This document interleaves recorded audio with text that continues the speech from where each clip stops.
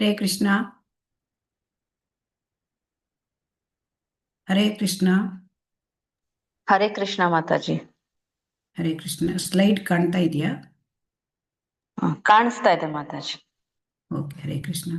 ಓಂ ಅಜ್ಞಾನತಿಮಿರಾಂಧಸ್ಯ ಜ್ಞಾನಾಂಜನಶಲಾಕಯ ಚಕ್ಷುರುನ್ಮೀಲಿತಂ ಯೇನ ತಸ್ಮೈ ಶ್ರೀಗುರವೇ ನಮಃ. ಶ್ರೀಚೈತನ್ಯಮನೋಭೀಷ್ಟಂ ಸ್ಥಾಪಿತಂ ಯೇನ ಭೂತಲೆ ಸ್ವಯಂ ರೂಪಃ ಕದಾ ಮಹ್ಯಂ ದದಾತಿ ಸ್ವಪದಾಂತಿಕಂ. ವಂದೇಹಂ ಶ್ರೀಗುರೋಃ ಶ್ರೀಯುತಪದಕಮಲಂ ಶ್ರೀಗುರೂನ್ ವೈಷ್ಣವಾಂಶ್ಚ ಶ್ರೀರೂಪಂ ಸಾಗ್ರಜಾತಂ ಸಹಗಣರಘುನಾಥಾನ್ವಿತಂ तं ಸಜೀವಂ ಸಾದ್ವೈತಂ ಸಾವಧೂತಂ ಪರಿಜನಸಹಿತಂ ಕೃಷ್ಣಚೈತನ್ಯದೇವಂ ಶ್ರೀರಾಧಾಕೃಷ್ಣಪಾದಾನ್ सहगणललिता श्रीविशाखान्वितांश्च हे कृष्णा करुणा सिन्धो दीनबन्धो जगत्पते गोपेश गोपिका कान्ता राधाकान्ता नमोऽस्तु ते. तप्तकाञ्चन गौराङ्गी राधे वृन्दावनेश्वरी वृषभानुसुते देवी प्रणमामि हरिप्रिये. वाञ्छाकल्पतरुभ्यश्च कृपा सिन्धुभ्य एव च पतितानां पावनेभ्यो वैष्णवेभ्यो नमो नमः. जय श्री कृष्ण चैतन्य प्रभु नित्यानंद श्री अद्वैत गदाधर श्रीवासादि गौर भक्तवृंद.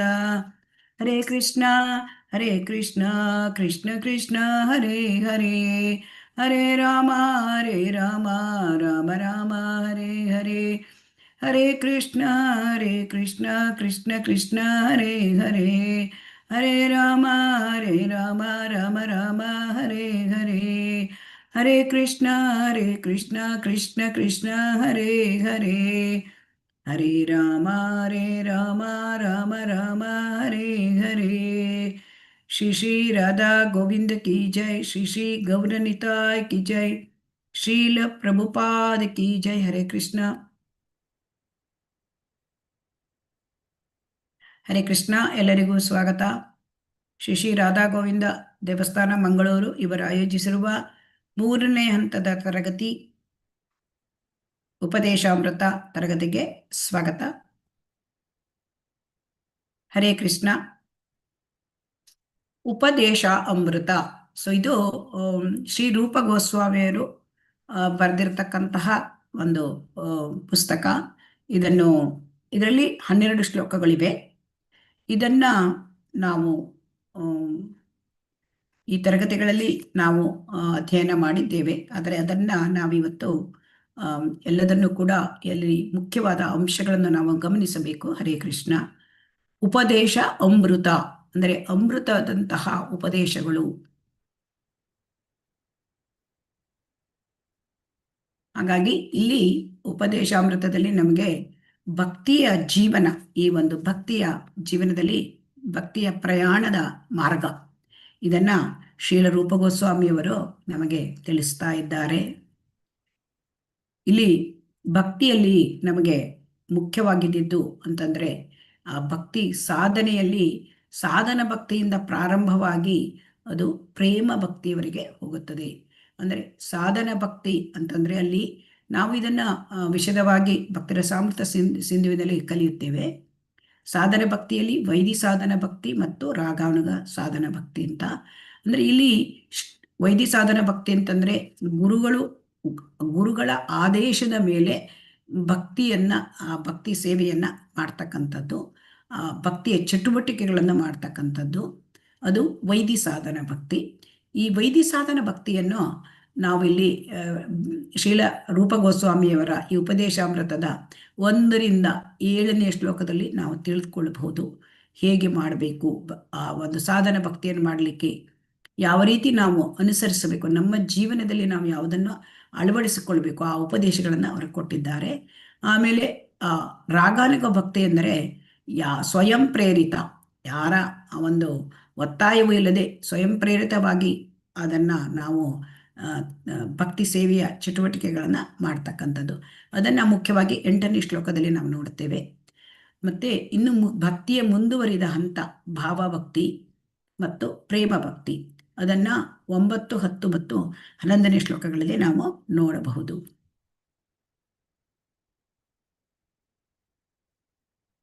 ಉಪದೇಶಾಮೃತ. ಸೊ ಇದರಲ್ಲಿ ಮುಖ್ಯವಾಗಿ ಕೇವಲ 11 ಶ್ಲೋಕಗಳಿದ್ದರೂ ಕೂಡ ತುಂಬ ತುಂಬ ಮುಖ್ಯವಾದ ಅನೇಕ ವಿಚಾರಗಳು ನಮ್ಮ ಜೀವನದಲ್ಲಿ ನಾವು ಹೇಗೆ ಅಳವಡಿಸ್ಕೊಂಡ್ರೆ ಭಕ್ತಿಯಲ್ಲಿ ನಾವು ಹೇಗೆ ಮುಂದುವರಿಲಿಕ್ಕೆ ಸಾಧ್ಯ, ಈ ವಿಚಾರಗಳನ್ನು ತುಂಬ ತಿಳಿಸಿದ್ದಾರೆ. ಅದನ್ನು ನಾವು ಹೇಗೆ ಅಂತ ನೋಡೋಣ. ಅಂದರೆ ಮೊಟ್ಟ ಮೊದಲು ಯಾವ ವಿಚಾರಗಳನ್ನು ನಾವು ಬಿಡಬೇಕು, ಯಾವ ಒಂದು ಅಂಶಗಳು ನಮ್ಮ ಜೀವನದಲ್ಲಿ ಭಕ್ತಿಯಲ್ಲಿ ಮುಂದುವರಿಲಿಕ್ಕೆ ಅವು ತುಂಬ ಅಡಚಣೆಯನ್ನು ಉಂಟು ಮಾಡುತ್ತವೆ, ಅದನ್ನು ಅವರು ಹೇಳಿದ್ದಾರೆ. ಮೊದಲನೆಯ ಒಂದು ಶ್ಲೋಕದಲ್ಲಿ ಹೇಳಿದ್ದಾರೆ ಮತ್ತು 2ನೇ ಶ್ಲೋಕದಲ್ಲೂ ಕೂಡ. ಆಮೇಲೆ ಇನ್ನು ಒಳ್ಳೆಯ ಅಂಶಗಳು ಯಾವುದು, ಭಕ್ತಿಯಲ್ಲಿ ಮುಂದುವರಲಿಕ್ಕೆ ಯಾವುದು ಒಳ್ಳೆಯ ಅಂಶಗಳು, ಅದನ್ನು ನಾವು ಹೇಗೆ ನಮ್ಮ ಜೀವನದಲ್ಲಿ ಅಳವಡಿಸ್ಕೊಳ್ಬೇಕು, ಅದನ್ನು ಕೂಡ ನಾವು ಮುಂದೆ ನೋಡ್ತಾ ಇದ್ದೇವೆ ಮುಂದಿನ ಶ್ಲೋಕಗಳಲ್ಲಿ. ಆಮೇಲೆ ಅಂದರೆ ವ್ರಜ ಅಥವಾ ವೃಂದಾವನ, ಆ ವ್ರಜಭೂಮಿಯಲ್ಲಿ ವಾಸ ಮಾಡುವುದು, ಒಂದು ದೈಹಿಕವಾಗಿ ಸ್ವತಃ ವಾಸ ಮಾಡುವುದು, ಇಲ್ಲವೇ ಮಾನಸಿಕವಾಗಿ ವ್ರಜಭೂಮಿಯ ಆ ಒಂದು ಮನೋಭಾವನೆಯಲ್ಲಿ ನಾವು ಜೀವನವನ್ನು ನಡೆಸೋದು.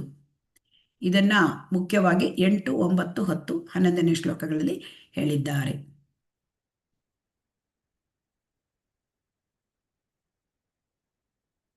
ಮತ್ತು ಈ ಒಂದು ನಮಗೆ ಭಕ್ತಿಯಲ್ಲಿ ಹಂತಗಳಿವೆ, 9 ಹಂತಗಳಿವೆ. ಆ ಹಂತಗಳನ್ನು ಕೂಡ ಈ ಒಂದು ಉಪದೇಶಾಮೃತದಲ್ಲಿ ನಾವು ನೋಡಬಹುದು. ಶ್ರದ್ಧಾ, ಸಾಧುಸಂಗ, ಭಜನ ಕ್ರಿಯೆ, ಅನರ್ಥ ನಿವೃತ್ತಿ, ನಿಷ್ಠ, ರುಚಿ, ಆಸಕ್ತಿ, ಭಾವ ಮತ್ತು ಪ್ರೇಮ, ಈ ಹಂತಗಳು. ಸೊ ಶ್ರದ್ಧೆಯಿಂದ ಪ್ರಾರಂಭವಾಗಿ ಪ್ರೇಮದ ಹಂತ, ಅದು ಪರಿಪೂರ್ಣ ಹಂತ. ಭಗವಂತನ ಧಾಮಕ್ಕೆ ಹೋಗಲಿಕ್ಕೆ ಪ್ರೇಮದ ಹಂತದವರೆಗೂ ಬರಬೇಕು. ಸೊ ಹಾಗಾಗಿ ಇದನ್ನು ಹೇಗೆ ನಾವು ಪಡಿಬಹುದು, ಅದನ್ನು ನಾವು ನೋಡ್ತಾ ಇದ್ದೇವೆ. ಅಂದರೆ ಈ ಶ್ಲೋಕಗಳಲ್ಲಿ 11 ಶ್ಲೋಕಗಳಲ್ಲಿ ಮೊದಲನೇ ಶ್ಲೋಕದಿಂದ 1, 2 ಮತ್ತು 3ನೇ ಶ್ಲೋಕದಲ್ಲಿ ಶ್ರದ್ಧಾ, ಇದನ್ನು ಹೇಗೆ ನಾವು ಶ್ರದ್ಧೆಯನ್ನು ಪಡ್ಕೊಳ್ಬೋದು. 4, 5, 6ನೇ ಶ್ಲೋಕದಲ್ಲಿ ಸಾಧು ಸಂಘ, ಭಕ್ತರ ಸಹವಾಸ, ಸೊ ಅದರ ಬಗ್ಗೆ ಮತ್ತು ಅದರ ಪ್ರಯೋಜನಗಳು ಏನು, ಯಾವ ರೀತಿ ನಾವು ಮಾಡ್ಕೊಳ್ಬೇಕು ಅದನ್ನು ನೋಡಬಹುದು. 7ನೇ ಶ್ಲೋಕದಲ್ಲಿ ಭಜನ ಕ್ರಿಯಾ ಅಂದರೆ ದೀಕ್ಷೆ ಮತ್ತು ಆ ಒಂದು ದೀಕ್ಷೆಯ ಗುರುವಿನ ಮಾರ್ಗದಲ್ಲಿ ಮಾಡ್ತಕ್ಕಂಥ ಭಕ್ತಿಯ ಚಟುವಟಿಕೆಗಳು. 8ನೇದು ಆಸಕ್ತಿ, ನಾವು ಹೇಗೆ ಆಸಕ್ತಿಯನ್ನು ಮೂಡಿಸೋದು. ಇಲ್ಲಿ ಭಜನ ಕ್ರಿಯಾ 7ನೇ ಶ್ಲೋಕದಲ್ಲಿ ಭಜನ ಕ್ರಿಯಾ, ಅನರ್ಥ ನಿವೃತ್ತಿ ಮತ್ತು ನಿಷ್ಠ, ರುಚಿ, ಇಷ್ಟು ಕೂಡ ಈ 7ನೇ ಶ್ಲೋಕದಲ್ಲಿ ಕಂಡು ಬರುತ್ತೆ. ಮತ್ತು 8ನೇ ಶ್ಲೋಕದಲ್ಲಿ ಆಸಕ್ತಿ. 9, 10, 11ರಲ್ಲಿ ಭಾವ ಮತ್ತು ಪ್ರೇಮದ ಹಂತಗಳು. ಈ ರೀತಿಯಾಗಿ ನಾವು ಈ ಒಂದು ಶ್ಲೋಕದಿಂದ ನಾವು ಉಪದೇಶಾಮೃತದಿಂದ ಅರ್ಥ ಮಾಡಿಕೊಳ್ಳಬಹುದು. ಈಗ ನಾವು ಈ ಶ್ಲೋಕಗಳಲ್ಲಿ ಮುಖ್ಯವಾದದ್ದನ್ನು ನೋಡೋಣ. ಮೊಟ್ಟ ಮೊದಲನೆಯ ಶ್ಲೋಕದಲ್ಲಿ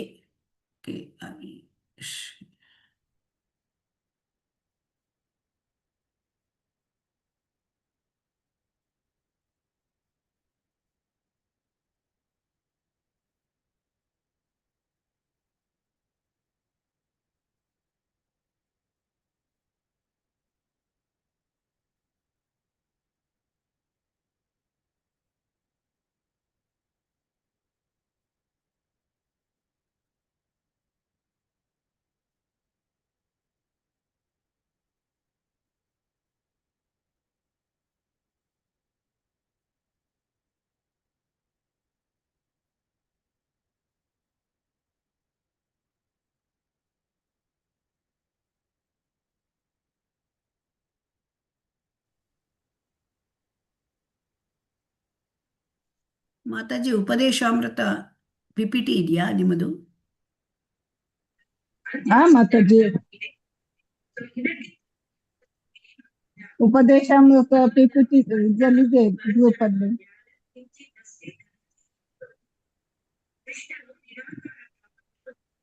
ನನಗೆ ಇಲ್ಲಿ ಸಿಗ್ತಾ ಇಲ್ಲ ಇತ್ತು.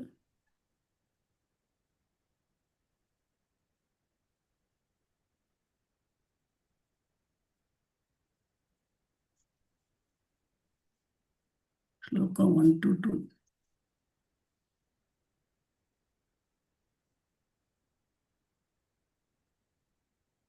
ಮೊದಲನೇದು ನನಗೆ ಸಿಗ್ತಾ ಇಲ್ಲ.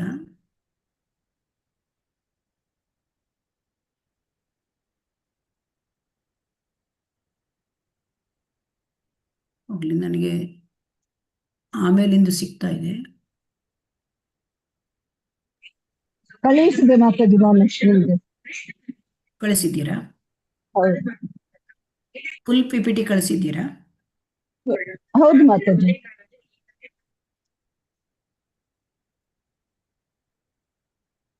ಎಲ್ಲಿ ಕಳಿಸಿದ್ದೀರಿ?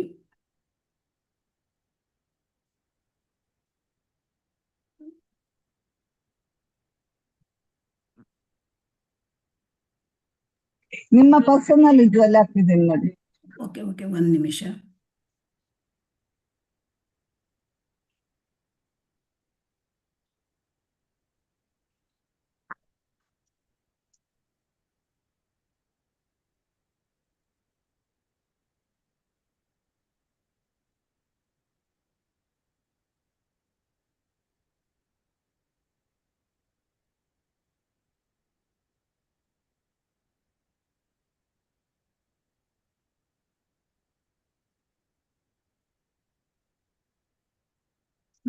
ಹರೇ ಕೃಷ್ಣ. ಸೊ ಮೊದಲನೆಯ ಶ್ಲೋಕದಲ್ಲಿ ನಮಗೆ ಏನು ಹೇಳ್ತಾ ಇದ್ದಾರೆ ಅಂತಂದ್ರಲ್ಲ, 6 ವೇಗಗಳನ್ನ ನಾವು ಹೇಗೆ ಒಂದು ಒತ್ತಡ, ವೇಗ ಅಂತಂದ್ರೆ ಒತ್ತಡ, ಅದನ್ನು ನಾವು ಹೇಗೆ ತಡ್ಕೊಳ್ಬೇಕು. ಯಾಕೆಂತಂದ್ರೆ ಆಧ್ಯಾತ್ಮಿಕದಲ್ಲಿ ಮುಂದುವರಿಬೇಕು ಅಂದ್ರೆ ನಮ್ಮ ಮನಸ್ಸು ಮತ್ತು ಇಂದ್ರಿಯಗಳನ್ನು ನಾವು ನಿಗ್ರಹಿಸಬೇಕು ಅಂತ ಮೊಟ್ಟ ಮೊದಲ ಉಪದೇಶ ಹೇಳಿದ್ದಾರೆ. ಇದರಲ್ಲಿ ಮನಸ್ಸಿನ ವೇಗ, ಮಾತಿನ ವೇಗ, ಕೋಪದ ವೇಗ, ನಾಲಿಗೆ ಹತೋಟಿ, ಜನನಾಂಗಗಳ ಹೊಟ್ಟೆ ಮತ್ತು ಜನನಾಂಗಗಳ ಹತೋಟಿ. ಸೊ ಹಾಗಾಗಿ ಇಲ್ಲಿ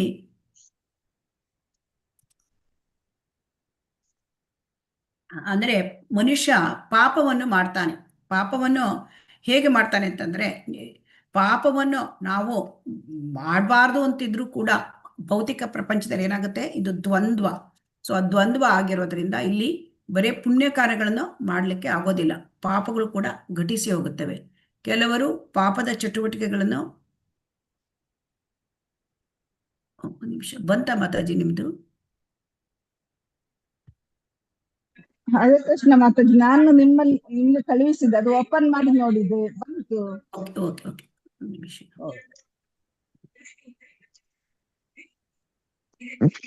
ಹರೇ ಕೃಷ್ಣ, ಕಾಣ್ತಾ ಇದೆಯಾ? ಹರೇ ಕೃಷ್ಣ. ಈಗ ಇದು ಸೊ ಹಾಗಾಗಿ ಮೊಟ್ಟ ಮೊದಲ ಶ್ಲೋಕದಲ್ಲಿ ಇಲ್ಲಿ ಏನ್ ಹೇಳ್ತಾ ಇದ್ದಾರೆ ಅಂತಂದ್ರೆ, ಎಲ್ಲ ವೇಗಗಳ ಒತ್ತಡಗಳು, ಯಾವ ಒತ್ತಡಗಳು? ಮಾತಿನ ಒತ್ತಡ, ಮನಸ್ಸಿನ ವೇಗ, ಕ್ರೋಧ, ಮತ್ತೆ ನಾಲಿಗೆಯನ್ನ ಹೇಗೆ ನಾವು ನಾಲಿಗೆಯ ಪ್ರಚೋದನೆ, ನಾಲಿಗೆಯ ಚಪಲವನ್ನು ನಾವು ಹತೋಟಿಗೆ ತರೋದು, ಹೊಟ್ಟೆಯ ಒಂದು ಪ್ರಚೋದನೆ ಮತ್ತು ಜನನಾಂಗಗಳನ್ನು ನಿಗ್ರಹಿಸೋದು ಹೇಗೆ ಅಂತ ಹೇಳ್ತಾ ಇದ್ದಾರೆ. ಇದನ್ನ ಮಾಡಿದರೆ ನಮಗೇನಾಗತ್ತೆ ಅಂತಂದ್ರೆ ಆ ಒಂದು ಇಂದ್ರಿಯಗಳೆಲ್ಲ ಒಂದು ನಿಗ್ರಹಕ್ಕೆ ಬರ್ತದೆ ಅಂತ ಹೇಳ್ತಾರೆ. ಇದನ್ನು ಹೇಗೆ ಮಾಡೋದು ಅಂತ ನಾವು ನೋಡ್ತಾ ಇದ್ದೇವೆ. ಅಂದ್ರೆ ಇಲ್ಲಿ ಅಪರಾಧಗಳು ಅಂದ್ರೆ ಪಾಪಗಳು ಘಟಿಸಿ ಹೋಗುತ್ತೆ ಅಂತ, ಈ ಪಾಪಗಳನ್ನ ಮಾಡಿದಾಗ ಪ್ರಾಯಶ್ಚಿತ್ತ ಮಾಡಬೇಕು ಅಂತ ಹೇಳ್ತಾರೆ. ಸೊ ಆದರೆ ಪ್ರಾಯಶ್ಚಿತ್ತ ಅಂತಂದ್ರೆ ಏನಾಗುತ್ತೆ ಅಂತಂದ್ರೆ, ಕುಂಜರ ಸ್ನಾನ, ಆನೆ ಸ್ನಾನ ಮಾಡ್ತಾರೆ, ಆನೆ ಸ್ನಾನ ಮಾಡುತ್ತೆ ಮತ್ತೆ ಮೈ ಮೇಲೆ ಅದನ್ನ ಮಣ್ಣನ್ನ ಎರಚ್ಕೊಂಡ್ಬಿಡುತ್ತೆ. ಸೊ ಹಾಗಾಗಿ ಈ ಪ್ರಾಯಶ್ಚಿತ್ತ ಅಂತಂದ್ರೆ ಆ ಥರವಾದ ಪ್ರಾಯಶ್ಚಿತ್ಯ ಮಾಡ್ಕೊಂಡ್ರೆ ಏನಾಗುತ್ತೆ, ಅದು ಮತ್ತೆ ಪಾಪದ ಒಂದು ಪ್ರವೃತ್ತಿ ಹೋಗುವುದೇ ಇಲ್ಲ. ಸೊ ಹಾಗಾಗಿ ಇದು ನಿಜವಾದ ಪ್ರಾಯಶ್ಚಿತ್ತ ಅಂದ್ರೆ ನಾವು ಜ್ಞಾನದ ನೆಲೆಯಲ್ಲಿ ಇರಬೇಕು ಅಂತ ಹೇಳ್ತಾ ಇದ್ದಾರೆ ಶ್ರೀಲ ರೂಪ ಗೋಸ್ವಾಮಿಯವರು. ಜ್ಞಾನ ಅಂದ್ರೆ ಯಾವ ಜ್ಞಾನ ನಮಗೆ ಒಂದು ಭೌತಿಕದ ಈ ಒಂದು ಜನ್ಮ ಮೃತ್ಯು ಜರಾವ್ಯಾಧಿಯಿಂದ ನಮ್ಮನ್ನು ತೆಗೆದುಕೊಂಡು ಹೋಗುತ್ತೆ ಭಗವಂತನ ಕಡೆಗೆ, ಆ ಜ್ಞಾನದಲ್ಲಿ ನಾವು ನೆಲೆಗೊಳ್ಳಬೇಕು. ಸೊ ಹಾಗಾಗಿ ಇಲ್ಲಿ ಜ್ಞಾನದ ನೆಲೆಯಲ್ಲಿ ಬಂದು ಕೃಷ್ಣ ಪ್ರಜ್ಞೆಗೆ ಬಂದರೆ ಅದು ಏನಾಗುತ್ತೆ ಅಂದರೆ ಪಾಪ ಪ್ರವೃತ್ತಿ ಅದು ನಮಗೆ ಮಾಡೋದನ್ನ ತಪ್ಪಿಸುತ್ತದೆ. ಯಾಕೆ ಅಂತಂದ್ರೆ ಇಲ್ಲಿ ನಿಜವಾದ ಪ್ರಾಯಶ್ಚಿತ್ತ ಇಲ್ಲಿ ಹೇಳ್ತಾ ಇದ್ದಾರೆ. ಸೊ ಹಾಗಾಗಿ ಇದಕ್ಕೆ ಒಂದು ಪ್ರಾಮಾಣಿಕ ಪ್ರಕ್ರಿಯೆ ಇದೆ, ನಿಜವಾದ ಪ್ರಾಯಶ್ಚಿತ್ತ. ಸೊ ಹಾಗಾಗಿ ಒಬ್ಬನು ನಿಜವಾದ ಜ್ಞಾನ ಸಂಪನ್ನ ಅಥವಾ ಕೃಷ್ಣ ಪ್ರಜ್ಞೆಯುಳ್ಳವನ ಆದರೆ ಅವನಿಗೆ ಮತ್ತೆ ಶುದ್ಧ ಭಕ್ತನ ಒಂದು ಸಂಘ ಸಿಕ್ಕಿದರೆ ಅವನು ಮತ್ತೆ ಈ ರೀತಿಯಾದ ಪಾಪ ವೃತ್ತಿಯಲ್ಲಿ ತೊಡಗೋದಿಲ್ಲ. ಸೊ ಪಾಪ ವೃತ್ತಿ ಅಂತಂದ್ರೆ ಇಲ್ಲಿ 3-4 ಮುಖ್ಯವಾದ ಪಾಪ ವೃತ್ತಿಗಳು ಅಂದರೆ ಅನೈತಿಕ ಸ್ತ್ರೀ ಸಂಬಂಧ, ಮಾಂಸ ಭಕ್ಷಣೆ, ಮದ್ಯಪಾನ, ಜೂಜು, ಇವೆಲ್ಲ ಪಾಪ ಪ್ರವೃತ್ತಿಗಳು. ಇದರಿಂದ ಹೊರಗೆ ಬರಬೇಕು ಅಂತಂದ್ರೆ ನಮಗೆ ನಾವು ಒಂದು ಭಕ್ತರ ಸಂಘದಲ್ಲಿ ಕೃಷ್ಣ ಪ್ರಜ್ಞೆಯ ನಿಯಂತ್ರಕ ತತ್ವಗಳನ್ನ ಪಾಲನೆ ಮಾಡಬೇಕು. ಮತ್ತೆ ಗುರುವಿನ ಮಾರ್ಗದರ್ಶನಂತೆ ಭಗವಂತನ ಸೇವೆಯಲ್ಲಿ ನಿರತನಾಗಬೇಕು. ಇದು ಸರಳ ವಿಧಾನ. ಸೊ ಈ ವಿಧಾನವನ್ನ ಅನುಸರಿಸಿದರೆ ಎಲ್ಲ ಮನೋನಿಗ್ರಹದ ಅಭ್ಯಾಸಗಳನ್ನು ಮೀರಬಹುದು. ಅಂದ್ರೆ ನಾವು ಭಗವಂತನ ಸೇವೆಯಲ್ಲಿ ನಮ್ಮನ್ನು ನಾವು ತೊಡಗಿಸಿಕೊಂಡ್ರೆ ಎಲ್ಲ ರೀತಿಯ ಈ ವೇಗಗಳು ಕೂಡ ಅಂದರೆ ಒತ್ತಡಗಳು ಕೂಡ ನಿಧಾನವಾಗಿ ಅವು ಹತೋಟಿಗೆ ಬರುತ್ತವೆ, ಕಂಟ್ರೋಲಿಗೆ ಬರುತ್ತವೆ. ಸೊ ಹಾಗಾಗಿ ಇಲ್ಲಿ ಮೊಟ್ಟ ಮೊದಲು ನಾವು ನೋಡೋಣ ಏನ್ ಹೇಳಿದ್ದಾರೆ ಅಂತಂದ್ರೆ ಮನಸ್ಸಿನ ವೇಗ. ಸೊ ಮನಸ್ಸಿನ ವೇಗ, ಮಾತಿನ ವೇಗ ಅಂತ ಹೇಳಿದ್ದಾರೆ. ಸೊ ಈಗ ಮಾತಿನ ವೇಗವನ್ನ ನಾವು ಹೇಗೆ ನಿಗ್ರಹಿಸಬೇಕು? ಎಲ್ಲರಿಗೂ ಕೂಡ ಮಾತನಾಡುವ ಒಂದು ಚಪಲ ಇರುತ್ತದೆ, ಮಾತನಾಡುವ ಚಪಲ ಇದು ಇರುತ್ತದೆ. ಸೊ ಈ ಮಾತನಾಡುವ ಚಪಲವನ್ನು ನಾವು ಈ ಚಪಲ ಮಾತಾಡಿದ್ರೆ ಏನಾಗುತ್ತೆ, ಅದು ಅದು ಕೆಲಸಕ್ಕೆ ಬಾರದ ಈ ಒಂದು ಐಹಿಕ ಮಾತುಗಳು. ಸೊ ಅದನ್ನ ಯಾವುದಕ್ಕೆ ಹೋಲಿಸಿದೆ ಅಂದ್ರೆ ಕಪ್ಪೆಗೆ ಹೋಲಿಸಿದ್ದಾರೆ. ಸೊ ಕಪ್ಪೆ ಒಟಗುಟ್ಟುತ್ತೆ, ಆದ್ರೆ ಕಪ್ಪೆ ಒಟಗುಟ್ಟಿ ಹಾವನ್ನು ಆಹ್ವಾನಿಸುತ್ತದೆ. ಹಾವು ಏನ್ ಮಾಡುತ್ತೆ, ಕಪ್ಪೆಯನ್ನು ನುಂಗಿ ಬಿಡುತ್ತೆ. ಸೊ ಹಾಗಾಗಿ ಒಂದು ಸಾವನ್ನು ಆಹ್ವಾನಿಸುವುದು ಅದು ಕಪ್ಪೆ ತಾನಾಗೆ ಒಟಗುಟ್ಟಿ ಮಾಡ್ಕೊಂಡಿರೋದು. ಅದೇ ರೀತಿ ನಾವು ಕೂಡ ಜಗತ್ತಲ್ಲಿ ನಾವು ಯಾವ ತರ ಮಾಡ್ತೇವೆ ಅಂತಂದ್ರೆ ಅಂದ್ರೆ ಈ ಅಂದ್ರೆ ನಮ್ಮ ಒಂದು ಯಾವುದು ಕೆಲಸಕ್ಕೆ ಬಾರದ ಮಾತುಕತೆಯಲ್ಲಿ ನಮ್ಮನ್ನು ನಾವು ತೊಡಗಿಸಿಕೊಂಡು ನಾವು ನಮ್ಮ ಆಯಸ್ಸೇ ಕಳೆದೋಗುತ್ತೆ ಅಲ್ವಾ. ಆಯಸ್ಸು ಕಳೆದ್ರೆ ನಮಗೆ ಕೃಷ್ಣ ಪ್ರಜ್ಞೆಯಲ್ಲಿ ತೊಡಗುವುದು, ಭಕ್ತಿ ಸೇವೆಯಲ್ಲಿ ತೊಡಗಲಿಕ್ಕೆ ಅವಕಾಶವೇ ಹೊರಟೋಗ್ಬಿಡುತ್ತೆ, ಗೊತ್ತೇ ಆಗೋದಿಲ್ಲ ನಮಗೆ. ವಯಸ್ಸು ಹೇಗೆ ಹೋಗುತ್ತೆ, ನಮ್ಗೆ ಸಾವಿನ ಸಮಯ ಹತ್ರ ಬಂದ್ಬಿಡುತ್ತೆ, ಇದು ಗೊತ್ತೇ ಆಗೋದಿಲ್ಲ ಅಲ್ವಾ. ಹರೇ ಕೃಷ್ಣ. ಹೌದು ಮಾತಾಜಿ. ಅದಕ್ಕೆ ಇಲ್ಲಿ ಏನ್ ಹೇಳ್ತಾ ಇದ್ದಾರೆ ಅಂದ್ರೆ ನೀವು ಈ ರೀತಿಯಾಗಿ ಅಂದ್ರೆ ವಾಕ್ಶಕ್ತಿಯನ್ನು ನಿಗ್ರಹ ಮಾಡೋದು ಅಂತಂದ್ರೆ ನಮ್ಮ ಒಂದು ಮೌನವಾಗಿರೋದು ಅಂತ ಅರ್ಥ ಅಲ್ಲ. ವಾಕ್ಶಕ್ತಿಯನ್ನು ನೀವು ನಿಗ್ರಹ ಮಾಡೋದು ಅಂತಂದ್ರೆ ನಾವು ನಮ್ಮ ಈ ಒಂದು ಮಾತಿನ ಶಕ್ತಿ ಇದೆಯಲ್ಲ ಅದನ್ನ ಕೃಷ್ಣ ಕಥೆಯನ್ನ ಹೇಳಲಿಕ್ಕೆ, ಕೃಷ್ಣನ ಗುಣಗಾನ ಮಾಡ್ಲಿಕ್ಕೆ ನಾವು ಕಳಿಬೇಕು. ಅಂದ್ರೆ ಕೃಷ್ಣನ ನಾಮ ಅಂದ್ರೆ ಹರಿನಾಮ ಸಂಕೀರ್ತನ ಜಪ ಮಾಡಲಿಕ್ಕೆ, ಮತ್ತೆ ಭಗವಂತನ ರೂಪ ಗುಣಗಳನ್ನ ಮತ್ತೆ ಲೀಲೆಗಳು, ಭಗವಂತನ ಚಟುವಟಿಕೆಗಳು ಅಂದ್ರೆ ಭಗವದ್ಗೀತೆ ಮತ್ತು ಭಾಗವತವನ್ನ ನಾವು ಓದ್ಲಿಕ್ಕೆ, ಅದರಲ್ಲಿ ನಾವು ನಮ್ಮನ್ನು ತೊಡಗಿಸಿಕೊಂಡು ಈ ನಮ್ಮ ಮಾತಿನ ಒಂದು ಚಪಲತೆ ಅದನ್ನ ನಾವು ತೊಡಗಿಸಿಕೊಳ್ಳಬೇಕು. ಅದನ್ನ ಮಾತನ್ನು ನಾವು ಸರಿಯಾಗಿ ಅದನ್ನ ಸದುಪಯೋಗ ಮಾಡ್ಕೊಳ್ಬೇಕು, ಮಾತಿನ ಶಕ್ತಿ. ಸೊ ಅದರಿಂದ ನಾಲಿಗೆಯಿಂದ ಭಗವಂತನ ನಾಮ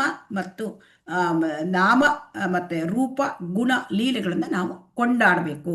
ಸೊ ಹಾಗಾಗಿ ಕೃಷ್ಣ ಕಥೆಯನ್ನು ಯಾರು ಉಪದೇಶ ಮಾಡ್ತಾರೆ ಅವನು ಸಾವಿನ ಸಂಕೋಲೆಯನ್ನು ಮೀರಿದವನು. ಅದರಿಂದ ಯಾರೆದೇಕೆ ತಾರೆಕಃ ಕೃಷ್ಣ ಉಪದೇಶ. ಎಲ್ಲರಿಗೂ ಕೂಡ ನಾವು ನಮ್ಮ ಜನ್ಮದಲ್ಲಿ ಶ್ರೀ ಚೈತನ್ಯ ಮಹಾಪ್ರಭುಗಳಿದ್ದಾರೆ.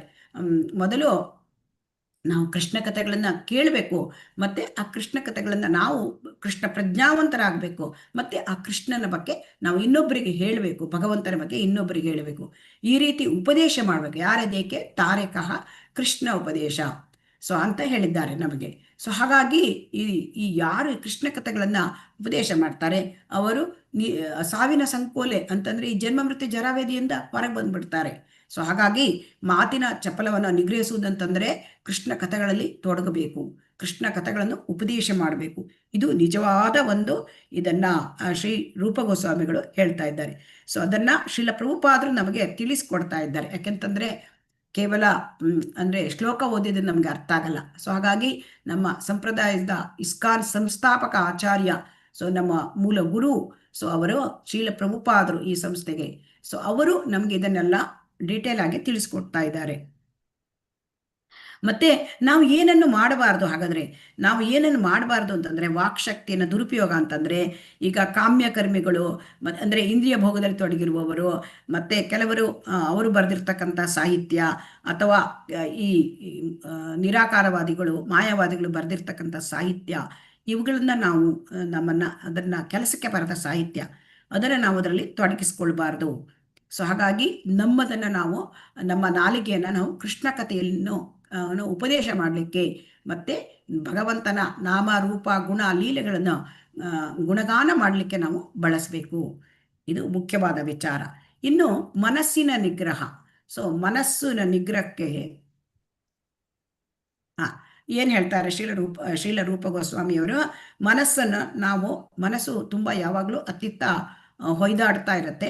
ಸೊ ಹಾಗಾಗಿ ಮನಸ್ಸು ಚಡಪಡಿಸ್ತಾ ಇರುತ್ತೆ, ಚಂಚಲವಾದದ್ದು.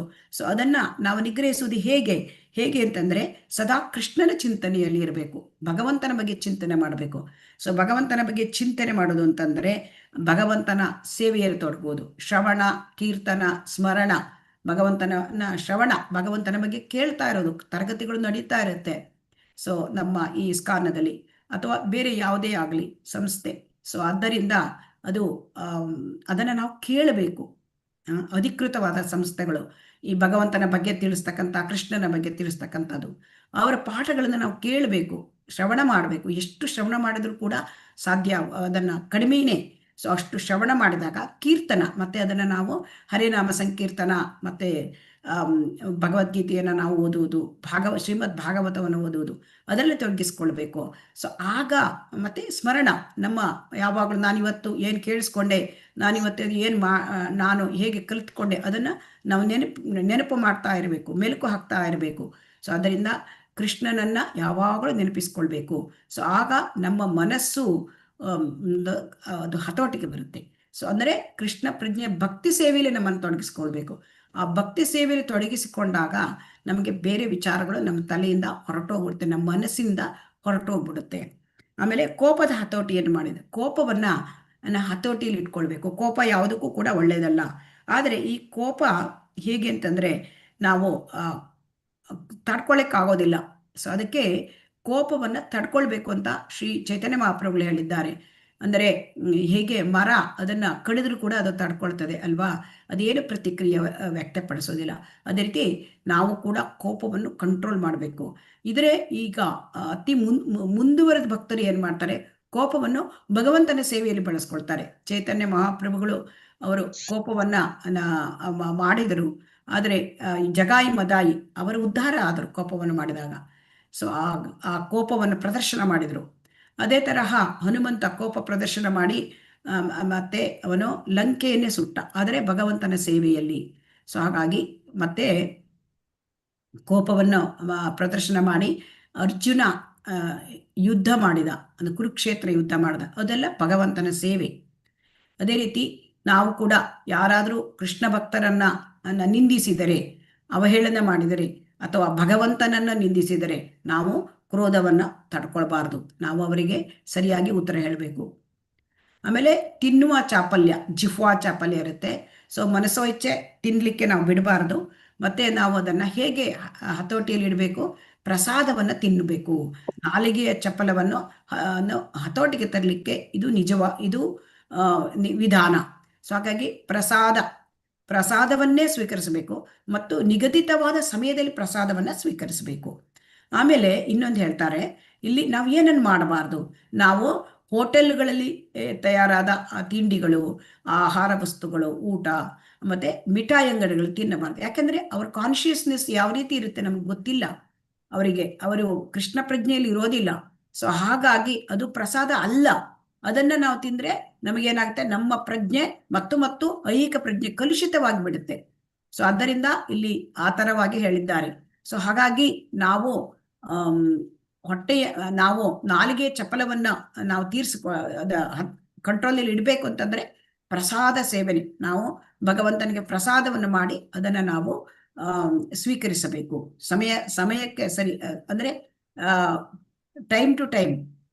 ಹಾಗಾಗಿ ಆಮೇಲೆ ಜನನಾಂಗಗಳ ಪ್ರಚೋದನೆ, ಇಲ್ಲಿ ಜನನಾಂಗಗಳ ಪ್ರಚೋದನೆ ಅಂತಂದ್ರೆ ಏನು ಹೇಳ್ತಾರೆ ಅಂದರೆ, ಅಂದ್ರೆ ಜನನಾಂಗವನ್ನು ನಾವು ಕೃಷ್ಣ ಪ್ರಜ್ಞಾವಂತ ಮಕ್ಕಳನ್ನು ಪಡ್ಕೊಳ್ಳಿಕ್ಕಾಗಿ ವಿವಾಹ ಮಾಡ್ಕೊಳ್ಬೇಕು. ಸೊ ಅದನ್ನ ಆ ಒಂದು ಬಳಕೆಗಾಗಿ ನಾವು ಉಪಯೋಗಿಸ್ಕೊಳ್ಬೇಕು. ಅದು ಬಿಟ್ಟು ನಾವು ಜನನಾಂಗವನ್ನ ಅದನ್ನ ಇಂದ್ರಿಯ ಭೋಗಕ್ಕಾಗಿ ಬಳಸಬಾರದು. ಸೊ ಇದಕ್ಕೆಲ್ಲ ಬರ್ಬೇಕು ಅಂದ್ರೆ ಚಿಕ್ಕಂದಿನಿಂದಲೇ ಮಕ್ಕಳಿಗೆ ತರಬೇತಿ ಕೊಡ್ಬೇಕು. ಹೇಗೆ ಇಲ್ಲಿ ಗುರುಕುಲದಲ್ಲಿ ತರಬೇತಿ ಸಿಕ್ಕತ್ತೆ, ಅಂದ್ರೆ ಹೇಗೆ ಭಕ್ತಿ ಸೇವೆಯಲ್ಲಿ ಅವರನ್ನ ಭಕ್ತಿ ಮಾರ್ಗಕ್ಕೆ ತಂದರೆ ಅವರಿಗೆ ಈ ರೀತಿಯಾದ ಪ್ರಚೋದನೆಗಳು ಕಡಿಮೆ ಆಗತ್ತೆ. ಸೊ ಅದರಿಂದ ಕೃಷ್ಣ ಪ್ರಜ್ಞೆಯುಳ್ಳ ಸಂತಾನವನ್ನು ಉತ್ಪತ್ತಿ ಮಾಡಬಲ್ಲಂತವನಿಗೆ ತನ್ನ ಜನನಾಂಗವನ್ನು ಬಳಸಲು ಅನುಮತಿ ಇದೆ.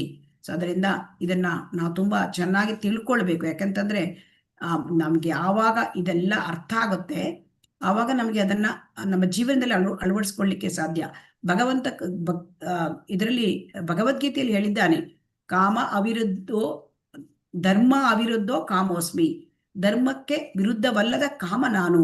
ಸೊ ಹಾಗಾಗಿ ಕೃಷ್ಣ ಪ್ರಜ್ಞಾವಂತ ಮಕ್ಕಳನ್ನು ಬಳಸಲಿಕ್ಕೆ ಕಾಮವನ್ನ ಮಾಡಿದ್ರೆ ಅದು ಕೃಷ್ಣನೇ. ಸೊ ಅದಕ್ಕೆ ಅನುಮತಿ ಇದೆ.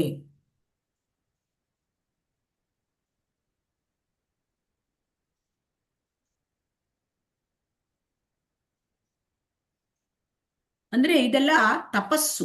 ಅಂದ್ರೆ ಮಾತಿನ ಒಂದು ನಿಗ್ರಹ, ಮನಸ್ಸಿನ ನಿಗ್ರಹ, ಆಮೇಲೆ ಮನಸ್ಸು, ಕೋಪದ ಹತೋಟಿ, ಮತ್ತೆ ಜಿಹ್ವಾ ಚಾಪಲ್ಯವನ್ನು ತಡ್ಕೊಳ್ಳೋದು, ಜನನೇಂದ್ರಿಯ ಪ್ರಚೋದನೆಗಳನ್ನು ತಡ್ಕೊಳ್ಳೋದು, ಅದೆಲ್ಲ ತಪಸ್ಸು. ಸೊ ಈ ತಪಸ್ಸಿಗೆ ನಮ್ಗೆ ತರಬೇತಿ ಪಡ್ಕೊಳ್ಬೇಕಾಗುತ್ತೆ.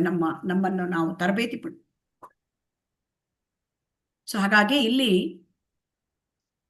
ಇದಕ್ಕೆಲ್ಲ ತರಬೇತಿ ನಾವು ಪಡ್ಕೊಳ್ಬೇಕಾದ್ರೆ ನಮ್ಮ ಮನಸ್ಸನ್ನು ಕೃಷ್ಣನ ಕಡೆಗೆ ತಿರುಗಿಸ್ಬೇಕು. ಭಗವಂತನ ಕಡೆಗೆ ನಮಗೆ ತಿರುಗಿಸಿದರೆ ನಿಧಾನವಾಗಿ ನಮಗೆ ಇದೆಲ್ಲ ಮಾಡ್ಕೊಳ್ಳಿಕ್ಕೆ ಸಾಧ್ಯ.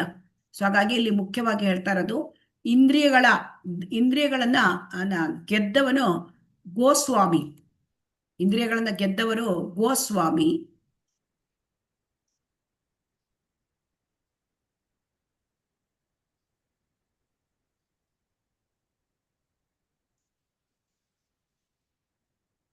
ಹಾಗಾಗಿ ಇಂದ್ರಿಯಗಳನ್ನ ಗೆದ್ದವನು ಗೋಸ್ವಾಮಿ, ಆ ಇಂದ್ರಿಯಗಳಿಗೆ ದಾಸನಾದರೆ ಅವನು ಗೋದಾಸ.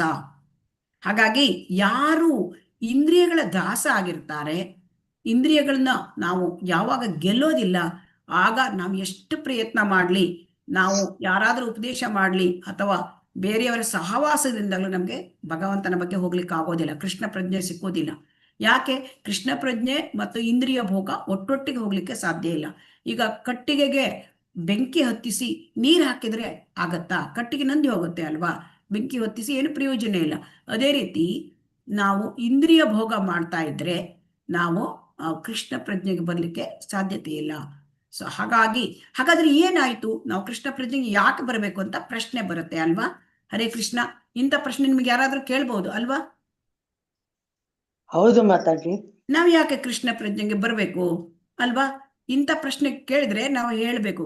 ಅಂದ್ರೆ ನೋಡಿ, ಲಂಗು ಲಗಾಮಿಲ್ಲದ ಇಂದ್ರಿಯಗಳಿಂದ ಅಂಧಕಾರದ ಪ್ರದೇಶಕ್ಕೆ ಎಳೆಯಲ್ಪಡುತ್ತಾರೆ. ಇದು ಭಾಗವತಮಲ್ಲಿ ಹೇಳಿದ್ದಾರೆ ಪ್ರಹ್ಲಾದ ಮಹಾರಾಜ. ಮತಿರ್ನ ಕೃಷ್ಣೆ ಪರತಃ ಸ್ವತೋವ ಮಿತೋ ಅಭಿಪತ್ಯೇತ ಗೃಹವ್ರತಾನಾಂ ಅದಾಂತ ಗೋಭಿರ್ ವಿಶತಾಂ ತಮಿಸ್ರಂ ಪುನಃ ಪುನಃ ಚರ್ವಿತ ಚರ್ವಣಾನಾಂ. ಅಂದ್ರೆ ನಮ್ಮ ಒಂದು ಇಂದ್ರಿಯಗಳಿಗೆ ಕಡಿವಾಣ ಇಲ್ಲದೆ ಇದ್ರೆ, ನಾವು ಇಂದ್ರಿಯಗಳನ್ನ ಭೋಗ ಮಾಡ್ತಾ ಇದ್ರೆ ನಮಗೆ ಮುಂದೆ ಗತಿ ಏನು? ನಾವು ಇದೇ ಒಂದು ಶರೀರದಲ್ಲಿ ಉಳ್ಕೋತೀವಾ? ಇಲ್ಲ ಅಲ್ವಾ? ನಮ್ಮ ಶರೀರ ನಾಶ ಆದಾಗ, ಈ ಪಾಪ ಕರ್ಮಗಳನ್ನು ಘಟಿಸಿದಾಗ ನಮಗೆ ಅಂಧಕಾರದ ಪ್ರದೇಶ ಅಂದ್ರೆ ನರಕಕ್ಕೆ ಹೋಗ್ಲಿಕ್ಕೆ ಸಾಧ್ಯತೆ. ಸೊ ಹಾಗಾಗಿ ನರಕಕ್ಕೆ ಎಳೆಯಲ್ಪಡುತ್ತಾರೆ, ಎಳ್ಕೊಂಡು ಹೋಗ್ಬಿಡ್ತಾರೆ. ಸೊ ಹಾಗಾಗಿ ನಮ್ಗೆ ಅದೆಲ್ಲ ಬೇಕಾ? ಹರೇ ಕೃಷ್ಣ, ಬೇಕಾ? ಅದಕ್ಕೆ ನಾವು ನಮ್ಮನ್ನ ಭಗವಂತನ ಒಂದು ಭಕ್ತಿ ಸೇವೆಯಲ್ಲಿ ನಾವು ತೊಡ್ಕೊಳ್ಬೇಕು. ಯಾಕೆ? ಅಂತಹದ್ದು ಬೇಡ ನಮಗೆ. ಮನುಷ್ಯ ಜನ್ಮಕ್ಕೆ ಬಂದು ಅಂತಹ ಒಂದು ಅಂಧಕಾರದ ಪ್ರದೇಶಕ್ಕೆ ಹೋಗುವ, ಎಳೆಯಲ್ಪಡುವ ಅಂತಹ ಇದು ಕೆಲಸಗಳನ್ನ ನಾವು ಮಾಡಬಾರ್ದು. ಅಂದ್ರೆ ಚರ್ವಿತ ಚರ್ವಣ ಅಂದ್ರೆ ಈಗ ನಾವು ಅಂದ್ರೆ ಏನು ಮಾಡಿದ್ದನ್ನೇ ಮಾಡೋದು. ಅಂದ್ರೆ ಈ ಒಂದು ಆಹಾರ ನಿದ್ರೆ ಭಯಮೈಥುನ ಪ್ರಾಣಿ ಜನ್ಮದಲ್ಲೂ ಇದೆ. ಎಲ್ಲ ಪ್ರಾಣಿಗಳಲ್ಲಿಯೂ ಆಹಾರ ನಿದ್ರೆ, ಎಲ್ಲರೂ ಅವರು ಆಹಾರ ಸೇವಿಸ್ತಾರೆ, ನಿದ್ರೆ ಮಾಡ್ತಾರೆ, ಮತ್ತೆ ಮೈಥುನ ಮಾಡ್ತಾರೆ, ಮತ್ತೆ ಅವರು ತಮಗೆ ಬೇಕಾದನ್ನು ಕೂಡಿಡ್ತಾರೆ. ಸೊ ಇದು ರಕ್ಷಣೆಯನ್ನು ಮಾಡ್ಕೊಳ್ತಾರೆ. ಸೊ ಇದು ಎಲ್ಲ ಪ್ರಾಣಿಗಳಲ್ಲೂ ಇದೆ. ಅದೇ ತರ ನಾವು ಬಿಹೇವ್ ಮಾಡಿದ್ರೆ, ನಾವು ಅದೇ ತರ ನಡ್ಕೊಂಡ್ರೆ ಮನುಷ್ಯರಾಗಿ ನಮ್ಗೆ ಏನ್ ಪ್ರಯೋಜನ, ಮತ್ತೆ ಪ್ರಾಣಿಗಳ ತರ ಬದುಕಿದ್ರೆ ಏನ್ ಪ್ರಯೋಜನ? ಸೊ ಹಾಗಾಗಿ ಚರ್ವಿತ ಚರ್ವಣ ಅಂದ್ರೆ ಅದೇ, ನಾವು ಅದನ್ನ ಮಾಡಿದ್ದನ್ನೇ ಮಾಡೋದು. ಸೊ ಹಾಗೆ ಮಾಡಬಾರ್ದು. ನಾವು ಇಂದ್ರಿಯಗಳನ್ನ ನಾವು ನಿಗ್ರಹಿಸ್ಕೊಂಡ್ರೆ, ಅದು ಭಗವಂತನ ಭಕ್ತಿ ಸೇವೆಯಲ್ಲಿ ತೊಡಗಿದ್ರೆ ಇಂದ್ರಿಯಗಳು ತನ್ನಿಂತಾನೇ ನಿಗ್ರಹಕ್ಕೆ ಬರ್ತವೆ. ಸೊ ಅದನ್ನ ಆಗ ಇಂದ್ರಿಯಗಳನ್ನ ನಿಗ್ರಹ ಮಾಡಿದ್ರೆ ಮಾತ್ರ ನಮಗೆ ಕೃಷ್ಣ ಪ್ರಜ್ಞೆಯಲ್ಲಿ ಮುಂದುವರಲಿಕ್ಕೆ ಸಾಧ್ಯ. ಇಂದ್ರಿಯ ಭೋಗದಲ್ಲಿ ತೊಡಗಿದ್ರೆ ಅದು ನಾವು ಮತ್ತೆ ಏನಾಗ್ಬಿಡ್ತೇವೆ, ಕೃಷ್ಣ ಪ್ರಜ್ಞೆಯಲ್ಲಿ ಆಗಲಿಕ್ಕೆ ಸಾಧ್ಯ ಇಲ್ಲ. ಈಗ 2ನೇ ಶ್ಲೋಕ ಇಲ್ಲಿ ನಾವು ಹೇಗೆ ಇದನ್ನ ತಿಳ್ಕೊಳ್ಬೇಕು ಅಂದ್ರೆ, 1, 2, 3ನೇ ಶ್ಲೋಕದಲ್ಲಿ ಏನ್ ಹೇಳಿದ್ರೆ ಅದು ಮಾಡಿದ್ರೆ ನಮಗೆ ಶ್ರದ್ಧೆ ಬರುತ್ತೆ, ಅದರಲ್ಲಿ ಶ್ರದ್ಧೆ ಬರುತ್ತೆ. ಮತ್ತೆ 1, 2, 3, 4, 5, 6, 7 ಈ ಶ್ಲೋಕಗಳು ವೈದಿ ಭಕ್ತಿಯ ಒಂದು ಎಲ್ಲವನ್ನೂ ತಿಳಿಸ್ಕೊಡ್ತೇವೆ. ವೈದಿ ಭಕ್ತಿ ಅಂದ್ರೆ ನಾವು ಭಕ್ತಿಯಲ್ಲಿ ಗುರುವಿನ ಅಣತಿಯಂತೆ ಭಕ್ತಿ ಸೇವೆಯನ್ನು ಮಾಡೋದು ಹೇಗೆ ಅಂತ. ಸೊ ಹಾಗಾಗಿ ಇಲ್ಲಿ ಇದಿಷ್ಟನ್ನು ನಮ್ಗೆ ಮಾಡೋದನ್ನ ನಾವು ಕಲ್ತ್ಕೊಳ್ಬೇಕು. ಆಮೇಲೆ ಇಲ್ಲಿ ಶ್ಲೋಕ 2ರಲ್ಲಿ ನಾವು ಯಾವುದನ್ನು ಮಾಡಬಾರ್ದು, ಯಾವುದು ಭಕ್ತಿಗೆ ಇದು ತುಂಬಾ ಅಡಚಣೆ ಉಂಟಾಗತ್ತೆ ಅದನ್ನು ಹೇಳ್ತಾ ಇದ್ದಾರೆ. ಭಕ್ತಿ ಸೇವೆ ಹಾಳಾಗ್ಬಿಡತ್ತೆ, ನಮ್ಗೆ ಕೃಷ್ಣ ಪ್ರಜ್ಞೆಯಲ್ಲಿ ಮುಂದುವರ್ಲಿಕ್ಕೆ ಆಗೋದಿಲ್ಲ. ಇದ್ಯಾವುದಂದ್ರೆ ಅತಿ ಆಹಾರ, ಅತ್ಯಾಹಾರ. ಅತ್ಯಾಹಾರ ಪ್ರಯಾಸಶ್ಚ ಪ್ರಜಲ್ಪೋ ನಿಯಮಾಗ್ರಹ ಜನಸಂಗಶ್ಚ ಲೌಲ್ಯಂ ಚ ಷಡ್ಭಿರ್ ಭಕ್ತಿರ್ವಿನಶ್ಯತಿ. ಅಂದ್ರೆ ಅತಿಯಾದ ಆಹಾರ ಸೇವನೆ ಮಾಡದೇ ಇರೋದು. ಇದೇ ಒಂದೊಂದನೇ ನೋಡೋಣ. ಅತಿಯಾದ ಆಹಾರ ಸೇವನೆ ಮಾಡದೇ ಇರೋದು ಅಂತಂದ್ರೆ ಏನ್ ಹೇಳ್ತಾರೆ, ಅತಿಯಾದ ಆಹಾರ ಸೇವನೆ ಅಂದ್ರೆ ಒಂದು ಆಹಾರ ಸೇವನೆಯಲ್ಲಿ ಆಗತ್ತೆ. 2ನೇದು ಅತಿಯಾದ ಒಂದು ವಸ್ತುಗಳನ್ನ ಸಂಗ್ರಹ ಮಾಡ್ತಕ್ಕಂಥದ್ದು. ನೋಡಿ, ಅತಿ ಆಹಾರವನ್ನ ಹೊಟ್ಟೆಗೆ ತುಂಬಿಕೊಳ್ಳಿಕ್ಕೆ ಆಹಾರ ಬೇಕು, ಹಸುವಿಗೆ ಆಹಾರ ಬೇಕು, ಅದು ಅತಿ ಹೆಚ್ಚಾಗಿ ತಿನ್ನೋದಲ್ಲ. ಆಮೇಲೆ 2ನೇದು ಅತಿಯಾದ ಸಂಗ್ರಹ, ವಸ್ತು ಸಂಗ್ರಹ. ನಮ್ಮಲ್ಲಿ ಏನಿರುತ್ತೆ ಅಂದ್ರೆ ಎಲ್ಲದನ್ನು ಕೂಡ ಅದು ಕಂಡ್ರೆ ಎಲ್ಲ ವಸ್ತುಗಳನ್ನು ಸಂಗ್ರಹ ಮಾಡ್ತೇವೆ, ಬೇಡದ ವಸ್ತುಗಳು. ಜೀವನದಲ್ಲಿ ಶೀಲ ಪ್ರಭುಪಾದರಲ್ಲಿ ಏನ್ ಹೇಳ್ತಾ ಇದ್ದಾರೆ ನಮಗೆ ಅಂದ್ರೆ, ಸಿಂಪಲ್ ಲಿವಿಂಗ್ ಹೈ ಥಿಂಕಿಂಗ್, ಸರಳ ಜೀವನ ಉನ್ನತವಾದ ಚಿಂತನೆ. ಈಗ ಏನಾಗಿದೆ, ಜನರಿಗೆ ಸರಳ ಜೀವನ ಬೇಕಾಗಿಲ್ಲ ಅಲ್ವಾ, ಉನ್ನತವಾದ ಚಿಂತನೆಯೂ ಬೇಕಾಗಿಲ್ಲ. So simple living high thinking ಬೇಕಾಗ್ಲಿಲ್ಲ, ಸಿಂಪ್ಲಿ ಲಿವಿಂಗ್ ನೋ ಥಿಂಕಿಂಗ್. ಹೇಗೆ, ಎಷ್ಟು ಬೇಡದ ವಸ್ತುಗಳನ್ನ ಎಲ್ಲರೂ ಕೂಡ ಒಟ್ಟಾಕೊಂಡ್ ಬಿಡ್ತೇವೆ ಅಲ್ವಾ. ಹೌದು ಮಾತಾಜಿ. ನೋಡಿ, ಎಷ್ಟು ಬೇಕೋ ಅಷ್ಟಲ್ಲ, ತುಂಬಾ ಹೆಚ್ಚು. ಅಂದ್ರೆ ಮನುಷ್ಯನಿಗೆ ದೇಹ ಮತ್ತು ಆತ್ಮವನ್ನ ಒಟ್ಟಿಗೆ ಇಟ್ಕೊಳ್ಬೇಕು, ಅದಕ್ಕೆ ಬೇಕೇ ಬೇಕು. ಆಹಾರ ಬೇಕು, ಬಟ್ಟೆ ಬೇರೆ ಬೇಕು, ಹಣಕಾಸು ಬೇಕು, ಇದೆಲ್ಲ ಬೇಕು. ಆದರೆ ವಾಸ್ತವವಾಗಿ ಬೇಕಾದುದಕ್ಕಿಂತ ಹೆಚ್ಚಾಗಿ ಸಂಗ್ರಹ ಮಾಡ್ತಾ ಇದ್ದಾರೆ. ಒಂದು 5-10 ಪೀಳಿಗೆಗೆ ಆಗುವಷ್ಟು ನಾವು ಸಂಗ್ರಹ ಮಾಡ್ತಾ ಇದ್ದೇವೆ ಅಲ್ವಾ. ಸೊ ಇಲ್ಲಿ ಏನ್ ಹೇಳ್ತಾ ಇದ್ದಾರೆ ಅಂದ್ರೆ, ಅಷ್ಟೆಲ್ಲ ಸಂಗ್ರಹ ಮಾಡ್ಲಿಕ್ಕೆ ನಿಮ್ಗೆ ಏನಾಗುತ್ತೆ, ಅಷ್ಟು ಸಂಗ್ರಹ ಮಾಡಿದ್ರೆ ನಿಮ್ಗೆ ಅದು ತುಂಬಾ ಪ್ರಯಾಸ ಮಾಡ್ಬೇಕಾಗತ್ತೆ. ಅಂದ್ರೆ ಒಂದು ಅಷ್ಟು ಹಣ ಸಂಪಾದನೆ ಮಾಡ್ಲಿಕ್ಕಾಗಿ ಪ್ರಯಾಸ ಮಾಡ್ಬೇಕಾಗತ್ತೆ. ಆವಾಗ ಇಷ್ಟು ಮಾಡಿ ಇದನ್ನ ಯಾವುದನ್ನು ನಮಗೆ ತೆಗೆದುಕೊಂಡು ಹೋಗ್ಲಿಕ್ಕೆ ಆಗೋದಿಲ್ಲ. ಆಗತ್ತಾ? ಹರೇ ಕೃಷ್ಣ. ಅದಕ್ಕೆ ಇಲ್ಲಿ ಅತಿಯಾದ ಸಂಗ್ರಹವನ್ನು ಅಂದ್ರೆ ಜೀವನದಲ್ಲಿ ಅತಿಯಾದ ಒಂದು ವಸ್ತು ಸಂಗ್ರಹಣೆಯನ್ನು ಮಾಡಬಾರ್ದು.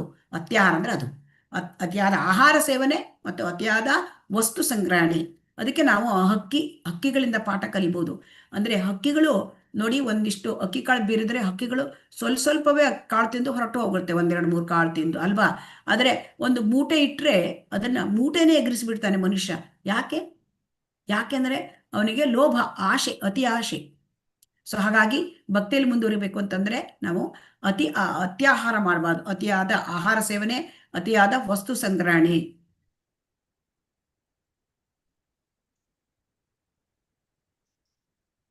ಯಾಕೆ ಅಂತಂದ್ರೆ ಮಾನವನ ಜೀವನ ಇರುವುದು ಭಗವಂತನ ಸಾಕ್ಷಾತ್ಕಾರಕ್ಕಾಗಿ. ಅದಕ್ಕಾಗಿಯೇ ಮನುಷ್ಯನಿಗೆ ಉನ್ನತ ಬುದ್ಧಿಶಕ್ತಿ ಕೊಡಲಾಗಿದೆ, ಉನ್ನತ ಪ್ರಜ್ಞೆಯನ್ನು ಕೂಡ ಕೊಡಲಾಗಿದೆ. ಸೊ ಇದು ಎಲ್ಲಿ ಹೇಳ್ತಾ ಇದ್ದಾರೆ, ಇದು ವೇದ ಸಾಹಿತ್ಯಗಳಲ್ಲಿ ಹೇಳ್ತಾರೆ. ಸೊ ಅಲ್ಲಿದ್ದನ್ನ ನಾವು ಅನುಸರಿಸಬೇಕು, ಆ ಉಪದೇಶಗಳನ್ನ. ಅದನ್ನೆಲ್ಲ ಮಾಡ್ಲಿಕ್ಕೆ ನಮಗೆ ಸಮಯ ಸಿಕ್ಬೇಕು ಅಂದ್ರೆ ಅತಿಯಾದ ಒಂದು ವಸ್ತು ಸಂಗ್ರಹಣೆ ಮಾಡ್ಲಿಕ್ಕೆ ನಮ್ಮ ಸಮಯವನ್ನ ಹಾಳು ಮಾಡಬಾರ್ದು. ಅದನ್ನೇ ಹೇಳ್ತಾ ಇದ್ದಾರೆ. ಅಂದ್ರೆ ಇಲ್ಲಿ ಧರ್ಮ ಅಂದ್ರೆ ಏನು ಕೇಳ್ತಾರೆ. ಧರ್ಮ ಅಂದ್ರೆ ಧರ್ಮ ಅಂದ್ರೆ ಏನು ಅಂದ್ರೆ ಭಗವಂತ ಹೇಳಿದ ಉಪದೇಶಗಳು, ಅದು ಧರ್ಮ. ಅದನ್ನು ನಾವು ಅನುಸರಣೆ ಮಾಡಬೇಕು, ನಮ್ಮ ಜೀವನದಲ್ಲಿ ಅಳವಡಿಸ್ಕೊಳ್ಬೇಕು. ಅಂದರೆ ಇಲ್ಲಿ ಎಲ್ಲ ವೃತ್ತಿ ಧರ್ಮ, ಬ್ರಾಹ್ಮಣ, ಕ್ಷತ್ರಿಯ, ವೈಶ್ಯ, ಶೂದ್ರ ಇವೆಲ್ಲ ವೃತ್ತಿ, ಆದರೆ ಅದು ಮೋಕ್ಷಕ್ಕಾಗಿಯೇ ಇದೆ, ಅದನ್ನ ಐಹಿಕ ಲಾಭಕ್ಕಲ್ಲ. ಆದರೆ ಈಗ ವೃತ್ತಿ ಧರ್ಮವನ್ನ ಐಹಿಕ ಲಾಭಕ್ಕಾಗಿ ಪರಿವರ್ತಿಸಿಕೊಂಡು ಇಂದ್ರಿಯ ಸುಖಕ್ಕೆ ಬಳಸ್ತಾ ಇದ್ದೇವೆ. ಸೊ ಅದನ್ನ ನಾವು ಬದಲಾವಣೆ ಮಾಡಬೇಕು. ಸೊ ವೃತ್ತಿ ಧರ್ಮ ಅಂದ್ರೆ ಈ ಒಂದು ಧರ್ಮವನ್ನ ನಾವು ನಮ್ಮ ಭಗವಂತ ಏನು ಉಪದೇಶ ಹೇಳಿದ್ದಾನೆ, ಭಗವದ್ಗೀತೆಯಲ್ಲಿ ಉಪದೇಶ ಹೇಳಿದ್ದಾನೆ, ಶ್ರೀಮದ್ ಭಾಗವತದಲ್ಲಿ ಭಗವಂತನ ಉಪದೇಶಗಳು ಸಿಕ್ಕುತ್ತೆ. ಸೊ ಅದನ್ನ ನಾವು ನಮ್ಮ ಜೀವನದಲ್ಲಿ ಅಳವಡಿಸ್ಕೊಳ್ಬೇಕು. ಅದೇ ನಿಜವಾದ ಧರ್ಮ ಅಂತ ನಮಗೆ ಹೇಳ್ತಾ ಇದ್ದಾರೆ. ಧರ್ಮದ ಗುರಿ ನಿಜವಾದ ಗುರಿ ಅಂದ್ರೆ ಭಗವಂತನ ಏನು ಹೇಳಿದ್ದಾನೆ ಅದನ್ನು ನಾವು ಅಕ್ಷರಶಃ ಪಾಲಿಸಬೇಕು, ಅದನ್ನೇ ಹೇಳ್ತಾ ಇದ್ದಾರೆ. ಸೊ ಹಾಗಾಗಿ ಅದಕ್ಕಾಗಿ ನಾವು ಈ ಅತಿಯಾದ ಒಂದು ಆಹಾರ ಸೇವನೆ ಅಥವಾ ಅತಿಯಾದ ಸಂಪತ್ತಿನ ಶೇಖರಣೆ ಇದನ್ನೆಲ್ಲ ಮಾಡಿದರೆ ನಮಗೇನಾಗುತ್ತೆ, ನಮ್ಮ ಸಮಯವು ವ್ಯರ್ಥವಾಗಿ ಹೋಗುತ್ತೆ, ನಮಗೆ ಹೆಚ್ಚಿನ ಭಗವದ್ಗೀತಾ ತರಗತಿಗೆ ಬರಲಿಕ್ಕೆ ಸಮಯವೇ ಉಳಿಯುವುದಿಲ್ಲ ಅಲ್ವಾ. ಹರೇ ಕೃಷ್ಣ. ನಮ್ಗೇನು ಶಾಸ್ತ್ರಗಳನ್ನು ತಿಳ್ಕೊಳ್ಳಿಕ್ಕೆ ಏನ್ ಹೇಳಿದ್ದಾರೆ ಆ ಜ್ಞಾನವೇ ಇರೋದಿಲ್ಲ, ಯಾಕೆಂದ್ರೆ ಅದಕ್ಕೆ ಸಮಯವೇ ಉಳಿಯುವುದಿಲ್ಲ. ಸೊ ಅದಕ್ಕಾಗಿ ಬದುಕಿ ಉಳಿಲಿಕ್ಕೆ ಎಷ್ಟು ಕನಿಷ್ಠ ಪ್ರಯತ್ನ ಬೇಕೋ, ಎಷ್ಟು ಕನಿಷ್ಠವಾದ ಒಂದು ಬೇಕೋ ಅಷ್ಟನ್ನೇ ಮಾತ್ರ ನಾವು ಮಾಡಬೇಕು ಅಂತ ನಿಜವಾದ ಧರ್ಮ ಹೇಳುತ್ತೆ. ಜೀವಸ್ಯ ತತ್ವ ಜಿಜ್ಞಾಸಃ ಅಂದರೆ ಜೀವನದ ನಿಜವಾದ ಉದ್ದೇಶ ಭಗವಂತನನ್ನ ತಿಳ್ಕೊಳ್ಳೋದು. ಸೊ ಹಾಗಾಗಿ ನಾವು ಸುಮ್ಮನೆ ನಮ್ಗೆ ಅದು ಬೇಕು ಇದು ಬೇಕು ಅಂತ ಕೃತಕವಾದ ಅವಶ್ಯಕತೆಗಳನ್ನ ನಾವು ಮಾಡಿಕೊಂಡು ನಮ್ಮ ಪ್ರಯತ್ನವನ್ನ ನಾವು ಹೆಚ್ಚಿಸ್ಕೊಳ್ತಾ ಹೋಗ್ತೇವೆ. ಹಾಗಾಗಿ ಆಧ್ಯಾತ್ಮದಲ್ಲಿ ಸಾಧನೆ ಮಾಡಬೇಕು, ನಾವು ನಮ್ಮ ಮಾನವ ಜೀವನವನ್ನು ನಾವು ಉದ್ಧಾರ ಮಾಡ್ಕೊಳ್ಬೇಕು. ನಮ್ಮ ಮಾನವ ಜೀವನದ ನಿಜವಾದ ಉದ್ದೇಶ ಭಗವಂತನನ್ನು ಪಡ್ಕೊಳ್ಳೋದು, ಭಗವತ್ ಪ್ರೇಮವನ್ನು ಪಡ್ಕೊಳ್ಳೋದು. ಅದನ್ನು ಮಾಡಬೇಕು ಅಂದ್ರೆ ನಾವು ಈ ಕೃತಕ ಪ್ರಯತ್ನವನ್ನು ಬಿಡಬೇಕು. ಕೃತಕ ಪ್ರಯತ್ನ ಬಿಟ್ರೆ ನಮಗೆ ಸಮಯ ಸಿಕ್ಕತ್ತೆ. ಸೊ ಹಾಗಾಗಿ ಇಲ್ಲಿ ಕೂಡ ಇನ್ನೊಂದು ಅಡ್ಡಿ ಹೇಳ್ತಾರೆ, ಅತ್ಯಾಹಾರ ಪ್ರಯಾಸಶ್ಚ. ಸೊ ಪ್ರಯಾಸ, ಕೃತಕವಾದ ಪ್ರಯತ್ನಗಳನ್ನ ನಾವು ಮಾಡಲೇಬಾರ್ದು, ಸಿಂಪಲ್ ಲಿವಿಂಗ್ ಅಷ್ಟೇ. ಆಮೇಲೆ ಅತ್ಯಾಹಾರ ಪ್ರಯಾಸಶ್ಚ ಪ್ರಜಲ್ಪ ಅಂದ್ರೆ ಏನು, ಅನಾವಶ್ಯಕವಾಗಿ ಮಾತಾಡೋದು. ಸೊ ಅನಾವಶ್ಯಕವಾಗಿ ಮಾತಾಡೋದು ಅಂತಂದ್ರೆ ನಾವು ತುಂಬಾ ಹಾಳು ಹರಟೆ ಹೊಡೆಯೋದು, ಆಮೇಲೆ ವೃತ್ತಪತ್ರಿಕೆಗಳನ್ನು ತುಂಬಾ ಜನ 3 ತಾಸುಗಟ್ಟಲೆ ಓದ್ತಾ ಇರ್ತಾರೆ. ಬೆಳಿಗ್ಗೆ ಬಂದ್ರೆ ವೃತ್ತಪತ್ರಿಕೆ ಮೊದಲ ಪೇಜಿಂದ ಹಿಡಿದು ಕೊನೆ ಪೇಜ್ವರೆಗೂ ಓದ್ತಾ ಇರೋದು, ಮ್ಯಾಗಝೀನ್ಗಳನ್ನ ಓದ್ತಾ ಇರೋದು, ಕಾದಂಬರಿ ಓದುವುದು, ಪದಬಂಧ ಬಿಡಿಸುವುದು, ಇದು ಎಲ್ಲ ಶ್ರೀಲ ಪ್ರಭುಪಾದ ನಮಗೆ ಹೇಳ್ತಾನೆ, ಇದೆಲ್ಲ ಕೆಲಸಕ್ಕೆ ಬಾರದ ಕೆಲಸಗಳು. ಇದರಿಂದ ನಮಗೆ ಕೃಷ್ಣನಿಲ್ಲದ ಕೆಲಸಗಳು, ಅಂದ್ರೆ ಭಗವಂತನ ಬಗ್ಗೆ ಏನೂ ಇಲ್ಲ ಇದರಿಂದ. ಅಂದ್ರೆ ಸಮಯ, ಬೆಲೆ ಬಾಳುವ ಸಮಯ ಮತ್ತು ಮನುಷ್ಯನ ಶಕ್ತಿ ಅಪವ್ಯಯವಾಗುತ್ತದೆ ಅಂತ ಹೇಳ್ತಾರೆ. ಸೊ ಹಾಗಾದ್ರೆ ನಾವು ಏನು ತಿಳ್ಕೊಳ್ಬಾರ್ದಾ, ಜಗತ್ತಲ್ಲಿ ಏನು ನಡೀತಾ ಇದೆ ತಿಳ್ಕೊಳ್ಬೇಕು, ಎಷ್ಟು ಬೇಕೋ ಅಷ್ಟೇ, ಅದನ್ನೇ ನಾವು ತುಂಬಾ ಸಮಯದವರೆಗೆ ಮಾಡ್ತಾ ಇರಬಾರ್ದು. ಹಾಗೆ ಜಗತ್ತಿನ ವಿಚಾರಗಳು ನಮಗೆ ಬೇಕು, ಎಲ್ಲಿ ಏನೇ ನಡೀತಾ ಇದೆ ಇದೆಲ್ಲ ನಮಗೆ ನಮ್ಮ ಜ್ಞಾನಕ್ಕೆ ಬೇಕು, ಆದ್ರೆ ಎಷ್ಟು ಬೇಕೋ ಅಷ್ಟೇ. ಕೆಲವರು ನೋಡಿ ಇಸ್ಪೀಟ್ ಆಡ್ತಾರೆ, ಟಿವಿ ನೋಡ್ತಾರೆ. ಸೊ ಇದೆಲ್ಲ ಹೇಳ್ತಾ ಇದ್ದಾರೆ ಶ್ರೀಲ ಪ್ರಭುಪಾದರು. ಆಮೇಲೆ ಕೆಲಸಕ್ಕೆ ಬಾರದ ರಾಜಕೀಯ ವಿಚಾರಗಳನ್ನ ಚರ್ಚೆ ಮಾಡ್ತಾ ಇರ್ತಾರೆ. ಸೊ ಹಾಗಾಗಿ ಇವೆಲ್ಲ ಪ್ರಜಲ್ಪ. ಈಗಂತೂ ವಾಟ್ಸಪ್ಪು ಮತ್ತೆ ಮೊಬೈಲು ಮತ್ತೆ ಎಲ್ಲ ರೀತಿಯಾದ ಫೇಸ್ಬುಕ್ಕು, ಟ್ವಿಟ್ಟರು ಎಲ್ಲ ಇಂಟರ್ನೆಟ್ಟು ಎಲ್ಲ ಬಂದ್ಬಿಟ್ಟಿದೆ. ಸೊ ಹಾಗಾಗಿ ಹೆಚ್ಚಿನ ಸಮಯ ಜನ ಅದರಲ್ಲೇ ಕಳ್ಕೊಳ್ಬಿಡ್ತಾರೆ ಅಲ್ವಾ. ಹರೇ ಕೃಷ್ಣ. ಹೌದು ಮಾತಾಜಿ. ಹಾಗಾಗಿ ವಾಟ್ಸಪ್ ವಿಡಿಯೋಗಳು, ನಾವು ಏನ್ ಮಾಡ್ಬೇಕು ಅಂದ್ರೆ ನಮಗೆ ಏನು ಕೃಷ್ಣ ಪ್ರಜ್ಞೆಗೆ ಬೇಕಾದದ್ದು ಅಥವಾ ನಮಗೆ ಅತಿ ಅವಶ್ಯಕವಾಗಿದ್ದು ಅದನ್ನು ಮಾತ್ರ ನಾವು ನೋಡ್ಬೇಕು, ಅದನ್ನು ಮಾತ್ರ ನಾವು ಬಳಸ್ಕೊಳ್ಬೇಕು. ಅತಿ ಅವಶ್ಯಕವಾಗಿದ್ದು ಇದನ್ನೆಲ್ಲ ಅಲ್ಲಿ ವಾಟ್ಸಪ್ ಅಲ್ಲಿ ಎಷ್ಟೋ ವಿಡಿಯೋಗಳು ಬರ್ತಾ ಇರುತ್ತೆ, ಎಷ್ಟೋ ಸಮಸ್ಯೆ, ಎಷ್ಟೋ ಒಂದು ಮೆಸೇಜಸ್ ಬರ್ತಾ ಇರುತ್ತೆ, ಅದೆಲ್ಲ ಅದು ಪ್ರಜಲ್ಪ. ಸೊ ಹಾಗಾಗಿ ಕೃಷ್ಣ ಪ್ರಜ್ಞೆಗೆ ನಮಗೆ ಸಮಯ ಉಳಿಯುವುದಿಲ್ಲ, ಮತ್ತೆ ನಮ್ಮ ಮನಸ್ಸನ್ನು ಕಲುಷಿತ ಮಾಡಿಬಿಡುತ್ತೆ. ಆಮೇಲೆ ಇಲ್ಲಿ ಜನಸಂಘ ಅಂತ ಹೇಳ್ತಾರೆ. ಇಲ್ಲಿ ಜನಸಂಘ ಅಂದ್ರೆ ಅಭಕ್ತರ ಸಂಘ ಮಾಡಬಾರ್ದು. ಅಭಕ್ತರ ಸಂಘ ಅಂದ್ರೆ ಕೃಷ್ಣ ಪ್ರಜ್ಞೆ, ಭಗವಂತನ ಬಗ್ಗೆ ಆಧ್ಯಾತ್ಮದ ಬಗ್ಗೆ ಅಂದ್ರೆ ಆಸಕ್ತಿ ಇಲ್ಲ, ಭಗವಂತನ ಬಗ್ಗೆ ಆಸಕ್ತಿ ಇಲ್ಲ ಅಂತವರು, ಐಹಿಕರು ಅಂದ್ರೆ ಇಂದ್ರಿಯ ಭೋಗದಲ್ಲಿ ತೊಡಗಿರು ಅಂತವ್ರ ಸಂಘವನ್ನ ಖಂಡಿತ ಮಾಡಬಾರ್ದು ಅಂತ ಹೇಳ್ತಾರೆ. ಅದಕ್ಕೆ ಹಾಗಾದ್ರೆ ಏನ್ ಮಾಡ್ಬೇಕು ನಾವು, ಭಕ್ತ ಸನೇವಾಸ, ನಾವು ಕೃಷ್ಣ ಪ್ರಜ್ಞೆಯುಳ್ಳ ಭಕ್ತರ ಸಂಘದಲ್ಲಿ ಇರಬೇಕು. ಭಕ್ತರ ಸಹವಾಸದಲ್ಲಿದ್ರೆ ನಮ್ಗೆ ಭಗವಂತನ ಸೇವೆ ಮಾಡ್ಲಿಕ್ಕೆ ಅವಕಾಶ ಸಿಕ್ಕತ್ತೆ. ಸೊ ಹಾಗಾಗಿ ನಮ್ಗೆ ಇಲ್ಲಿ ಶ್ರೀಲ ಪ್ರಭುಪಾದ ಏನ್ ಹೇಳ್ತಾರೆ, ಎಲ್ಲರೂ ಕೂಡ ಅಂದರೆ ಇದನ್ನ ಅಂದರೆ ಅವರವರದ್ದೇ ಸಂಘ ಮಾಡ್ಕೊಂಡಿರ್ತಾರೆ, stock exchange, chamber of commerce. So ಆದರೆ ಇಲ್ಲಿ ನಾವು ಕೃಷ್ಣ ಪ್ರಜ್ಞಾ ಸಂಘ ಅಂತ ಶ್ರೀಲ ಪ್ರಭುಪಾದರು ಅಂತಾರಾಷ್ಟ್ರೀಯ ಕೃಷ್ಣ ಪ್ರಜ್ಞಾ ಸಂಘ ಸ್ಥಾಪನೆ ಮಾಡಿದ್ದಾರೆ. ಅಂದರೆ ಇಸ್ಕಾನ್ ಸಂಸ್ಥೆ ಮಾಡ್ತಾರೆ, ಯಾಕಂದರೆ ಭಕ್ತರೆಲ್ಲ ಒಟ್ಟಿಗೆ ಕುಳಿತುಕೊಂಡು ಭಗವಂತನ ಬಗ್ಗೆ ಚರ್ಚೆ ಮಾಡಲಿ ಅಂತ ಮಾಡಿದ್ದಾರೆ. ಸೊ ಹಾಗಾಗಿ ಅದರಲ್ಲಿ ನಾವು ಭಕ್ತರ ಸಂಘದಲ್ಲಿ ಯಾವಾಗಲೂ ಇರಬೇಕು. ನಮ್ಮ ಒಂದು ಸಮಯ ಅಂದರೆ ಬಿಡುವಿನ ಸಮಯವನ್ನು ಭಕ್ತರ ಸಂಘದಲ್ಲಿ ನಾವು ಕಳಿಬೇಕು. ಹೇಗೆ ಕಳಿಬೇಕು? ಇಂತಹ ತರಗತಿಗಳಲ್ಲಿ ನಾವು ಪಾರ್ಟಿಸಿಪೇಟ್ ಮಾಡಿದರೆ ನಮಗೆ ತನ್ನಿಂತಾನೇ ಸಮಯ ಅಂದರೆ ಭಕ್ತರ ಸಂಘ ಸಿಕ್ಕತ್ತೆ. ಆಮೇಲೆ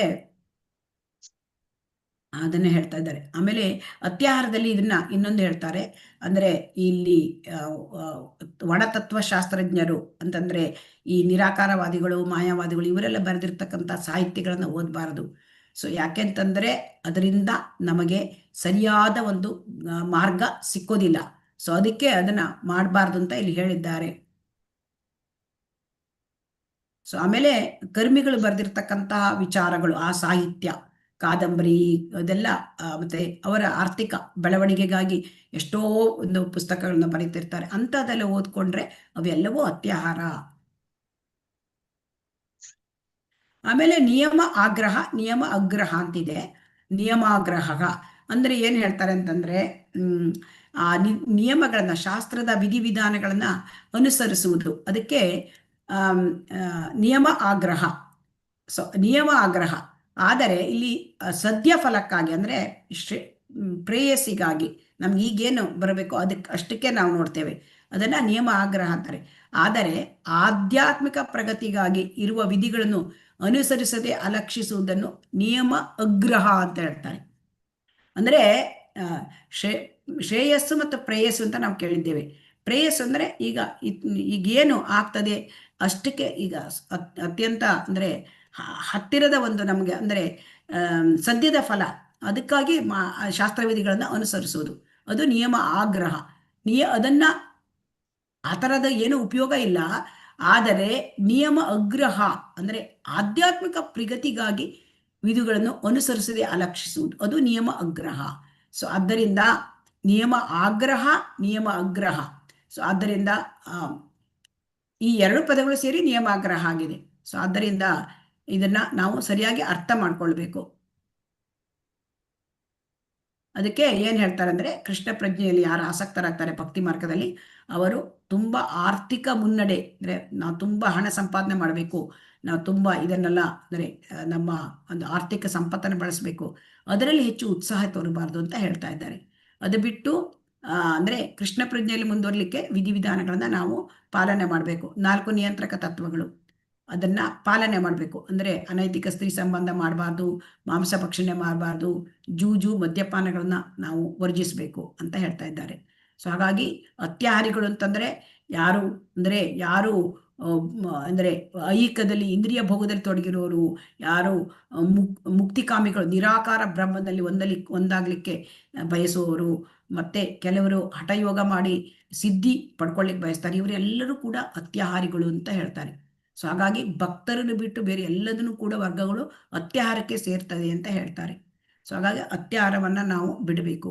ಸೊ ಇಲ್ಲಿ ಮುಖ್ಯವಾಗಿ 2ನೆಯ ಶ್ಲೋಕದಲ್ಲಿ ಏನ್ ಹೇಳ್ತಾ ಇದ್ದಾರೆ ಅಂತಂದ್ರೆ,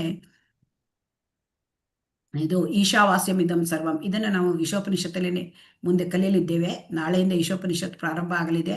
ಸೊ ಹಾಗಾಗಿ ಈ ಪ್ರಪಂಚದಲ್ಲಿ ಇದ್ದಿದ್ದೆಲ್ಲವೂ ಕೂಡ ಭಗವಂತನಿಗೆ ಸೇರಿದ್ದು, ಭಗವಂತನೇ ಒಡೆಯ. ಸೊ ಹಾಗಾಗಿ ನಾವು ನಮ್ಮ ಜೀವನಕ್ಕೆ ಎಷ್ಟು ಬೇಕೋ ಅಷ್ಟೇ ಅಗತ್ಯವಿದ್ದದನ್ನ ನಾವು ಸ್ವೀಕರಿಸಬೇಕು. ಬೇರೆಯವರಿಗೆ ಸೇರಿದ್ದು ಅದನ್ನ ತಿಳಿದು ಆ ವಸ್ತುಗಳನ್ನ ನಾವು ಸ್ವೀಕರಿಸಬಾರದು. ಸೊ ಹಾಗಾಗಿ ನಮಗೆ ಸಿಂಪಲ್ ಲಿವಿಂಗ್ ಬಗ್ಗೆ ಇಲ್ಲಿ ಹೇಳ್ತಾ ಇದ್ದಾರೆ.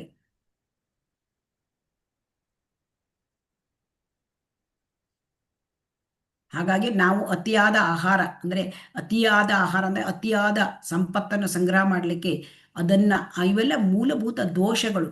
ಅದನ್ನ ನಾವು ಅತ್ಯಾಹಾರ ಮೊದಲಾದದ್ದೆಲ್ಲ ದೋಷಗಳು. ಇದನ್ನ ನಾವು ಬಿಡಬೇಕು. ಆಗ ಏನಾಗುತ್ತೆ, ಮನುಷ್ಯರ ನಡುವೆ, ಪ್ರಾಣಿಗಳ ನಡುವೆ, ಮತ್ತೆ ಇದು ದೇಶಗಳ ನಡುವೆ ಏನು ದ್ವೇಷ ಇದೆ ಅದು ತೊಲಗುತ್ತೆ, ಎಲ್ಲ ಸಮಸ್ಯೆ ಪರಿಹಾರ ಆಗತ್ತೆ.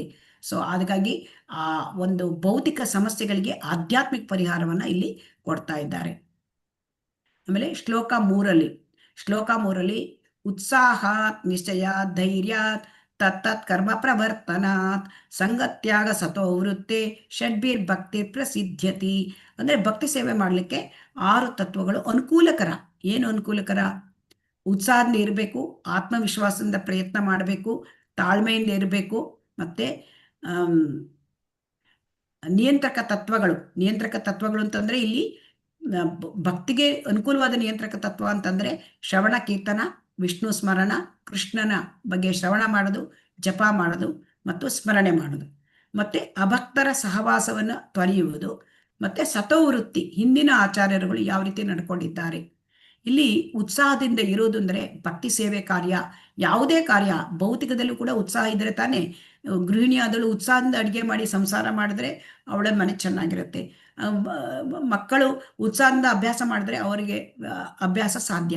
ಅದೇ ರೀತಿ ಭಕ್ತಿ ಸೇವೆ ಕೂಡ ಜಡ ಅಲ್ಲ, ಅದು ಉತ್ಸಾಹದಿಂದ ಭಗವಂತನ ಸೇವೆ ಮಾಡಬೇಕು. ಅದನ್ನೇ ಇಲ್ಲಿ ಹೇಳ್ತಾ ಇದ್ದಾರೆ. ಉತ್ಸಾಹದಿಂದ ಚುಟ್ಟುಬಿಟಿಕೆಗಳಿಂದ ಮಾಡಬೇಕು. ಇದು ಹೇಗೆ ಅಂತಂದ್ರೆ ಈಶಾವಾಸ್ಯಂ ಇದಂ ಸರ್ವಂ, ಜಗತ್ತಲ್ಲಿ ಇರೋದೆಲ್ಲ ಭಗವಂತನಿಗೆ ಸೇರಿದ್ದು. ಆದ್ದರಿಂದ ಜಗತ್ತಲ್ಲಿ ಇರೋದನ್ನ ಎಲ್ಲವನ್ನೂ ಭಗವಂತನ ಸೇವೆಗೆ ಬಳಸಲಿಕ್ಕೆ ನಾವು ಉತ್ಸಾಹದಿಂದ ಇರಬೇಕು. ಅಂದರೆ ಇದಕ್ಕೆ ಯುಕ್ತ ವೈರಾಗ್ಯ ಅಂತ ಹೇಳ್ತಾರೆ. ಎಲ್ಲವುದನ್ನು ಕೂಡ ನಮಗೆ ಭಗವಂತನ ಸೇವೆಯಲ್ಲಿ ನಾವು ಹೇಗೆ ಬೆಳೆಸೋದು, ಅದು ಉತ್ಸಾಹದಿಂದ ಇರಬೇಕು. ಮತ್ತೆ ಆತ್ಮವಿಶ್ವಾಸದಿಂದ ಪ್ರಯತ್ನ ಪಡೋದು. ಆತ್ಮವಿಶ್ವಾಸ ನಮಗೆ ವಿಶ್ವಾಸ ಇರಬೇಕು. ನಾವು ಈ ಒಂದು ಕೃಷ್ಣ ಪ್ರಜ್ಞೆಯಲ್ಲಿ ಮುಂದುವರೆದರೆ ಮತ್ತೆ ನಮಗೆ ಈ ಹುಟ್ಟು ಸಾವಿಂದ ಪಾರಾಗ್ಬೋದು. ಆ ಆತ್ಮವಿಶ್ವಾಸ ಇರಬೇಕು. ಈ ವಿಶ್ವಾಸ ಇಲ್ಲದೆ ಹೋದರೆ ಪ್ರಯತ್ನ ಮಾಡ್ಲಿಕ್ಕೆ ನಮ್ಗೆ ಆಗಲ್ಲ ಅಲ್ವಾ. ತಾಳ್ಮೆಯಿಂದ ಇರಬೇಕು. ಇದು ಕೂಡ ತಾಳ್ಮೆಯನ್ನು ಮೊದಲನೆಯಲ್ಲಿ ಕೂಡ ಹೇಳಿದ್ದಾರೆ, ತಾಳ್ಮೆ. ಯಾಕೆಂತಂದ್ರೆ ತಾಳ್ಮೆ ಇರೋದು ಯಾವುದನ್ನು ಮಾಡಲಿಕ್ಕೆ ಸಾಧ್ಯ ಇಲ್ಲ. ಯಾಕೆಂದ್ರೆ ಕೃಷ್ಣ ಪ್ರಜ್ಞೆ ಒಂದು ದಿವಸದಲ್ಲಿ ಅಥವಾ ಒಂದು ತಿಂಗಳಲ್ಲಿ ಆಗೋದಲ್ಲ, 1 ವರ್ಷದಲ್ಲಿ ಆಗೋದಿಲ್ಲ. ಕೃಷ್ಣ ಪ್ರಜ್ಞೆ ಭಕ್ತಿ ಸೇವೆ ಅಂತಂದ್ರೆ ಎಷ್ಟೋ ಜನ್ಮಾಂತರದ ಪಾಪಕರ್ಮಗಳನ್ನು ಮಾಡಿದ್ದೇನೆ, ಅದೆಲ್ಲ ಸವಿಬೇಕು, ಮುಂದುವರಿಬೇಕು ಅಂತಂದ್ರೆ ತುಂಬ ವರ್ಷಗಳೇ ಹಿಡಿಯುತ್ತೆ. ಆದರೆ ತಾಳ್ಮೆಯಿಂದ ಅದನ್ನು ಮಾಡಬೇಕು. ಮತ್ತೆ ನಿಯಂತ್ರಕ ತತ್ವಗಳು, ಭಕ್ತಿ ಸೇವೆಯ ನಿಯಂತ್ರಕ ತತ್ವಗಳನ್ನು ನಾವು ಪಾಲಿಸುವುದು ಅಂತಂದ್ರೆ ನಾವು ಇದನ್ನು ಮಾಡಬೇಕು. ಶ್ರವಣ, ಕೀರ್ತನ, ವಿಷ್ಣು ಸ್ಮರಣ, ಇವು 3 ಮುಖ್ಯ. ನವವಿಧ ಭಕ್ತಿ ಇದೆ. ಶ್ರವಣಂ, ಕೀರ್ತನಂ, ವಿಷ್ಣು ಸ್ಮರಣಂ, ಪಾದಸೇವನಂ, ಅರ್ಚನಂ, ವಂದನಂ, ದಾಸ್ಯಂ, ಸಖ್ಯಂ, ಆತ್ಮನಿವೇದನಂ. ಆದರೆ ನಮಗೆ ಅದೆಲ್ಲ ಈ ಬಿಗಿನರ್ಸ್, ಆರಂಭಿಕ ಭಕ್ತರಿಗೆ ಇವು ಬಹಳ ಮುಖ್ಯವಾದದ್ದು. ಮೊದಲ 3 ಶ್ರವಣ ಅಂದರೆ ಕೃಷ್ಣ ಕಥೆಗಳನ್ನು ಕೇಳುವುದು, ಕೀರ್ತನ ಅಂದರೆ ಹರಿಕತೆ ಅಂದರೆ ಒಂದು ಭಗವಂತನ ಹರಿನಾಮವನ್ನ ಕೀರ್ತನೆ ಮಾಡೋದು, ಜಪ ಮಾಡೋದು, ಭಗವದ್ಗೀತೆ ಭಾಗವತವನ್ನ ನಾವು ಓದುವುದು, ಭಾಗವತ ಪಾರಾಯಣ ಮಾಡೋದು, ಭಗವದ್ಗೀತೆಯನ್ನು ಓದುವುದು, ಅದು ಕೀರ್ತನ ಆಗತ್ತೆ. ಮತ್ತೆ ವಿಷ್ಣು ಸ್ಮರಣ, ನಾವು ನೆನಪಿಟ್ಕೊಳ್ತಾ ಇರೋದು ಭಗವಂತನನ್ನ ಬಗ್ಗೆ. ಮತ್ತೆ ನಾವೇನು ಓದಿದ್ದೇವೆ, ನಾವು ಏನು ಕೇಳಿಸ್ಕೊಂಡಿದ್ದೇವೆ ಅದನ್ನು ನೆನಪು ಮಾಡುವುದು. ಸೊ ಇದನ್ನ ಮಾಡೋದು ಅದು ನಿಯಂತ್ರಕ ತತ್ವ, ಅದನ್ನು ಅನುಸರಿಸಬೇಕು. ಆಮೇಲೆ ಭಕ್ತರಲ್ಲದವರ ಸಹವಾಸ ನಾವು ನೋಡಿದ್ದೇವೆ. ಆ ಭಕ್ತರು ಸಹವಾಸ ಮಾಡಿದರೆ ಏನಾಗುತ್ತೆ? ಸಹವಾಸ ದೋಷ. ಅವ್ರು ಏನ್ ಮಾಡ್ತಾರೋ ಅದನ್ನೇ ನಮಗೆ ಮಾಡಬೇಕು ಅಂತ ಅನಿಸ್ಬಿಡತ್ತೆ ಅಲ್ವಾ. ಹರೇ ಕೃಷ್ಣ. ನಾವು ಭಕ್ತರ ಸಂಘದಲ್ಲಿದ್ದರೆ ನಮಗೂ ಮುಂದೆ ಭಗವದ್ಗೀತೆ ಆದಮೇಲೆ ಮತ್ತೆ ನಮಗೆ ಈ ಎಲ್ಲ 2ನೇ ಹಂತ ಲೆವೆಲಿಗೆ ಬರಬೇಕು ಭಗವದ್ಗೀತೆದು, ಆಮೇಲೆ 3ನೇ ಹಂತ ಸ್ಟಡಿ ಮಾಡಬೇಕು. ಹೀಗೆಲ್ಲ ನಮಗೂ ಕೂಡ ಮೋಟಿವೇಶನ್ ಬರುತ್ತೆ ಅಲ್ವಾ. ಭಕ್ತರ ಸಂಘದಲ್ಲಿದ್ದರೆ ಅವರು ಮಾಡಿದಾಗ ನಾವು ಮಾಡಬೇಕು ಕಾಣುತ್ತೆ.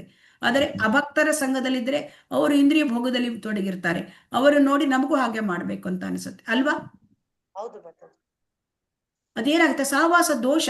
ಸೊ ಅದಕ್ಕಾಗಿ ನಾವು ಒಳ್ಳೆಯ ಸಹವಾಸದಲ್ಲಿ ಇರಬೇಕು. ಅಂದ್ರೆ ಭಕ್ತರ ಸಹವಾಸದಲ್ಲಿ ಇರಬೇಕು. ಭಕ್ತರ ಸಹವಾಸದ ಬಹಳ ಮುಖ್ಯತೆನ ಇಲ್ಲಿ ಹೇಳಿದ್ದಾರೆ. ಮತ್ತೆ ಹಿಂದಿನ ಆಚಾರ್ಯರುಗಳು ಹೇಗೆ ನಡೆದಿದ್ದಾರೆ ಅದೇ ರೀತಿ ನಡೀಬೇಕು. ಆಚಾರ್ಯರುಗಳು ಹೇಗೆ ನಡೆದಿದ್ದಾರೆ? ಭಕ್ತಿ ಸೇವೆಯ ಮಾರ್ಗವನ್ನು ನಡೆದಿದ್ದಾರೆ. ಬೆಳಗ ಮುಂಚೆ ಎದ್ಕೊಂಡು ಅಂದರೆ ತುಂಬಾ ಅಂದ್ರೆ ಬ್ರಾಹ್ಮಿ ಮುಹೂರ್ತದಲ್ಲಿ ಎದ್ದು ಭಗವಂತನ ಅಂದ್ರೆ ಸ್ನಾನ ಮಾಡಿ ಭಗವಂತನ ದೇವಾಲಯದಲ್ಲಿ ನಡೀತಕ್ಕಂತಹ ಅಥವಾ ಆನ್ಲೈನ್ನಲ್ಲಿ, ಈಗಿನ ಕಾಲದಲ್ಲಿ ಆನ್ಲೈನು, ಭಗವಂತನ ಒಂದು ಆರತಿ ಮಂಗಳಾರತಿ ನೋಡೋದು, ಆಮೇಲೆ ಅದಾದ ಮೇಲೆ ಜಪ ಮಾಡೋದು, ಅದಾದ ಮೇಲೆ ಭಗವದ್ಗೀತಾ ತರಗತಿ, ಭಾಗವತಂ ತರಗತಿಗೆ ಹಾಜರಾಗೋದು, ಕೇಳುವುದು, ಇದೆಲ್ಲ ಮಾಡ್ಕೊಂಡು ಬಂದಿದ್ದಾರೆ. ಅದನ್ನು ನಾವು ಅನುಸರಿಸಬೇಕು. ಈ ರೀತಿಯಾದ 6 ತತ್ವಗಳನ್ನ ನಾವು ಅನುಸರಿಸಬೇಕು ಅಂತ ಹೇಳ್ತಾರೆ. ಸೊ ಹಾಗಾಗಿ ಭಕ್ತಿ ಹೇಳೋದು ಭಾವಪರವಶತೆ ಅಲ್ಲ, ಅದು ಭಕ್ತಿ ಹೇಳೋದು ಕಾರ್ಯಾಚರಣೆ, ಕೆಲಸ ಮಾಡೋದು, ಬರೇ ಭಾವ ಅಲ್ಲ. ಸೊ ಹಾಗಾಗಿ ಇಲ್ಲಿ ಉತ್ತಮ ಭಕ್ತಿ ಅಂದ್ರೆ ಏನು ಅಂತ ಹೇಳ್ತಾ ಇದ್ದಾರೆ.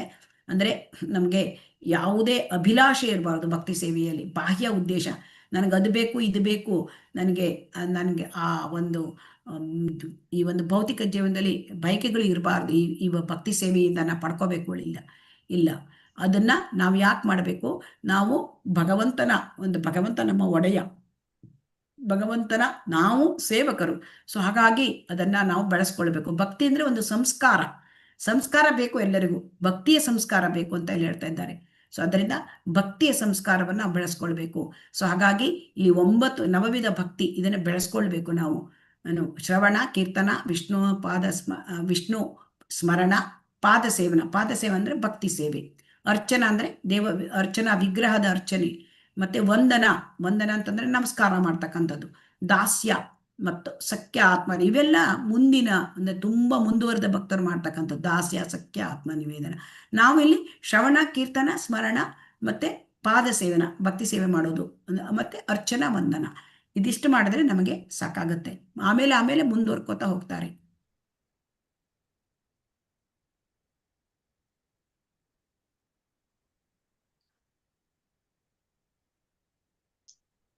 ಹಾಗಾಗಿ ಭಕ್ತಿ ಸೇವೆ ಹೇಳೋದನ್ನ ಅಹೈತುಕೆ ಅಪ್ರತಿಹತ ಅಂದ್ರೆ ಭಕ್ತಿ ಸೇವೆ ಹೇಳೋದು ಯಾವಾಗಲೂ ಕಂಟಿನ್ಯೂಸ್ ಪ್ರೊಸೆಸ್ಸು. ಅದು ನಾವು ಭೌತಿಕ ಪ್ರಪಂಚದಲ್ಲಿ ಇದ್ದಾಗ ಭಗವಂತನ ಲೋಕಕ್ಕೆ ಹೋಗ್ಲಿಕ್ಕೂ ನಾವು ಮಾಡ್ತೇವೆ, ಭಗವಂತನ ಲೋಕಕ್ಕೆ ಹೋದ ಮೇಲೂ ಕೂಡ ಇದನ್ನೇ ಕಂಟಿನ್ಯೂ ಮಾಡೋದು. ಯಾಕೆಂದ್ರೆ ಅದು ಅಹೈತುಕಿ ಅಪ್ರತಿಹತ ಅಂದ್ರೆ 24 ತಾಸು. ಸೊ ಅದಕ್ಕೆ ಲೌಕಿಕ ಯಾವುದೇ ಒಂದು ಕಾರಣ ಇಲ್ಲ. ಸೊ ಲೌಕಿಕ ಕಾರಣಕ್ಕಾಗಿ ಭಕ್ತಿ ಸೇವೆಯಲ್ಲಿ ಕೂಡ ನಾವು ನಿಲ್ಲಿಸಬಾರದು. ಅದಕ್ಕೆ ಹೇಳ್ತಾರೆ, ಭಕ್ತನು ತನ್ನ ಕಾರ್ಯಗಳ ಬಗ್ಗೆ ಆತ್ಮವಿಶ್ವಾಸ ಉಳ್ಳವನಾಗಿರ್ಬೇಕು. ಯಾಕಂದ್ರೆ ಆತ್ಮವಿಶ್ವಾಸ ಇಲ್ಲದೆ ನಮ್ಗೆ ಭಕ್ತಿಯಲ್ಲಿ ಮುಂದುವರ್ಲಿಕ್ಕೆ ಸಾಧ್ಯ ಇಲ್ಲ ಅಲ್ವಾ? ಹರೇ ಕೃಷ್ಣ. ನಮ್ಗೆ ವಿಶ್ವಾಸ, ನಮ್ಮ ಮೇಲೆ ನಮ್ಗೆ ವಿಶ್ವಾಸ ಇರ್ಬೇಕಲ್ವಾ? ನಾನು ಸರಿಯಾದ ಮಾರ್ಗದಲ್ಲಿ ಇದ್ದೇನೋ ಇಲ್ವೋ ಅಂತ ವಿಶ್ವಾಸ ಬೇಕಲ್ವಾ? ಹರೇ ಕೃಷ್ಣ. ಹೌದು ಮಾತಾಜಿ. ನಾನು Krishna is correct, Krishna perfect, ಭಗವಂತ. ಸೊ ಆದ್ದರಿಂದ ಭಗವಂತನ ಭಕ್ತಿ ಮಾರ್ಗದಲ್ಲಿದ್ದರೆ ನನಗೆ ಭಗವಂತ ಒಳ್ಳೇದು ಮಾಡೇ ಮಾಡ್ತಾನೆ. ನನಗೆ ಇದು ಒಂದು ಆತ್ಮವಿಶ್ವಾಸ ಇರಬೇಕು, ನಾನು ನಡೆಯುತ್ತಿರುವ ಮಾರ್ಗ ಸರಿಯಾದ ಮಾರ್ಗ ಅಂತ. ಸೊ ಹಾಗಾಗಿ ಇಲ್ಲಿ ಏನಾಗುತ್ತೆ ಅಂದ್ರೆ ಭಕ್ತನಲ್ಲಿ ಸದ್ಗುಣಗಳು ತಾವಾಗೆ ಬೆಳೆಯುತ್ತವೆ. ಸೊ ನಾವು ಯಾವಾಗ ಭಕ್ತಿ ಮಾರ್ಗದಲ್ಲಿ ಇದ್ದೇವೆ ಆಗ ಸದ್ಗುಣಗಳು, ಯಾಕೆಂತಂದ್ರೆ ಈಗ ಒಂದು ಕಬ್ಬಿಣವನ್ನ ಬೆಂಕಿಯಲ್ಲಿ ಇಟ್ಟರೆ ಆ ಕಬ್ಬಿಣ ಏನಾಗ್ಬಿಡುತ್ತೆ, ಕಬ್ಬಿಣವಾಗಿ ಉಳಿಯುವುದಿಲ್ಲ. ಕಬ್ಬಿಣದ ಒಂದು ರಾಡನ್ನು ಇಟ್ಟರೆ ಕಬ್ಬಿಣವಾಗಿ ಉಳಿದಿಲ್ಲ, ಬೆಂಕಿ ಆಗ್ಬಿಡುತ್ತೆ. ಅದೇ ತರಹ ಆ ಭಗವಂತನ ಒಂದು ಕೃಷ್ಣ ಕಥಾ ಶ್ರವಣ ಮಾಡೋದು, ಭಕ್ತರ ಸಂಘದಲ್ಲಿದ್ದು ಅದನ್ನ ಮಾಡ್ತಾ ಇದ್ದರೆ ನಮಗೆ ಸದ್ಗುಣಗಳು ತನಿತಾನೆ ಬರುತ್ತೆ. ಅದಕ್ಕಾಗಿ ಪ್ರಯತ್ನ ಮಾಡಬೇಕಾಗಿಲ್ಲ. ಅದಕ್ಕಾಗಿ ಇಲ್ಲಿ ಮುಖ್ಯವಾಗಿ ಹೇಳ್ತಾ ಇರೋದು, ನಾವು ದೈವಿ ಪ್ರಕೃತಿಯನ್ನ ಆಶ್ರಯ ಮಾಡಬೇಕು. ಯಾಕೆಂದರೆ ದೈವಿ ಪ್ರಕೃತಿ ಅಂತಂದ್ರೆ ಅಂತರಂಗ ಶಕ್ತಿ. ನಿನ್ನೆ ಕೂಡ ನಾವು ನೋಡಿದ್ದೇವೆ ಹೇಗೆ ನಾವು ರಾಧಾರಾಣಿ ಆಶ್ರಯಕ್ಕೆ ಬರಬೇಕು. ಯಾಕೆ? ನಾವೀಗ ಮಾಯಾ ಆಶ್ರಯದಲ್ಲಿದ್ದೇವೆ, ಮಾಯೆಯ ಸೇವೆ ಮಾಡ್ತಾ ಇದ್ದೇವೆ. ಸೊ ಅದರಿಂದ ನಾವು ಈ ಭೌತಿಕ ಪ್ರಪಂಚದಲ್ಲಿ ನಾವು ಆದಷ್ಟು ಅಲ್ಲಿ ಏನ್ ಹೇಳ್ತಾರೆ, ಮಾಮನುಸ್ಮರ ಯುದ್ಧಚ, ಭೌತಿಕ ನಮ್ಮ ಕೆಲಸ ಇದೆ, ನಮಗೊಂದು ಕೆಲಸ ಭಗವಂತ ಕೊಟ್ಟಿರ್ತಾನೆ, ಏನಾದರೂ ಒಂದು ಮಾಡಲೇಬೇಕು ಭೌತಿಕ. ಯಾಕಂದ್ರೆ ನಮ್ಮ ದೇಹವನ್ನು ನಾವು ಇಟ್ಕೊಳ್ಳಿಕ್ಕೆ ನಮಗೆ ಕೆಲಸ ಮಾಡಲೇಬೇಕು. ಆದರೆ ಮಾಂ ಅನುಸ್ಮರ ಯುದ್ಧಚ, ನನ್ನನ್ನು ನೀನು ಅನುಸರಿಸು. ಭಗವಂತನ ಭಗವದ್ಭಕ್ತಿಯನ್ನು ನಾವು ಮಾಡ್ತಾನೆ ಇರಬೇಕು. ನಮ್ಮ ಭೌತಿಕ ಕೆಲಸಗಳನ್ನು ಕೂಡ ಬಿಡ್ಲಿಕ್ಕೆ ಆಗೋದಿಲ್ಲ. ಆದರೆ ಎಷ್ಟು ಬೇಕೋ ಅಷ್ಟೇ ಭೌತಿಕ ಕೆಲಸ ಮಾಡಬೇಕು, ಇಷ್ಟಿರುತ್ತೆ. ಅಂದ್ರೆ ಭೌತಿಕ ಕೆಲಸ ಕಡಿಮೆ, ಆಧ್ಯಾತ್ಮಿಕದ ಚಿಂತನೆ ಜಾಸ್ತಿ ಇರಬೇಕು ನಮಗೆ. ಸೊ ಆಗ ಭಕ್ತಿಯಲ್ಲಿ ನಾವು ಮುಂದುವರಲಿಕ್ಕೆ ಸಾಧ್ಯ. ಇಲ್ಲಿ ನಾವೇನ್ ಮಾಡ್ತಾ ಇದ್ದೇವೆ, ನಾವೀಗ ಹೆಚ್ಚಿನ ಕೆಲಸ ಭೌತಿಕದಲ್ಲಿ ಮಾಡ್ತಾ ಇದ್ದೇವೆ. ಹೆಚ್ಚಿನ ಸಮಯವನ್ನ, ನಮ್ಮ ಕಡಿಮೆ ಸಮಯ, ಸ್ವಲ್ಪ ಸಮಯ ನಾವು ಒಂದು ಭಗವಂತನ ಬಗ್ಗೆ, ದೇವರ ಬಗ್ಗೆ ತಿಳ್ಕೊಳ್ಳಿಕ್ಕೆ ಮಾಡ್ತೇವೆ. ಆದರೆ ಅದು ಅಪೋಸಿಟ್ ಆಗ್ಬೇಕು. ಆಮೇಲೆ ಇಲ್ಲಿ ಭಕ್ತರ ಸಂಘ, ಇಲ್ಲಿ ಇದಿಷ್ಟು 3 ಶ್ಲೋಕಗಳಲ್ಲಿ ಏನ್ ಹೇಳಿದ್ದಾರೆ, ಆ 3 ಶ್ಲೋಕಗಳು ಹೇಳಿದ್ದನ್ನು ಮಾಡಿದರೆ ನಮಗೇನಾಗತ್ತೆ, ಭಗವಂತನಲ್ಲಿ ಮತ್ತು ಧರ್ಮಗ್ರಂಥಗಳಲ್ಲಿ ಶ್ರದ್ಧೆ ಉಂಟಾಗುತ್ತೆ. ಸೊ ಶ್ರದ್ಧೆ ಹೇಳದೆ ಭಕ್ತಿ ಸೇವೆಯ ಮೊದಲ ಹಂತ, ಭಕ್ತಿಯ ಮೊದಲ ಹಂತ ಶ್ರದ್ಧೆ. ಸೊ ಆ ಶ್ರದ್ಧೆ ಬರಬೇಕಾದ್ರೆ ಈ ಮೊದಲ 3 ಶ್ಲೋಕಗಳಲ್ಲಿ ಏನ್ ಹೇಳಿದ್ದಾರೆ ಶ್ರೀಲ ರೂಪ ಗೋಸ್ವಾಮಿಯವರು, ಅದನ್ನ ನಾವು ಅಳವಡಿಸಿಕೊಳ್ಳಬೇಕು. ಆಯ್ತಾ? ಅದಕ್ಕಾಗಿ ಈಗ ಮತ್ತೊಮ್ಮೆ ರಿವಿಷನ್ ಯಾಕೆ ಕೊಟ್ಟಿರೋದು, ನಾವು ಇದನ್ನ ಕೇಳುವುದಕ್ಕಲ್ಲ, ಇದನ್ನ ಅಳವಡಿಸ್ಕೊಳ್ಬೇಕು. ಕೇಳಿಕೊಂಡು ತಿಳ್ಕೊಂಡ್ಮೇಲೆ ನಾವು ಅಳವಡಿಸ್ಬೇಕು. ಹೌದು ಅಲ್ವಾ? ಹರೇ ಕೃಷ್ಣ. ಹೌದು ಮಾತಾಜಿ. ಇದನ್ನೆಲ್ಲ ನಾವು ಅಳವಡಿಸಿಕೊಳ್ಳಬೇಕು. ಯಾಕೆ ಅಳವಡಿಸ್ಕೊಳ್ಬೇಕು ಅಂತಂದ್ರೆ, ನಾವು ಭಕ್ತಿಯಲ್ಲಿ ಮುಂದುವರಿಬೇಕು ಅಂದ್ರೆ ಇದೆಲ್ಲ ಇಲ್ಲದಿದ್ದರೆ ಆಗೋದಿಲ್ಲ. ಸೊ ಆದ್ದರಿಂದ ಈ 3 ಶ್ಲೋಕಗಳನ್ನ ಅಳವಡಿಸ್ಕೊಂಡ್ರೆ ಅಲ್ಲಿ ನಮ್ಮಲ್ಲಿ ಶ್ರದ್ಧೆ ಬರುತ್ತೆ. ಶ್ರದ್ಧೆ ಯಾವುದ್ರ ಮೇಲೆ? ಶ್ರದ್ಧೆ ಧರ್ಮಗ್ರಂಥಗಳ ಮೇಲೆ, ಭಗವಂತನ ಮೇಲೆ ಬರುತ್ತೆ. ಈಗ 4ನೇ ಶ್ರದ್ಧೆ, ಆ ಶ್ರದ್ಧೆಯನ್ನು ನಾವು ಬೆಳೆಸ್ಕೊಂಡು ಹೋಗೋದು ಹೇಗೆ? ಸಾಧು ಸಂಘ. ಸೊ ಹಾಗಾಗಿ 4, 5, 6 ಶ್ಲೋಕಗಳು ಸಾಧು ಸಂಘವನ್ನು ನಾವು ಹೇಗೆ ಮಾಡಬೇಕು ಮತ್ತು ಸಾಧು ಸಂಘ ನಮಗೇನು ಪ್ರಯೋಜನ ತಿಳಿಸುತ್ತೆ. ದದಾತಿ ಪ್ರತಿಗೃಹಣಾತಿ ಗುಹ್ಯಮಾಖ್ಯಾತಿ ಪೃಚ್ಛತಿ ಭುಂಕ್ತೆ ಭೋಜಯತೆ ಚೈವ ಷಡ್ವಿಧಂ ಪ್ರೀತಿ ಲಕ್ಷಣಂ. ಅಂದರೆ ಇಲ್ಲಿ ಭಕ್ತರ ಜೊತೆ ನಾವು ಹೇಗೆ ವ್ಯವಹಾರ ಮಾಡಬೇಕು ಅಂದರೆ ಭಕ್ತರಿಗೆ ದಾನ ಕೊಡೋದು ಮತ್ತೆ ಭಕ್ತರಿಂದ ದಾನವನ್ನು ಸ್ವೀಕರಿಸುವುದು ಇದಿದೆ. ಭಕ್ತರು ಏನು ಕೊಟ್ಟಿರ್ತಾರೆ ಅದನ್ನು ಸ್ವೀಕರಿಸುವುದು. ಆಮೇಲೆ ಭಕ್ತರಲ್ಲಿ ತನ್ನ ಮನಸ್ಸನ್ನು ಬಿಚ್ಚಿ ಹೇಳುವುದು. ನೋಡಿ, ಮನಸ್ಸನ್ನು ಬಿಚ್ಚಿ ಹೇಳುವುದು ಎಲ್ಲರ ಹತ್ರ ಹೇಳಲಿಕ್ಕೆ ಆಗಲ್ಲ. ಆಗತ್ತಾ? ಆಗಲ್ಲ. ನಮ್ಮಲ್ಲಿ ಏನಿದೆ, ನನ್ನ ಜೀವನದಲ್ಲಿ ಏನು ರಹಸ್ಯಗಳಿದೆ ಅದನ್ನ ನಮ್ಮ ಯಾರು ಕ್ಲೋಸ್ ಇರ್ತಾರೆ ಆ ಭಕ್ತರ ಹತ್ರ ಬಿಚ್ಚಿ ಹೇಳ್ಬೇಕು ನನ್ನ ಸಮಸ್ಯೆಗಳು. ಅದನ್ನ ಅವರು ಹೇಳ್ತಾರೆ, ಪರಿಹಾರ ಮಾಡಿ ನಾವು ಆಧ್ಯಾತ್ಮದಲ್ಲಿ ಮುಂದುವರಿಯುವುದು ಹೇಗೆ ಅಂತ ಅವಾಗ ಅವ್ರು ಹೇಳ್ತಾರೆ. ಆಮೇಲೆ ಭಗವಂತನಿಗೆ ರಹಸ್ಯವಾಗಿ ಸಲ್ಲಿಸುವ ಸೇವೆಯ ಬಗ್ಗೆ ಅಲ್ಲಿಂದ ಕೇಳಿ ತಿಳ್ಕೊಳ್ಬೇಕು. ಭಕ್ತರ ಹತ್ರ ನಮ್ಮ ಸಮಸ್ಯೆಗಳು ಹೀಗಿದೆಯಪ್ಪ, ನಂಗೆ ಆಧ್ಯಾತ್ಮದ ಮುಂದುವರ್ಲಿಕ್ಕೆ ಇವೆಲ್ಲ ಪ್ರಾಬ್ಲಮ್ಗಳು ಆಗ್ತಾ ಇದೆ, ಅದರಿಂದ ಅವರು ಹೇಳ್ತಾರೆ ಅದಕ್ಕೆ ಹೇಗೆ ಮುಂದುವರಿಯೋದು ಅಂತ. ಸೊ ಹಾಗಾಗಿ ಭಕ್ತರು ನೀಡಿದ ಪ್ರಸಾದವನ್ನು ಗೌರವಿಸುವುದು. ಭಕ್ತರು ಏನು ಮಾಡ್ತಾರೆ, ಬಂದಾಗ ಪ್ರಸಾದ ಕೊಡ್ತಾರೆ ಭಗವಂತನ, ಅದನ್ನು ನಾವು ಗೌರವಿಸಬೇಕು, ಅದನ್ನು ಸೇವಿಸಬೇಕು. ಭಕ್ತರಿಗೆ ಪ್ರಸಾದ, ಭಕ್ತರನ್ನು ಮನೆಗೆ ಕರೆದು ಆ ಭಕ್ತರಿಗೆ ದೇವರಿಗೆ ಪ್ರಸಾದ ಮಾಡಿ ಭಗವಂತನಿಗೆ ಭೋಗವನ್ನು ಮಾಡಿ ಅದನ್ನು ಭಕ್ತರಿಗೆ ಹಂಚಬೇಕು. ಸೊ ಇದು ಭಕ್ತಿ. ನೋಡಿ, ಇದನ್ನ ಮಾಡಬೇಕು. ಈ ಥರ ಅಂದರೆ ಜನರನ್ನೆಲ್ಲ ಕೆಲವೊಮ್ಮೆ ಸಂಡೇ ದಿವಸ ಒಂದು ವಾರಕ್ಕೊಮ್ಮೆ ಯಾರಿಗಾದರೂ ನಾವು ಭಕ್ತರನ್ನು ಕರೆದು ಮನೆಯಲ್ಲಿ ಅವರಿಗೆ ಪ್ರಸಾದ ತಿನ್ನಿಸೋದು, ಒಂದು ಹರೇ ಕೃಷ್ಣ ಮಹಾಮಂತ್ರ ಒಂದು ಸ್ವಲ್ಪ ಸಂಕೀರ್ತನೆ ಮಾಡೋದು, ಇದೆಲ್ಲ ಅಂದರೆ ಭಕ್ತಿ ಪ್ರೀತಿ ಲಕ್ಷಣ ಭಕ್ತರ ನಡುವೆ. ಇದನ್ನೆಲ್ಲ ಮಾಡ್ತಾ ಇರಬೇಕು ಅಂತ ಹೇಳ್ತಾ ಇದ್ದಾರೆ. ಭುಂಕ್ತೆ ಭೋಜಯತೆ ಚೈವ ಅಂದರೆ ಭಕ್ತರು ಕೊಟ್ಟಿದ್ದ ಪ್ರಸಾದವನ್ನು ಸೇವನೆ ಮಾಡೋದು ಮತ್ತು ಭಕ್ತರಿಗೆ ಕೂಡ ನಾವು ಪ್ರಸಾದವನ್ನು ಹಂಚಿಸುವುದು. ಸೊ ಹಾಗಾಗಿ ಇದು ಪ್ರೀತಿ ಲಕ್ಷಣ ಅಂತ ಹೇಳ್ತಾ ಇದ್ದಾರೆ.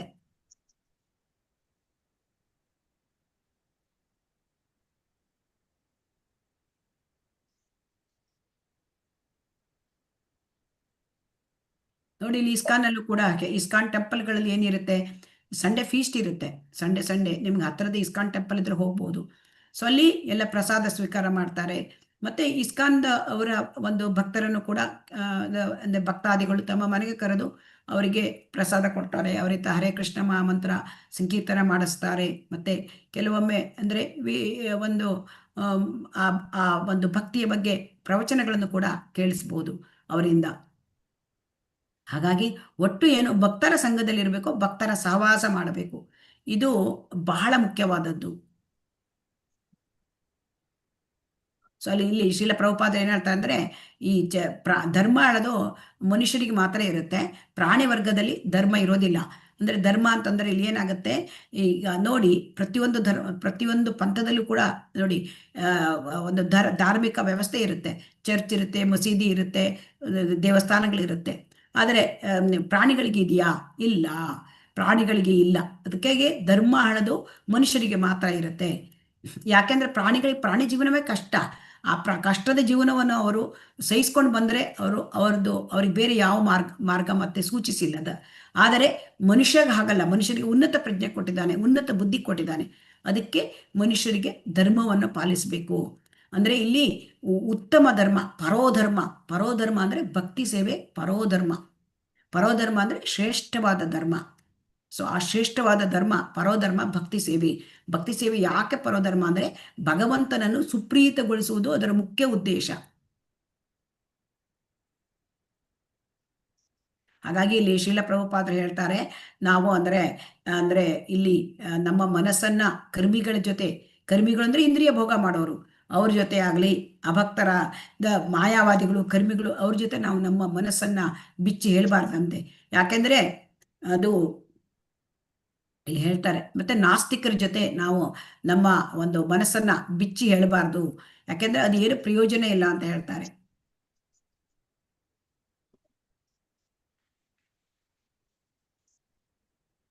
ಇಲ್ಲಿ ಹಾವಿಗೆ ಹಾಲು ಎರೆದ್ರೆ ಆ ಹಾವಿನ ವಿಷ ಹೆಚ್ಚಾಗತ್ತೆ. ಅದೇ ರೀತಿ ನಾವು ಸರ್ಪ ಸದೃಶರಾದ ಮಾಯಾವಾದಿ ಜೊತೆ ಮನಸ್ಸನ್ನು ಬಿಚ್ಚಿ ಹೇಳಬಾರ್ದು. ಅಂದರೆ ಇಲ್ಲಿ ಕರ್ಮಿಗಳು ಇಂದ್ರಿಯ ಭೋಗಕ್ಕೆ ತೊಡಗಿದವರು ಮತ್ತು ಮಾಯಾವಾದಿಗಳನ್ನ ಸರ್ಪಕ್ಕೆ ಹೋಲಿಸಿದ್ದಾರೆ. ಅಂದರೆ ಅವರ ಸಹವಾಸದಿಂದ ನಮಗೆ ತೊಂದರೆಯೇ ಅಂತ. ಹಾಗಾಗಿ ಮಾಯಾವಾದಿಗಳ ಸಹವಾಸ, ಇಂದ್ರಿಯ ಭೋಗ ಮಾಡುವ ಕರ್ಮಿಗಳ ಸಹವಾಸ ನೀವು ಮಾಡಬಾರ್ದು ಅಂತ ಇಲ್ಲಿ ಹೇಳಿದ್ದಾರೆ. ಆದರೆ ಸಹವಾಸ ಮಾಡಬಾರ್ದು, ನಾವು ಇರೋದು ಈಗ ನಮ್ಮ ಒಂದು ನಮ್ಮ ಈ ಸಮಾಜದಲ್ಲಿ ಅವರೇ ಹೆಚ್ಚಾಗಿದ್ದಾರೆ ಅಲ್ವಾ ಹರೇ ಕೃಷ್ಣ. ಹಾಗಾದ್ರೆ ನಾವು ಹೇಗಿರೋದು ಅಂದ್ರೆ ನಾವು ಎಷ್ಟು ಬೇಕೋ ಅಷ್ಟೇ ವ್ಯವಹಾರಕ್ಕೆ ಪೂರ್ತವಾಗಿ ಅವ್ರ ಜೊತೆ ಇರೋದು ಅಷ್ಟೇ. ಯಾಕೆಂದ್ರೆ ಕೆಲಸಕ್ಕೆ ಹೋದರೂ ಅಲ್ಲೇ ಇರ್ತಾರೆ, ಕುಟುಂಬದಲ್ಲೂ ಆ ಥರ ಜನಗಳು ಇರ್ತಾರೆ, ಮತ್ತೆ ನೆರೆಕೆರೆಯಲ್ಲೂ ಆ ಥರ ಜನಗಳು ಇರ್ತಾರೆ. ಆದರೆ ಅವರ ಸಹವಾಸವನ್ನು ನಾವು ಲಿಮಿಟೆಡ್ ಆಗಿ ಮಾಡಬೇಕು. ತೀರ್ಮಾನ ಏನು ಹೇಳಿದ್ದಾರೆ 4ನೇ ಶ್ಲೋಕದಲ್ಲಿ, ಸದಾ ಭಕ್ತರ ಸಹವಾಸವನ್ನು ಮಾಡಬೇಕು ಮತ್ತು ಭಕ್ತಿ ಸಂಬಂಧವಾದ ನಿಯಂತ್ರಕ ತತ್ವಗಳನ್ನು ಪಾಲನೆ ಮಾಡಬೇಕು. ಆಚಾರ್ಯರು ನಡೆದ ದಾರಿಯಲ್ಲಿ ಸಾಗಬೇಕು. ಸೊ ಇದು ವೆರಿ ಇಂಪಾರ್ಟೆಂಟ್. ಇದನ್ನ ಭಕ್ತರ ಸಂಘ ಹೇಳೋದು ಬಹಳ ಮುಖ್ಯವಾದದ್ದು. ಭಕ್ತರ ಸಂಘ ಇಲ್ಲದೆ ನೀವು ಈಗ ಈ ರೀತಿ ತರಗತಿಗಳಿಗೆ ಬಂದು ಸಂಘದಲ್ಲಿ ಇರದೆ ಹೋದ್ರೆ ನಮಗೆ ಮತ್ತೆ ಮರ್ತು ಹೋಗುತ್ತೆ, ಮತ್ತೆ ನಾವು ಅದೇ ಒಂದು ಕರ್ಮಿ ಜೀವನಕ್ಕೆ ಹೋಗ್ಬಿಡ್ತೇವೆ. ಈಗ 5ನೇ ಶ್ಲೋಕ ಇಲ್ಲಿ ಏನ್ ಹೇಳ್ತಾರೆ, ಕೃಷ್ಣೇತಿ ಯಸ್ಯ ಗಿರಿತಂ ಮನಸಾದ್ರಿಯೇತ ದೀಕ್ಷಾಸ್ತಿ ಚೇತ್ ಪ್ರಣತಿಭಿಶ್ಚ ಭಜಂತಮೀಶಂ ಶುಶ್ರೂಷಯ ಭಜನ ವಿಜ್ಞಂ ಅನನ್ಯಮನ್ಯ ನಿಂದಾದಿ ಶೂನ್ಯ ಹೃದಂ ಈಪ್ಸಿತಲಂಗ ಶಬ್ದ. ಸೊ ಹಾಗಾಗಿ ನಾವಿಲ್ಲಿ ಭಕ್ತರಲ್ಲಿ 3 ವಿಧ, ಅಂದ್ರೆ ಅದರಲ್ಲಿ 3 ವಿಧ ಭಕ್ತರು. ಅಂದ್ರೆ ಯಾರು ಪವಿತ್ರ ನಾಮ ಹರೇ ಕೃಷ್ಣ ಮಂತ್ರ ಹೇಳ್ತಾ ಇದ್ದಾರೆ ಅವರನ್ನು ಮನಸ್ಸಾಗಿ ಗೌರವಿಸಬೇಕು. ಯಾರು ದೀಕ್ಷೆ ಪಡೆದು ವಿಗ್ರಹಾರಾಧನೆ ಮಾಡ್ತಾರೆ ಅಂತ ಭಕ್ತರು ಅವರಿಗೆ ನಮನಗಳನ್ನು ಸಲ್ಲಿಸಬೇಕು. ಯಾರು ಮುಂದುವರೆದ ಭಕ್ತರಿದ್ದಾರೆ, ಸೊ ಅವರು ಆ ಶುದ್ಧ ಭಕ್ತರಿದ್ದಾರೆ, ಅವರು ಬೇರೆಯವರನ್ನ ನಿಂದಿಸೋದಿಲ್ಲ, ಭಕ್ತಿ ಸೇವೆಯಲ್ಲಿ ಮುಂದುವರಿದಿದ್ದಾರೆ, ಅವರ ಸಹವಾಸದಲ್ಲಿ ನಾವು ಇರಬೇಕು ಮತ್ತು ಅವರ ಸೇವೆ ಮಾಡಬೇಕು. ಇದು ಬಹಳ ಮುಖ್ಯವಾದದ್ದು. ಶುದ್ಧ ಭಕ್ತರ ಸಂಘ ಮತ್ತು ಅವರ ಸೇವೆ ಇದನ್ನು ಮಾಡಬೇಕು. ಸೊ ಹಾಗಾಗಿ ಇಲ್ಲಿ ಕನಿಷ್ಠಾಧಿಕಾರಿ, ಮಧ್ಯಮಾಧಿಕಾರಿ, ಉತ್ತಮಾಧಿಕಾರಿ. ಕನಿಷ್ಠಾಧಿಕಾರಿ ಅಂದ್ರೆ ಅವರ ಪವಿತ್ರ ನಾಮವನ್ನು ಅಷ್ಟೇ ಹೇಳ್ತಾರೆ, ಅವರನ್ನು ಗೌರವಿಸಬೇಕು. ಆದರೆ ಮಧ್ಯಮಾಧಿಕಾರಿ ಅಂದ್ರೆ ಅವರು ವಿಗ್ರಹಾರಾಧನೆ ಮಾಡ್ತಾರೆ, ದೀಕ್ಷೆ ಪಡ್ಕೊಂಡಿರ್ತಾರೆ, ಅವರಿಗೆ ನಮನಗಳನ್ನು ಸಲ್ಲಿಸಬೇಕು, ಪ್ರಣಾಮಗಳನ್ನು ಮಾಡಬೇಕು. ಆಮೇಲೆ ಯಾರು ಭಕ್ತಿ ಸೇವೆಯಲ್ಲಿ ಮುಂದುವರೆದಿದ್ದಾರೆ ಉತ್ತಮಾಧಿಕಾರಿ, ಅವರ ಸಹವಾಸದಲ್ಲಿ ಇರಬೇಕು. ಈಗ ನಮಗೆ ಶ್ರೀಲ ಪ್ರಭುಪಾದರ ಪುಸ್ತಕಗಳ ಸಹವಾಸವನ್ನು ಯಾವತ್ತೂ ಬಿಡಬಾರದು. ಸೊ ಹಾಗಾಗಿ ಅದು ಆಚಾರ್ಯರು ಅವರು, ಆ ಶುದ್ಧ ಭಕ್ತರು ಅವರು, ಅವರ ಒಂದು ಪುಸ್ತಕಗಳು ಪ್ರತಿನಿತ್ಯ ಭಕ್ತರ ಸಂಘದಲ್ಲಿ ನಾವು ಅದನ್ನ ಓದ್ತಾ ಇದ್ರೆ ಅವರ ಸಂಘ ನಮಗೆ ಸಿಕ್ಕತ್ತೆ. ಸೊ ಹಾಗಾಗಿ ಇಲ್ಲಿ 3 ರೀತಿಯ ಭಕ್ತರು ಬಗ್ಗೆ ಹೇಳಿದ್ದಾರೆ. ಆಮೇಲೆ ಇಲ್ಲಿ ದೀಕ್ಷಾ ತಕೊಳ್ಳೋದು ಅಂದ್ರೆ ಇಲ್ಲಿ ಅನರ್ಥ ನಿವೃತ್ತಿ, ಮತ್ತೆ ಇಲ್ಲಿ ಈ ಒಂದು 4, 5, 6 ಈ 4ನೇ ಶ್ಲೋಕದಲ್ಲಿ ಒಂದು ಅನರ್ಥ ನಿವೃತ್ತಿ 5ನೇ ಶ್ಲೋಕ ಕಾಣುತ್ತೆ. ಇದು ಕೃಷ್ಣ 5ನೇ ಶ್ಲೋಕ ಅಲ್ವಾ ಇದು? 5ನೇ ಶ್ಲೋಕದಲ್ಲಿ ಅನರ್ಥ ನಿವೃತ್ತಿ ಆಗ್ಬೇಕು ಅಂದ್ರೆ ನಮಗೆ ಗುರುವು ಹೇಳಿದ ಮಾರ್ಗದಲ್ಲಿ ನಾವು ಮಾರ್ಗದರ್ಶನದಲ್ಲಿ ನಾವು ಭಕ್ತಿ ಸೇವೆ ಮಾಡಬೇಕು. ಸೊ ಗುರುವನ್ನ ಪಡ್ಕೊಳ್ಳೋದು ದೀಕ್ಷೆ. ಸೊ ಅದರಿಂದ ದೀಕ್ಷೆಯಿಂದ ಕ್ರಮೇಣ ನಮ್ಗೇನಾಗುತ್ತೆ, ಐಹಿಕ ಸುಖಭೋಗದಲ್ಲಿ ನಿರಾಸಕ್ತಿ ಉಂಟಾಗುತ್ತೆ, ಆಧ್ಯಾತ್ಮಿಕ ಜೀವನದಲ್ಲಿ ಆಸಕ್ತಿ ಆಗುತ್ತೆ. ಸೊ ಯಾಕೆ ಐಹಿಕ ಭೋಗ ಜೀವನ ಅದು ನಿರಾಸಕ್ತಿ ಆಗುತ್ತೆ ಅಂದ್ರೆ ಅದು ತುಚ್ಛ ಅಂತ ಅವಾಗ ನಮಗೆ ಗೊತ್ತಾಗತ್ತೆ. ಈ ಐಹಿಕ ಇಂದ್ರಿಯ ಭೋಗ ತುಚ್ಛ ಅಂತ ಅವಾಗ ಗೊತ್ತಾಗತ್ತೆ. ಆಧ್ಯಾತ್ಮಿಕ ಜೀವನದಲ್ಲಿ ಆಸಕ್ತಿ ಅಂದ್ರೆ ಅಲ್ಲಿ ಪರಂ ದೃಷ್ಟ್ವಾ ನಿವರ್ತತೆ ಅಂದ್ರೆ ಶ್ರೇಷ್ಠವಾದದ್ದು, ಅವಾಗ ಅಲ್ಲಿ ಆಸಕ್ತಿ ಬರುತ್ತೆ. ಸೊ ಅದು ಬರ್ಲಿಕ್ಕೆ ಏನ್ ಬೇಕು, ನಮಗೆ ದೀಕ್ಷಾ ಬೇಕು. ದೀಕ್ಷಾ ಅಂದ್ರೆ ಗುರುವನ್ನು ಪಡ್ಕೊಳ್ಳೋದು. ಸೊ ಆ ಗುರುವು ನಮಗೆ ಆ ಒಂದು ಮಾರ್ಗದರ್ಶನ ನೀಡ್ತಾನೆ. ಸೊ ಹಾಗಾಗಿ ಈ ದೀಕ್ಷಾ ಪದ್ಧತಿ ಇದನ್ನ ಹೇಳಿದ್ದಾರೆ. ದೀಕ್ಷೆಗೆ ಹೇಗೆ ಅರ್ಹನಾಗೋದು, ಆಮೇಲೆ ದೀಕ್ಷೆಯಲ್ಲಿ ಏನ್ ಮಾಡ್ತಾರೆ ಇದನ್ನೆಲ್ಲ ಹೇಳ್ತಾ ಇದ್ದಾರೆ. ತಪಸಾ ಬ್ರಹ್ಮಚರ್ಯೇಣ ಶಮೇನ ದಮೇನ ಚ. ಸೊ ಇದನ್ನೆಲ್ಲ ದೀಕ್ಷೆ ಪಡಿಬೇಕು ಅಂತ ಅಪೇಕ್ಷೆ ಇದ್ರೆ ತಪಸ್ಸನ್ನು ಮಾಡ್ಲಿಕ್ಕೆ ರೆಡಿ ಇರಬೇಕು. ಯಾಕಂದ್ರೆ ತಪಸ್ಸೇ ಬಹಳ ಮುಖ್ಯವಾದದ್ದು.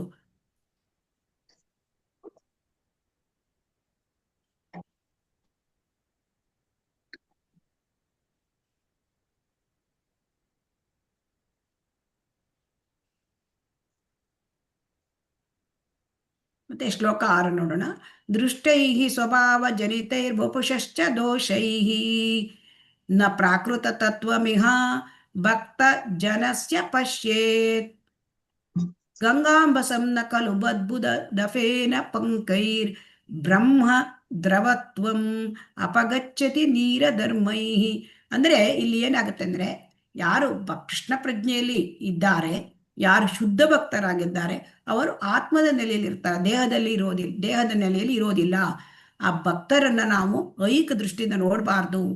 ಸೊ ಹಾಗಾಗಿ ಭಕ್ತರಿಗೆ ಕೀಳು ಜನ್ಮ ಶರೀರ ಇದ್ರೆ, ಅಥವಾ ಅವರಲ್ಲಿ ಭಕ್ತರಲ್ಲಿ ಅಂಗಾಂಗ ವಿಕಲತೆ ಇದ್ದರೆ, ಅಥವಾ ಅವರಿಗೆ ರೋಗ ಇದ್ರೆ, ನಿತ್ರಾಣರಾಗಿದ್ರೆ ಸಾಧಾರಣ ದೃಷ್ಟಿಯಿಂದ ಭಕ್ತರನ್ನು ನೋಡಬಾರ್ದು.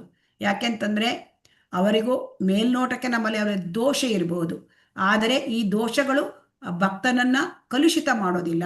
ಯಾಕೆಂದ್ರೆ ಅವನ ಆತ್ಮ ಅದು ತುಂಬಾ ಶುದ್ಧವಾಗಿರುತ್ತೆ. ಸೊ ಹಾಗಾಗಿ ಭಕ್ತನನ್ನು ಐಹಿಕ ದೃಷ್ಟಿಯಿಂದ ನಾವು ನೋಡಬಾರ್ದು. ಇದಕ್ಕೆ ಉದಾಹರಣೆ ಕೊಟ್ಟಿದ್ದಾರೆ. ಅಂದ್ರೆ ಗಂಗಾ ನದಿ ಯಾವತ್ತೂ ಪವಿತ್ರ, ಅದಕ್ಕೆ ನೊರೆ ಇದೆ, ಗುಳ್ಳೆ ಇದೆ, ಕೆಸರು ತುಂಬಿದೆ ಅಂತ ಅದು ಕಲುಷಿತ ಆಗೋದಿಲ್ಲ. ಸೊ ಹಾಗೆ ಶುದ್ಧ ಭಕ್ತರನ್ನ ನಾವು ಐಹಿಕ ದೃಷ್ಟಿಯಿಂದ ನೋಡಬಾರ್ದು. ಅದಕ್ಕೆ ವೈಷ್ಣವ ಅಪರಾಧ ಆಗುತ್ತೆ.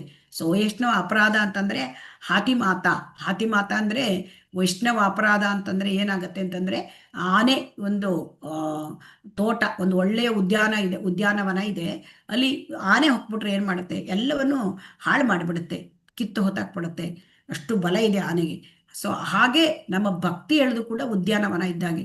ಸೊ ಹಾಗಾಗಿ ಭಕ್ತರನ್ನು ನಾವು ದೂಷಿಸ್ಲಿಕ್ಕೆ ಹೋಗ್ಬಾರ್ದು, ನಿಂದನೆ ಮಾಡಬಾರ್ದು. ಸೊ ಅದು ಅಪರಾಧ ಆಗ್ಬಿಡುತ್ತೆ. ಸೊ ಆದ್ದರಿಂದ ಭಕ್ತರ ಅಪರಾಧ ದೊಡ್ಡ ಅಪರಾಧ.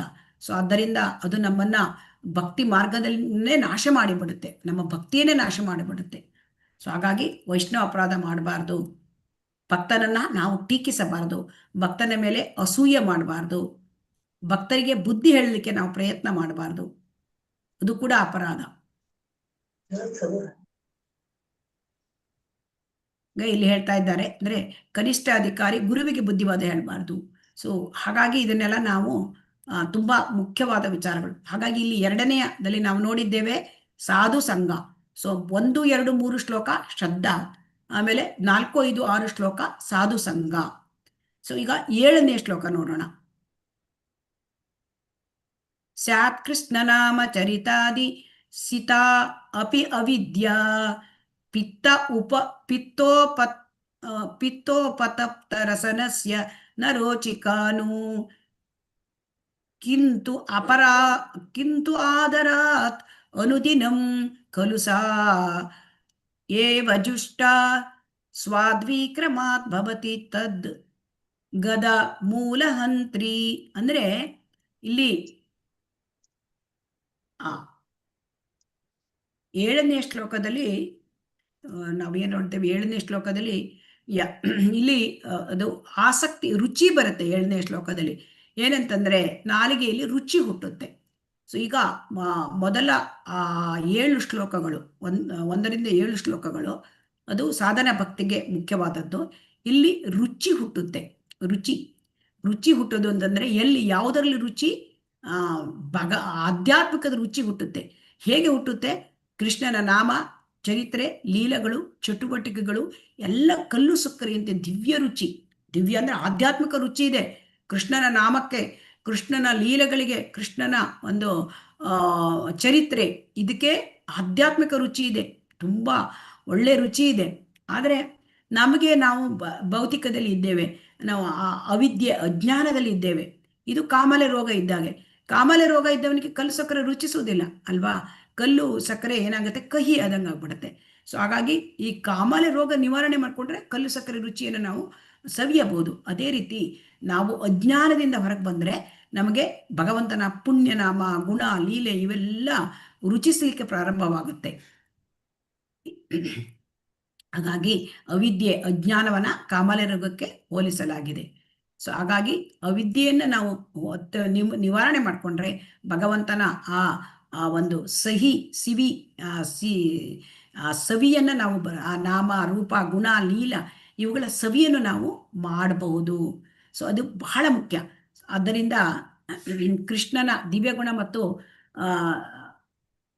ಯಾವಾಗ ನಾವು ಪುಣ್ಯನಾಮ ಹರೇ ಕೃಷ್ಣ ಮಹಾಮಂತ್ರವನ್ನು ಜಪಿಸುತ್ತೇವೆ, ಮತ್ತೆ ಯಾವಾಗ ನಾವು ಭಗವಂತನ ದಿವ್ಯ ಲೀಲೆಗಳನ್ನು ಕೇಳ್ತೇವೆ, ಅಂದ್ರೆ ಭಾಗವತಮನ್ನು ಕೇಳ್ತೇವೆ, ಅವಾಗ ನಮಗೆ ಈ ಅವಿದ್ಯಾ ನಾಶವಾಗುತ್ತೆ. ಅವಿದ್ಯಾ ಅಂದ್ರೆ ಈ ಮಾಯೆ, ಈ ಭೌತಿಕ ವಿಚಾರಗಳು ನಾಶವಾಗುತ್ತೆ.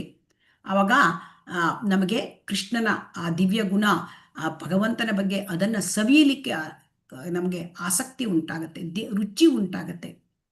ಹಾಗಾಗಿ ಕೃಷ್ಣ ಪ್ರಜ್ಞೆಯನ್ನು ಕ್ರಮವಾಗಿ ಬೆಳೆಸಿಕೊಳ್ಳುವುದರಿಂದ ಆಧ್ಯಾತ್ಮಿಕ ಸ್ವಾಸ್ಥ್ಯ ಸ್ಥಿತಿಯನ್ನು ಪುನಃ ಗಳಿಸಲು ಸಾಧ್ಯ. ಅಂದ್ರೆ ಈಗ ನಾವೀಗ ರೋಗಗ್ರಸ್ತ ಸ್ಥಿತಿಯಲ್ಲಿ ಇದ್ದೇವೆ. ರೋಗಗ್ರಸ್ತ ಸ್ಥಿತಿ ಅಂತಂದ್ರೆ ನಾವು ಆರಾಮಾಗಿದ್ದೇವೆ, ನಮ್ಮ ಕಣ್ಣಿಗೆ ಕಾಣುತ್ತೆ. ಆದರೆ ನಾವು ಐಹಿಕ ಪ್ರಪಂಚದಲ್ಲಿ ಇರೋದೇ ರೋಗಗ್ರಸ್ತ ಸ್ಥಿತಿ.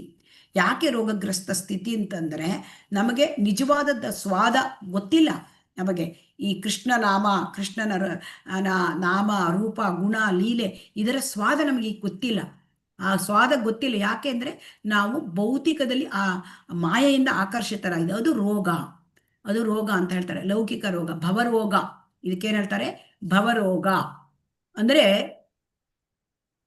ರೋಗ ಪೀಡಿತ. ಇಲ್ಲಿ ಹೇಳ್ತಾ ಇದ್ದಾರೆ ನೋಡಿ, ವ್ಯಕ್ತಿಯು ಐಹಿಕ ಜಗತ್ತಿನಲ್ಲಿ ವ್ಯಕ್ತಿಯು ಕೃಷ್ಣ ಪ್ರಜ್ಞೆಗಿಂತ ಹೆಚ್ಚಾಗಿ ಲೌಕಿಕ ಜೀವನ ವಿಧಾನದಲ್ಲಿ ಆಸಕ್ತಿ ತೊಡಗಿದರೆ ಅವನಿಗೆ ರೋಗ ಪೀಡಿತ ಅಂತ ಹೇಳ್ತಾರೆ. ಅಂದ್ರೆ ಭವರೋಗ. ಸೊ ರೋಗವಿಲ್ಲದ ಸ್ಥಿತಿ ಯಾವುದು? ರೋಗವಿಲ್ಲದ ಸ್ಥಿತಿ ಅಂತಂದ್ರೆ ಜೀವೇರ ಸ್ವರೂಪ ಕೃಷ್ಣನ ನಿತ್ಯದಾಸ, ನಾನು ಭಗವಂತನ ಸೇವಕ. ಇದು ಯಾವಾಗ ಮನಸ್ಸಿಗೆ ನಮಗೆ ಅರ್ಥ ಆಗುತ್ತೆ, ಅದು ನಿರೋಗಿ. ಅವನು ರೋಗ ಇಲ್ಲದ ಸ್ಥಿತಿ ಅಂದ್ರೆ ನಾರ್ಮಲ್. ಅಂದ್ರೆ ಏನು? ಯಾವಾಗಲೂ ಜೀವಾತ್ಮ ಭಗವಂತನ ಲೋಕದಲ್ಲಿ ಭಗವಂತನ ಸೇವೆ ಮಾಡ್ಕೊಂಡಿರೋದು, ಅದು ನಾರ್ಮಲ್ಲು. ಈಗ ನಾವು ಭೌತಿಕ ಪ್ರಪಂಚಕ್ಕೆ ಬಂದು ಮಾಯೆಯ ದಾಸರಾಗಿರೋದು, ಅದು ರೋಗ. ಸೊ ಇದನ್ನ, ಈ ಮಾಯಾ ಪ್ರಪಂಚವನ್ನ ದುರಾಶಯ ಅಂತ ಕರೀತಾರೆ, ಅಂದ್ರೆ ಕೆಟ್ಟ ಆಶಯ. ಸೊ ಈ ಕೆಟ್ಟ ಆಶಯ ಅಂತಂದ್ರೆ ಬಿಸಿಲ್ಗುದುರಿಯನ್ನು ಬೆಂಬತ್ತಿದಾಗೆ. ಅಂದ್ರೆ ನಾವು ನಮಗೆ ಸಿಕ್ಕುವುದಿಲ್ಲ, ಆದರೆ ಅದು ಮರೀಚಿಕೆ, ಅದ್ರ ಹೋರಾಡ್ತಾ ಇರ್ತೇವೆ ಸಿಕ್ಕತ್ತೆ ಅಂತ. ಸೊ ಹಾಗಾಗಿ ಸುಖ ಇಲ್ಲಿ ಇರೋದಿಲ್ಲ. ಭೌತಿಕ ಪ್ರಪಂಚದಲ್ಲಿ ಸುಖ ಇಲ್ಲ. ಯಾಕೆ? ಭೌತಿಕ ಪ್ರಪಂಚವನ್ನು ದುಃಖಾಲಯ ಅಂತ ಭಗವದ್ಗೀತೆಯಲ್ಲಿ ಡಿಕ್ಲೇರ್ ಮಾಡಿಬಿಟ್ಟಿದ್ದಾನೆ. ಸೊ ಹಾಗಾಗಿ ನಾವು ತುಂಬಾ ಈ ಸುಖ ಇರೋದು, ನಿಜವಾದ ಆನಂದ ಇರೋದು ಭಗವಂತನ ಪಾದಕಮಲದಲ್ಲಿ. ಸೊ ಹಾಗಾಗಿ ಅದನ್ನ ನಾವು ಅರ್ಥಕೊಳ್ಬೇಕು. ಇದು ಅರ್ಥಕೊಳ್ಬೇಕಾದ್ರೆ ನಮ್ಗೆ ಇದು ತಿಳಿಬೇಕು ಅಂದ್ರೆ ನಾವು ಅಜ್ಞಾನದಿಂದ ಹೊರಗೆ ಬರಬೇಕು. ಅಜ್ಞಾನದಿಂದ ಹೊರಗೆ ಬರಬೇಕು ಅಂತಂದ್ರೆ ನಾವು ಭಗವಂತನ ನಾಮ ರೂಪ ಗುಣ ಲೀಲೆ ಇವನ್ನ ಕೇಳ್ತಾ ಇರಬೇಕು. ಮತ್ತೆ ನಾವು ಅದನ್ನ ಶ್ರವಣ ಕೀರ್ತನ ಮಾಡಿ ಮತ್ತೆ ಸ್ಮರಣ ಮಾಡ್ತಾ ಇರಬೇಕು. ಆಗ ನಮ್ಮಲ್ಲಿದ್ದ ಅಜ್ಞಾನ ನಿವಾರಣೆ ಆಗತ್ತೆ. ಆಗ ನಮಗೆ ನಿಜವಾದ ರುಚಿ ಬರುತ್ತೆ. ಯಾವುದ್ರ ಬಗ್ಗೆ ರುಚಿ? ನಮಗೆ ಹರೇ ಕೃಷ್ಣ ಮಹಾಮಂತ್ರವನ್ನ ಜಪ ಮಾಡ್ಲಿಕ್ಕೆ ರುಚಿ ಬರುತ್ತೆ, ಮತ್ತೆ ಸಂಕೀರ್ತನ ಮಾಡ್ಲಿಕ್ಕೆ ರುಚಿ ಬರುತ್ತೆ, ನಮಗೆ ಶ್ರವಣ ಮಾಡ್ಲಿಕ್ಕೆ ಭಗವಂತನ ಬಗ್ಗೆ ರುಚಿ ಬರುತ್ತೆ, ಇದೆಲ್ಲ ಭಕ್ತಿ ಸೇವೆ ಮಾಡ್ಲಿಕ್ಕೆ ಟೇಸ್ಟ್ ಬರುತ್ತೆ. ಇದೆಲ್ಲದಕ್ಕೂ ಬರಬೇಕು ಅಂದ್ರೆ ನಾವು ಏನ್ ಮಾಡ್ಬೇಕು? ನಾವು ಈ ಶ್ರವಣ ಕೀರ್ತನ ಸ್ಮರಣದಲ್ಲಿ ತೊಡ್ಕೊಳ್ಬೇಕು. ಹರೇ ಕೃಷ್ಣ. ಎಲ್ಲರೂ ಕೂಡ ಜಪವನ್ನು ಮಾಡ್ತಾ ಇದ್ದಾರೆ ಅಂತ ತಿಳ್ಕೊಂಡಿದ್ದೇನೆ. ಹರೇ ಕೃಷ್ಣ. ಹರೇ ಕೃಷ್ಣ. ಮಾಡ್ತಾ ಇದ್ದೇವೆ. ಹರೇ ಕೃಷ್ಣ ಮಹಾಮಂತ್ರದಲ್ಲಿ ತುಳಸಿ ಮಾಲೆಯನ್ನು ತೆಗೆದುಕೊಂಡು ನೀವು ಕನಿಷ್ಠ ಈಗ 6 ಮಾಡ್ಬೇಕು. ನೀವು ಈಗ ಇದೆಲ್ಲ ಅಡ್ವಾನ್ಸ್ಡ್ ಲೆವೆಲ್ಲು. ಇದರಲ್ಲಿ ರುಚಿ ಸಿಗ್ಬೇಕು ಅಂತಂದ್ರೆ ನಾವು ಜಪವನ್ನು ಮಾಡಲೇಬೇಕು. ಯಾಕಂದ್ರೆ ಜಪ ಮಾಡಿದ್ರೆ ನಮ್ಗೆ ನಮ್ಮ ಒಂದು ಹೃದಯದಲ್ಲಿ ಕಲ್ಮಶಗಳು ಸ್ವಲ್ಪನಾದ್ರೂ ಹೋಗ್ಬೇಕು, ಆಸಕ್ತಿ ಉಂಟಬೇಕು, ನಮ್ಗೆ ರುಚಿ ಸಿಗ್ಬೇಕಾದ್ರೆ, ಈ ಭಗವಂತನ ಬಗ್ಗೆ ಕೇಳಲಿಕ್ಕೆ ರುಚಿ ಬೇಕಲ್ವಾ? ಆ ರುಚಿ ಸಿಗ್ಬೇಕಾದ್ರೆ ನಮ್ಮಲ್ಲಿದ್ದ ಅನರ್ಥಗಳು ಹೋಗ್ಬೇಕು. ಅನರ್ಥಗಳು ಹೋಗದೆ ನಮ್ಗೆ ತುಂಬಾ ಅನರ್ಥ ತುಂಬ್ಕೊಂಡ್ಬಿಟ್ಟಿದೆ. ಸ್ವಲ್ಪ ಕಸ ಹೋಗ್ಬೇಕು. ಆ ಕಚ್ಚಡ ಹೋದರೆ ಸ್ವಲ್ಪ ಭಗವಂತ ನಮ್ಮ ಹೃದಯ ಪ್ರವೇಶ ಮಾಡ್ಲಿಕ್ಕೆ ಸಾಧ್ಯ. ಸೊ ಹಾಗಾಗಿ ಇಲ್ಲಿ ಏನ್ ಹೇಳ್ತಾರೆ? ನಿಜವಾದ ರೋಗ ಹೃದಯದಲ್ಲಿದೆ. ಅದಕ್ಕೆ ಏನ್ ಹೇಳ್ತಾರೆ? ಮನಸ್ಸನ್ನ ನಾವು ಶುದ್ಧಿ ಮಾಡಿದ್ರೆ, ನಮ್ಮ ಪ್ರಜ್ಞೆಯನ್ನು ಶುದ್ಧಿ ಮಾಡಿದ್ರೆ ನಮ್ಗೆ ಭವರೋಗ ತಾಗೋದಿಲ್ಲ. ಭವರೋಗ ಅಂದ್ರೆ ಭೌತಿಕದಲ್ಲಿ ಆಸಕ್ತಿ, ಅದು ನಮಗೆ ತಾಗೋದಿಲ್ಲ. ಭವರೋಗ ತಾಗ್ಬಿಟ್ರೆ ನಾವು ಇಲ್ಲೇ ಅಂಟ್ಕೊಂಡಿದ್ಬಿಡ್ತೇವೆ. ಸೊ ಹಾಗಾಗಿ ಈ ಹೃದಯ ಮನಸ್ಸನ್ನು ಪರಿಶುದ್ಧ ಮಾಡಬೇಕು ಅಂದ್ರೆ ನಾವು ಹರೇ ಕೃಷ್ಣ ಮಹಾಮಂತ್ರವನ್ನ ಜಪಿಸಬೇಕು. ಇದು ಸುಲಭ ಅಲ್ವಾ? ಹರೇ ಕೃಷ್ಣ ಮಹಾಮಂತ್ರ 5-6 ರೌಂಡ್ ಮಾಡ್ಲಿಕ್ಕೆ ಏನಾದ್ರೂ ತೊಂದರೆ ಇದೆಯಾ? ಹರೇ ಕೃಷ್ಣ. ಇಲ್ಲ ಮಾತಾಜಿ. ಹಾಫ್ ಆನ್ ಅವರ್, ಅರ್ಧ ಗಂಟೆ 30-35 ನಿಮಿಷ ನೀವು ಮಾಡಿದ್ರೆ ನಿಧಾನವಾಗಿ ಆಗತ್ತೆ. ಸೊ ಹಾಗಾಗಿ ಭಗವಂತನ ಪುಣ್ಯನಾಮ ಜಪದಿಂದ ಮಾನವನು ಸಂಸಾರವೆಂಬ ನಿಗಿನಿಗಿ ಉರಿಯುವ ಅಗ್ನಿಯಿಂದ ಕೂಡಲೇ ಮುಕ್ತನಾಗ್ತಾನೆ. ಸೊ ಇದನ್ನು ನೋಡಿ, ನಿಗಿನಿಗಿ ದಾವಾಗ್ನಿ ಅಂತ ಹೇಳ್ತಾರೆ. ನಿಗಿನಿಗಿ ಉರಿಯುವುದು ಅಂದ್ರೆ ಜ್ವಾಲ. ತುಂಬಾ ಈ ಸಂಸಾರ ಎಳೆದು ಅದು ಭವಸಾಗರದಲ್ಲಿ ಕಷ್ಟವೇ ತುಂಬ್ಕೊಂಡ್ಬಿಟ್ಟಿದೆ. ನಿಗಿನಿಗಿ ಬೆಂಕಿ ಇದ್ದಂಗೆ. ಆ ಬೆಂಕಿ ಆರಿಸ್ಲಿಕ್ಕೆ ಸಾಧ್ಯ ಇಲ್ಲ. ಬೆಂಕಿ ನೀವು ನೋಡಿ, ಕಾಡ್ಗಿಚ್ಚಲ್ಲಿ ಬೆಂಕಿ ಇರ್ತದೆ, ಆ ಬೆಂಕಿನ ಆರಿಸ್ಲಿಕ್ಕೆ ಸಾಧ್ಯವಾ? ಎಷ್ಟು ನೀವು ಫೈರ್ ಎಂಜಿನ್ ತಂದ್ರೂ ಆ ಬೆಂಕಿ ನಂದಿಸ್ಲಿಕ್ಕೆ ಸಾಧ್ಯ ಇಲ್ಲ. ಕಾಡ್ಗಿಚ್ಚು ಗಾಳಿಯಿಂದ ಹಬ್ಕೋತ್ಲೆ ಹೋಗ್ಬಿಡುತ್ತೆ. ಅದೇ ರೀತಿ ಅದಕ್ಕೆ ಮಳೆ ಬಂದರೆ ಮಾತ್ರ ಕಾಡ್ಗಿಚ್ಚು ಹೋಗುತ್ತೆ. ಅದೇ ರೀತಿ ಈ ಮನುಷ್ಯನ ಜೀವನ, ಈ ಭೌತಿಕ ಜೀವನ ಅದು ಸಂಸಾರ ಅನ್ನೋದು ಹುಟ್ಟು ಸಾವಿನ ಚಕ್ರ. ಅದು ನಿಗಿ ನಿಗಿ ಬೆಂಕಿ ಇದ್ದಂತೆ. ಈ ಬೆಂಕಿಯಲ್ಲಿ ಇರ್ಲಿಕ್ಕೆ ಇಷ್ಟ ಇದೆಯಾ? ಹರೇ ಕೃಷ್ಣ. ಯಾರಾದ್ರೂ ಇರ್ತೀರಾ ಬೆಂಕಿನಲ್ಲಿ? ಹರೇ ಕೃಷ್ಣ. ಇಲ್ಲ ಮಾತಾಜಿ. ಬೆಂಕಿನಲ್ಲಿ ಇರ್ಲಿಕ್ಕೆ ಯಾರಿಗೂ ಆಗೋದಿಲ್ಲ, ಮೈಯೆಲ್ಲ ಸುಟ್ಟು ಹೋಗುತ್ತೆ. ಸೊ ಹಾಗಾಗಿ ನಾವೇನ್ ಮಾಡ್ಬೇಕು, ಈ ಬೆಂಕಿಯಿಂದ ಪಾರಾಗಬೇಕು ಅಂತಂದ್ರೆ ಭಗವಂತನ ಪುಣ್ಯ ನಾಮದಿಂದ. ನೋಡಿ, ಈ ಒಂದು ಸೆಂಟೆನ್ಸ್ ಅನ್ನ ನಿಮ್ಮ ಮನೆಯಲ್ಲಿ ಬರೆದಿಟ್ಕೊಳ್ಳಿ. ಭಗವಂತನ ಪುಣ್ಯನಾಮ ಜಪದಿಂದ ಮಾನವನು ಸಂಸಾರವೆಂಬ ನಿಗಿ ಉರಿಯುವ ಅಗ್ನಿಯಿಂದ ಕೂಡಲೇ ಮುಕ್ತನಾಗ್ತಾನೆ. ಸೊ ಅದರಿಂದ ನಾವು ತಿಳ್ಕೊಳ್ಬೇಕು, ನಮಗೆ ನಾವು ಏನು ಮಾಡಬೇಕು ಅಂತ ಈ ರೂಪ ಗೋಸ್ವಾಮಿಯವರು, ಶೀಲ ಪ್ರಭುಪಾದರು ನಮಗೆ ತಿಳಿಸ್ಕೊಡ್ತಾ ಇದ್ದಾರೆ. ಆಮೇಲೆ ಅಪರಾಧ ರಹಿತ ಶುದ್ಧ ಜಪ. ಈಗ ನಾವು ಅಪರಾಧ ಸಹಿತವಾಗಿ ಮಾಡ್ತಾ ಇದ್ದೇವೆ. ಪರವಾಗಿಲ್ಲ, ನಮ್ಮಲ್ಲಿ ಅಪರಾಧಗಳು ಆಗತ್ತೆ. 10 ಅಪರಾಧಗಳನ್ನ ನಿಮ್ಮ ಮುಂದೆ ತಿಳ್ಕೊಳ್ಬೋದು. ಮತ್ತೆ ಈ ಅಪರಾಧಗಳನ್ನ ಸಹಿತ ಮಾಡಿ ಆದರೂ ಕೂಡ ಅದನ್ನೇ ಮಾಡ್ತಾ ಬರಬೇಕು ನಾವು. ಹರೇ ಕೃಷ್ಣ ಮಹಾಮಂತ್ರವನ್ನ ಅಪರಾಧ ಆದರೂ ಕೂಡ ಮಾಡ್ತಾ ಬಂದಂಗೆ ಆಮೇಲೆ ನಮಗೆ ನಿರಪರಾಧವಾಗಿ ನಮಗೆ ಹರಿಕೃಷ್ಣ ಮಹಾಮಂತ್ರ ಹೇಳ್ಕೊಳ್ಳಿಕ್ಕಾಗತ್ತೆ. ಯಾವಾಗ ನಿರಪರಾಧ ಸ್ಥಿತಿ ಅಂದರೆ ಅಪರಾಧ ರಹಿತವಾದ ಸ್ಥಿತಿಗೆ ನಾವು ಬರ್ತೇವೆ, ಆವಾಗ ಭಗವಂತ ಶುದ್ಧ ನಾಮವನ್ನು ಕೊಡ್ತಾನೆ ನಮಗೆ. ಸೊ ಅದು ಒಂದು ದಿವಸದ ಕೆಲಸ ಅಲ್ಲ, ಅದು ಅನೇಕ ಸಮಯ ಹಿಡಿಯುತ್ತೆ. ಸೊ ಅದರಿಂದ ನಾವು ಹರೇ ಕೃಷ್ಣ ಮಹಾಮಂತ್ರವನ್ನ ಜಪಿಸಬೇಕು. ಎಷ್ಟು ಸಾಧ್ಯವಾಗುತ್ತೋ ಅಷ್ಟು ಜಪಿಸಬೇಕು. ಶೀಲ ಪ್ರಭುಪಾದರು ನಮಗೆ 16 ಒಂದು ರೌಂಡ್ ಕೊಟ್ಟಿದ್ದಾರೆ. ಅದರಿಂದ ನೀವು ನಿಧಾನವಾಗಿ ಪ್ರಾರಂಭ ಮಾಡ್ಕೊಳ್ಬೋದು. ಅದಕ್ಕೇನು ಇದಿಲ್ಲ, ಎಷ್ಟು ಆಗುತ್ತೋ ಅಷ್ಟನ್ನು ಪ್ರತಿನಿತ್ಯ ಮಾಡ್ತಾನೆ ಇರಬೇಕು. 16 ರೌಂಡಿಗೆ ಬಂದರೆ ಬಹಳ ಒಳ್ಳೆಯದು. ಆಮೇಲೆ ನಿಮಗೆ ಅದರಲ್ಲಿ ರುಚಿ ಸಿಕ್ಕತ್ತೆ ಮಾಡಲಿಕ್ಕೆ. ಹರೇ ಕೃಷ್ಣ ಕೃಷ್ಣ ಕೃಷ್ಣ ಹರೇ ಹರೇ, ಹರೇ ರಾಮ ರಾಮ ರಾಮ ಹರೇ ಹರೇ. ಇದನ್ನು ನಾವು ಬಾಯಲ್ಲಿ ಹೇಳೋದು ಒಂದೆಲ್ಲ, ಕಿವಿಯಲ್ಲಿ ಕೇಳಬೇಕು. ಆಮೇಲೆ ಇದನ್ನು ಹೆಚ್ಚಾಗಿ ಬ್ರಾಹ್ಮಿ ಮುಹೂರ್ತದಲ್ಲಿ, ಇದರಲ್ಲಿ ಬೆಳಗಿನ ಒಂದು ಸಮಯದಲ್ಲಿ ಒಂದು ರೀತಿ ನಿಶಬ್ದ ಇರುತ್ತೆ, ಮತ್ತೆ ಸತ್ವಗುಣ ಹೆಚ್ಚಿರುತ್ತೆ. ಆಗ ಮಾಡಿದ್ರೆ ಒಳ್ಳೆಯದು. ಯಾವ ಸಮಯದಲ್ಲೂ ಕೂಡ ಮಾಡ್ಬೋದು, ಅದಕ್ಕೆ ಯಾವುದೇ ರೂಲ್ಸ್ ಇಲ್ಲ.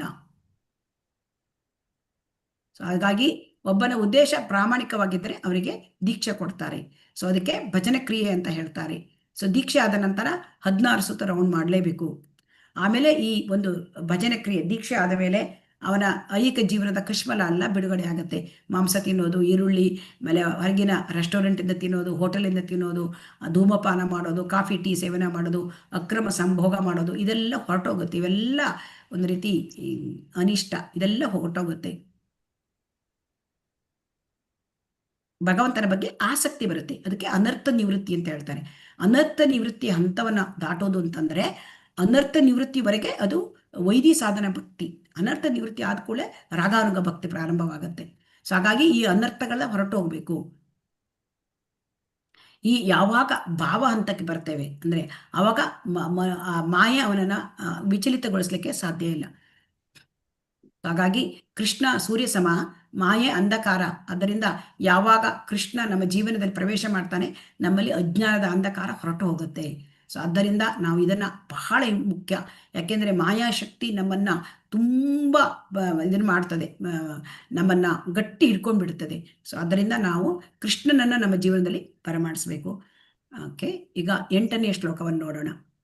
ತನ್ನಾಮ ರೂಪ ಚರಿತಾದಿ ಸುಕೀರ್ತನಾನು ಸ್ಮೃತ್ಯೋ ಕ್ರಮೇಣ ರಸನಾ ಮನಸಿ ನಿಯೋಜ್ಯ ತಿಷ್ಟನ್ ವ್ರಜೇ ತದನುರಾಗಿ ಜನಾನುಗಾಮಿ ಕಾಲಂ ನಯೇದ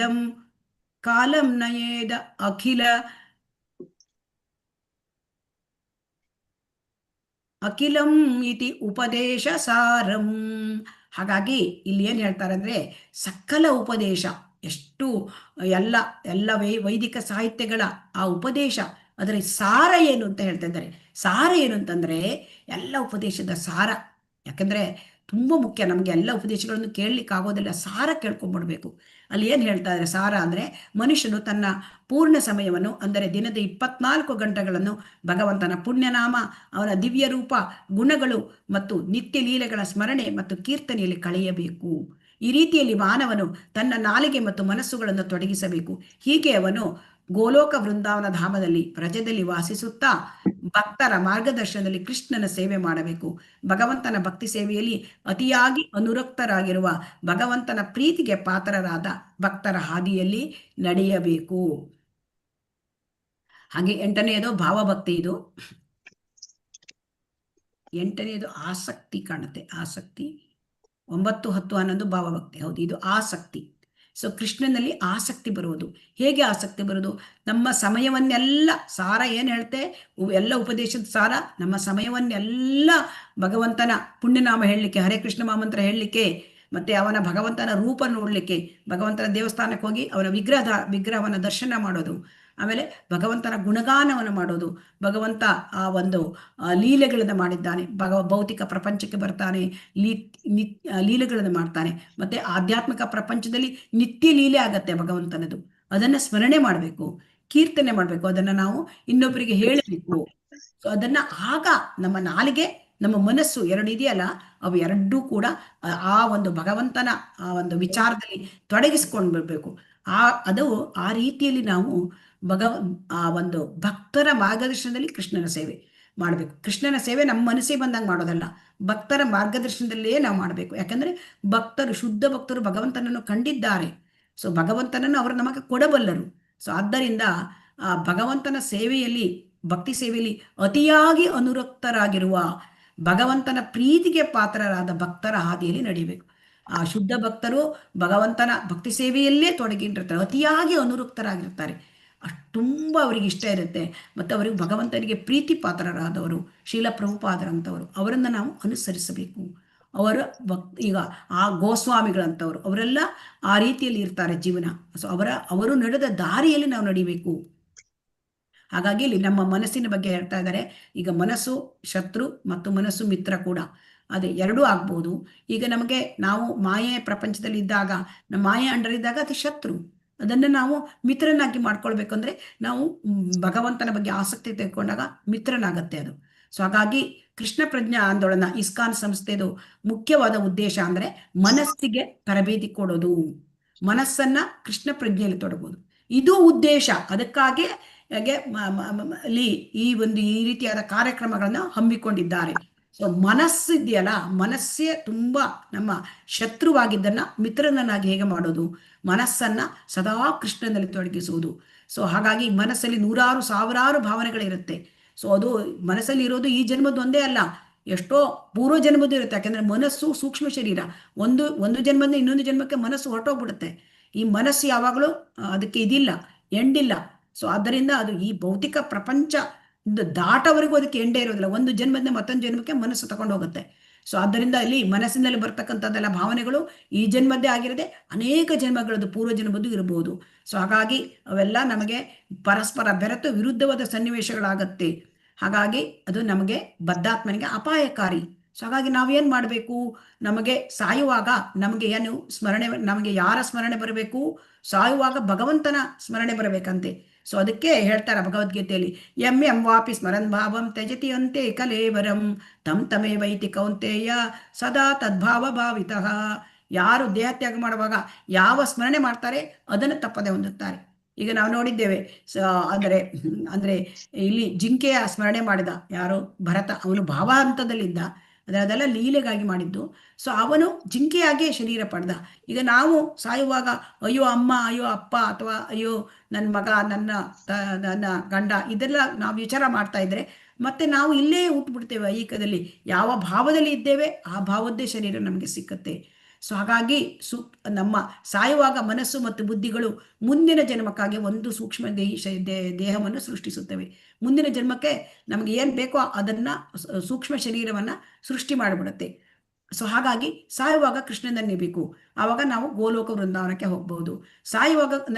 ಸಾಯುವಾಗ ನೆನಬೇಕಾದ್ರೆ ನಮ್ಗೆ ಇಡೀ ಜೀವನ ಬಿಟ್ಟಡಿ ಭಗವಂತನನ್ನ ನಾವು ನೆನಪಿಸ್ಕೊಂಡ್ರೆ, ಇಡೀ ಜೀವನ ಬಿಟ್ಟಡಿ ನಾವು ಭಗವಂತನ ಭಕ್ತಿ ಸೇವೆ ಮಾಡಿದರೆ, ಹರೇ ಕೃಷ್ಣ ಮಹಾಮಂತ್ರ ಹೇಳಿದ್ರೆ ನಮಗೆ ಸಾಯುವಾಗ ಹರೇ ಕೃಷ್ಣ ಅಂತಲೇ ಬರುತ್ತೆ ಅಲ್ವಾ? ಹರೇ ಕೃಷ್ಣ. ಅದಕ್ಕಾಗಿ ಕೃಷ್ಣನನ್ನು ಬಿಟ್ಟು, ಭಕ್ತರಾದವರು ಕೃಷ್ಣನನ್ನು ಬಿಟ್ಟು ಬೇರೆ ಯಾವುದನ್ನು ನೆನೆಯದಂತೆ ತಮ್ಮ ಮನಸ್ಸುಗಳಿಗೆ ತರಬೇತಿ ಕೊಡಬೇಕೆಂದು ಶೀಲ ರೂಪ ಗೋಸ್ವಾಮಿಗಳು ಸಲಹೆ ನೀಡುತ್ತಾರೆ. ನೋಡಿ, ಅದನ್ನು ನಾವು ನಮ್ಮ ಜೀವನದಲ್ಲಿ ಅಳವಡಿಸ್ಕೊಳ್ಬೇಕು. ನಮ್ಮ ಮನಸ್ಸಿಗೆ ಬೇರೆ ವಿಚಾರನೇ ಕೊಡಬಾರ್ದು. ನಮ್ಮ ಮನಸ್ಸಿಗೆ ಕೇವಲ ಏನು ಹೇಳ್ತಾರೆ, ಕೃಷ್ಣನ ಬಗ್ಗೆನೇ ಮಾತಾಡಬೇಕು, ಕೃಷ್ಣ ಪ್ರಸಾದವನ್ನು ಸೇವಿಸಬೇಕು, ಮತ್ತೆ ತರಬೇತಿ ಕೊಡಬೇಕು. ಮನಸ್ಸಿಗೆ ಕೃಷ್ಣನ ಬಗ್ಗೆ ಚಿಂತನೆ ಕೊಡು, ನಾಲಿಗೆಗೆ ಕೃಷ್ಣನ ಬಗ್ಗೆ ಮಾತಾಡುವಂತೆ ಮಾಡು, ಮತ್ತೆ ನಾಲಿಗೆಗೆ ಕೃಷ್ಣ ಪ್ರಸಾದವನ್ನು ಸೇವಿಸುವ ಒಂದು ತರಬೇತಿ ಕೊಡು ಅಂತ ಹೇಳ್ತಾ ಇದ್ದಾರೆ ಶ್ರೀಲ ರೂಪ ಗೋಸ್ವಾಮಿಯರು. ಸೊ ಹಾಗಾಗಿ ತೀಷ್ಟನ್ ವ್ರಜೇ ಅಂದರೆ ಇದು ವ್ರಜಭೂಮಿಯಲ್ಲಿ ನಡೀತಕ್ಕಂತಹ ಒಂದು ಆ ಒಂದು ಇದೆಲ್ಲ ವ್ರಜವಾಸಿಗಳು ಮಾಡ್ತಕ್ಕಂಥದ್ದು. ಹಾಗಾಗಿ ಮಾನವನು ವೃಂದಾವನದಲ್ಲಿ ಅಥವಾ ವ್ರಜಭೂಮಿಯಲ್ಲಿ ಯಾವುದೇ ಭಾಗದಲ್ಲಿ ವಾಸಿಸಬೇಕು. ಅಂದರೆ ವೃಂದಾವನದಲ್ಲಿ ಇರಬೇಕು, ಆದರೆ ಎಲ್ಲರಿಗೂ ಕೂಡ ವೃಂದಾವನದಲ್ಲಿ ಹೋಗಿ ಇರಲಿಕ್ಕೆ ಸಾಧ್ಯ ಇಲ್ಲದಿದ್ದರೂ ಅವರು ವೃಂದಾವನದ ಆ ಒಂದು ಮನಸ್ಸಿನ ಭಾವನೆಯಲ್ಲಿ ಇರಬೇಕು. ಮಾನವನು ಸದಾ ಕೃಷ್ಣನ ಬಗೆಗೆ ಹಾಗೂ ಅವನ ಲೀಲೆಗಳ ಬಗ್ಗೆ ಚಿಂತನೆ ಮಾಡಬೇಕು ಅಂತ ಹೇಳ್ತಾ ಇದ್ದಾನೆ. ಸೊ ಹಾಗಾಗಿ ಭಕ್ತನಾದವನು ಸದಾ ವ್ರಜದ ದಿವ್ಯ ಕ್ಷೇತ್ರದಲ್ಲಿ ವಾಸಿಸುತ್ತಾ ಶ್ರೀಕೃಷ್ಣನನ್ನು ಅವನ ಪ್ರಿಯ ಸಹಚರರನ್ನು ನೆನೆಯಬೇಕು. ಸೊ ಹಾಗಾಗಿ ವ್ರಜಧಾಮದಲ್ಲಿ ಹೋಗಿ ನಾವು ಇರೋದು ಶ್ರೇಷ್ಠ. ಅಲ್ಲಿ ಆಗದೆ ಹೋದರೆ ಮಾನಸಿಕವಾಗಿಯೂ ನಾವು ವ್ರಜಧಾಮದಲ್ಲಿ ನಾವು ಇರಬೇಕು. ಆ ವ್ರಜದಲ್ಲಿ ಏನು ನಡೆಯುತ್ತೆ ಆ ಕಾರ್ಯಕ್ರಮಗಳು ಅದೇ ತರಹ ನಾವು ನಮ್ಮ ಜೀವನದಲ್ಲಿ ಅಳವಡಿಸ್ಕೊಳ್ಬೇಕು. ವ್ರಜಭೂಮಿಯಲ್ಲಿ ಶುದ್ಧ ಭಕ್ತರು ಇರ್ತಾರೆ. ಸೊ ಅವ್ರಿಗೆ ಹೇಗೆ ಜೀವನ ಮಾಡ್ತಾರೆ ಅದನ್ನು ಕೂಡ ನಾವು ಅಳವಡಿಸ್ಕೊಳ್ಬೇಕು.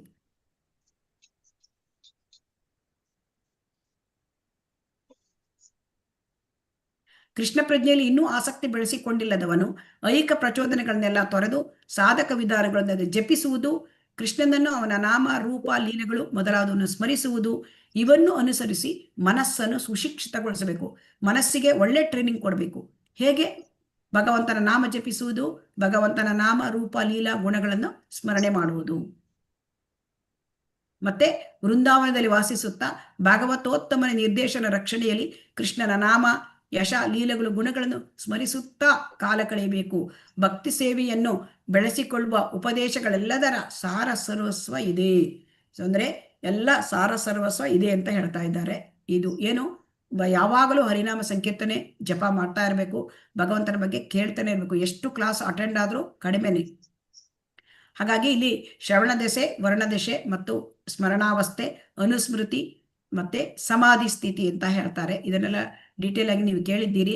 ಸೊ ಹಾಗಾಗಿ ಮುಖ್ಯವಾಗಿದ್ದು ಸಮಾಧಿ ಸ್ಥಿತಿ. ಅಂದ್ರೆ ಸಮಾಧಿ ಸ್ಥಿತಿ ಅಂತಂದ್ರೆ ಯಾವಾಗ ಎಡೆಬಿಡದೆ ಸತತವಾಗಿ ಕೃಷ್ಣನ ಒಂದು ಸ್ಮರಣೆಯಲ್ಲಿ ಇರ್ತಾನೆ ಅವನು ಸಮಾಧಿ ಸ್ಥಿತಿ. ಅಂದ್ರೆ ಆಗ ಕೃಷ್ಣನ ಒಂದು ಯಾವಾಗಲೂ ಚಿಂತನೆ ಮಾಡ್ತಾ ಇದ್ರೆ ತನ್ನ ಮೂಲ ಸಹಜ ಸ್ಥಿತಿ. ಅಂದ್ರೆ ಮೂಲ ಸಹಜ ಸ್ಥಿತಿ ಅಂತಂದ್ರೆ ಯಾವಾಗಲೂ ಭಗವಂತನ ಜೊತೆ ನಿತ್ಯ ಸಂಬಂಧ ಇದೆ ಜೀವಾತ್ಮನಿಗೆ. ಅವನು ದಾಸನಾಗಿಯೋ ಸಖ್ಯನಾಗಿಯೋ ಅಥವಾ ವಾತ್ಸಲ್ಯ ಪ್ರೇಮದಲ್ಲಿಯೋ ಅಥವಾ ಮಾಧುರ್ಯ ಪ್ರೇಮದಲ್ಲಿಯೋ ಯಾವುದರಲ್ಲೋ ಒಂದು ಜೊತೆ ನಮ್ಮ ಜೊತೆ ಭಗವಂತ ಜೊತೆ ಸಂಬಂಧ ಇದೆ. ಆ ಸಂಬಂಧ ಯಾವುದು ಅಂತ ಆವಾಗ ಅರ್ಥ ಆಗತ್ತೆ. ಯಾವಾಗ ಅರ್ಥ ಆಗತ್ತೆ? ಯಾವಾಗ ಭಗವಂತನ ಈ ಒಂದು ಸಮಾಧಿ ಸ್ಥಿತಿ ಅಂದ್ರೆ ಯಾವಾಗ ಅವನು ಭಗವಂತನ ಬಗ್ಗೆ ಎಡೆಬಿಡದೆ ಚಿಂತನೆಯನ್ನು ಮಾಡ್ತಾನೆ, ಎಡೆಬಿಡದೆ ಭಕ್ತಿ ಸೇವೆಯಲ್ಲಿ ತೊಡಗಿದ್ದಾನೆ, ಆವಾಗ ಅರ್ಥ ಆಗುತ್ತೆ.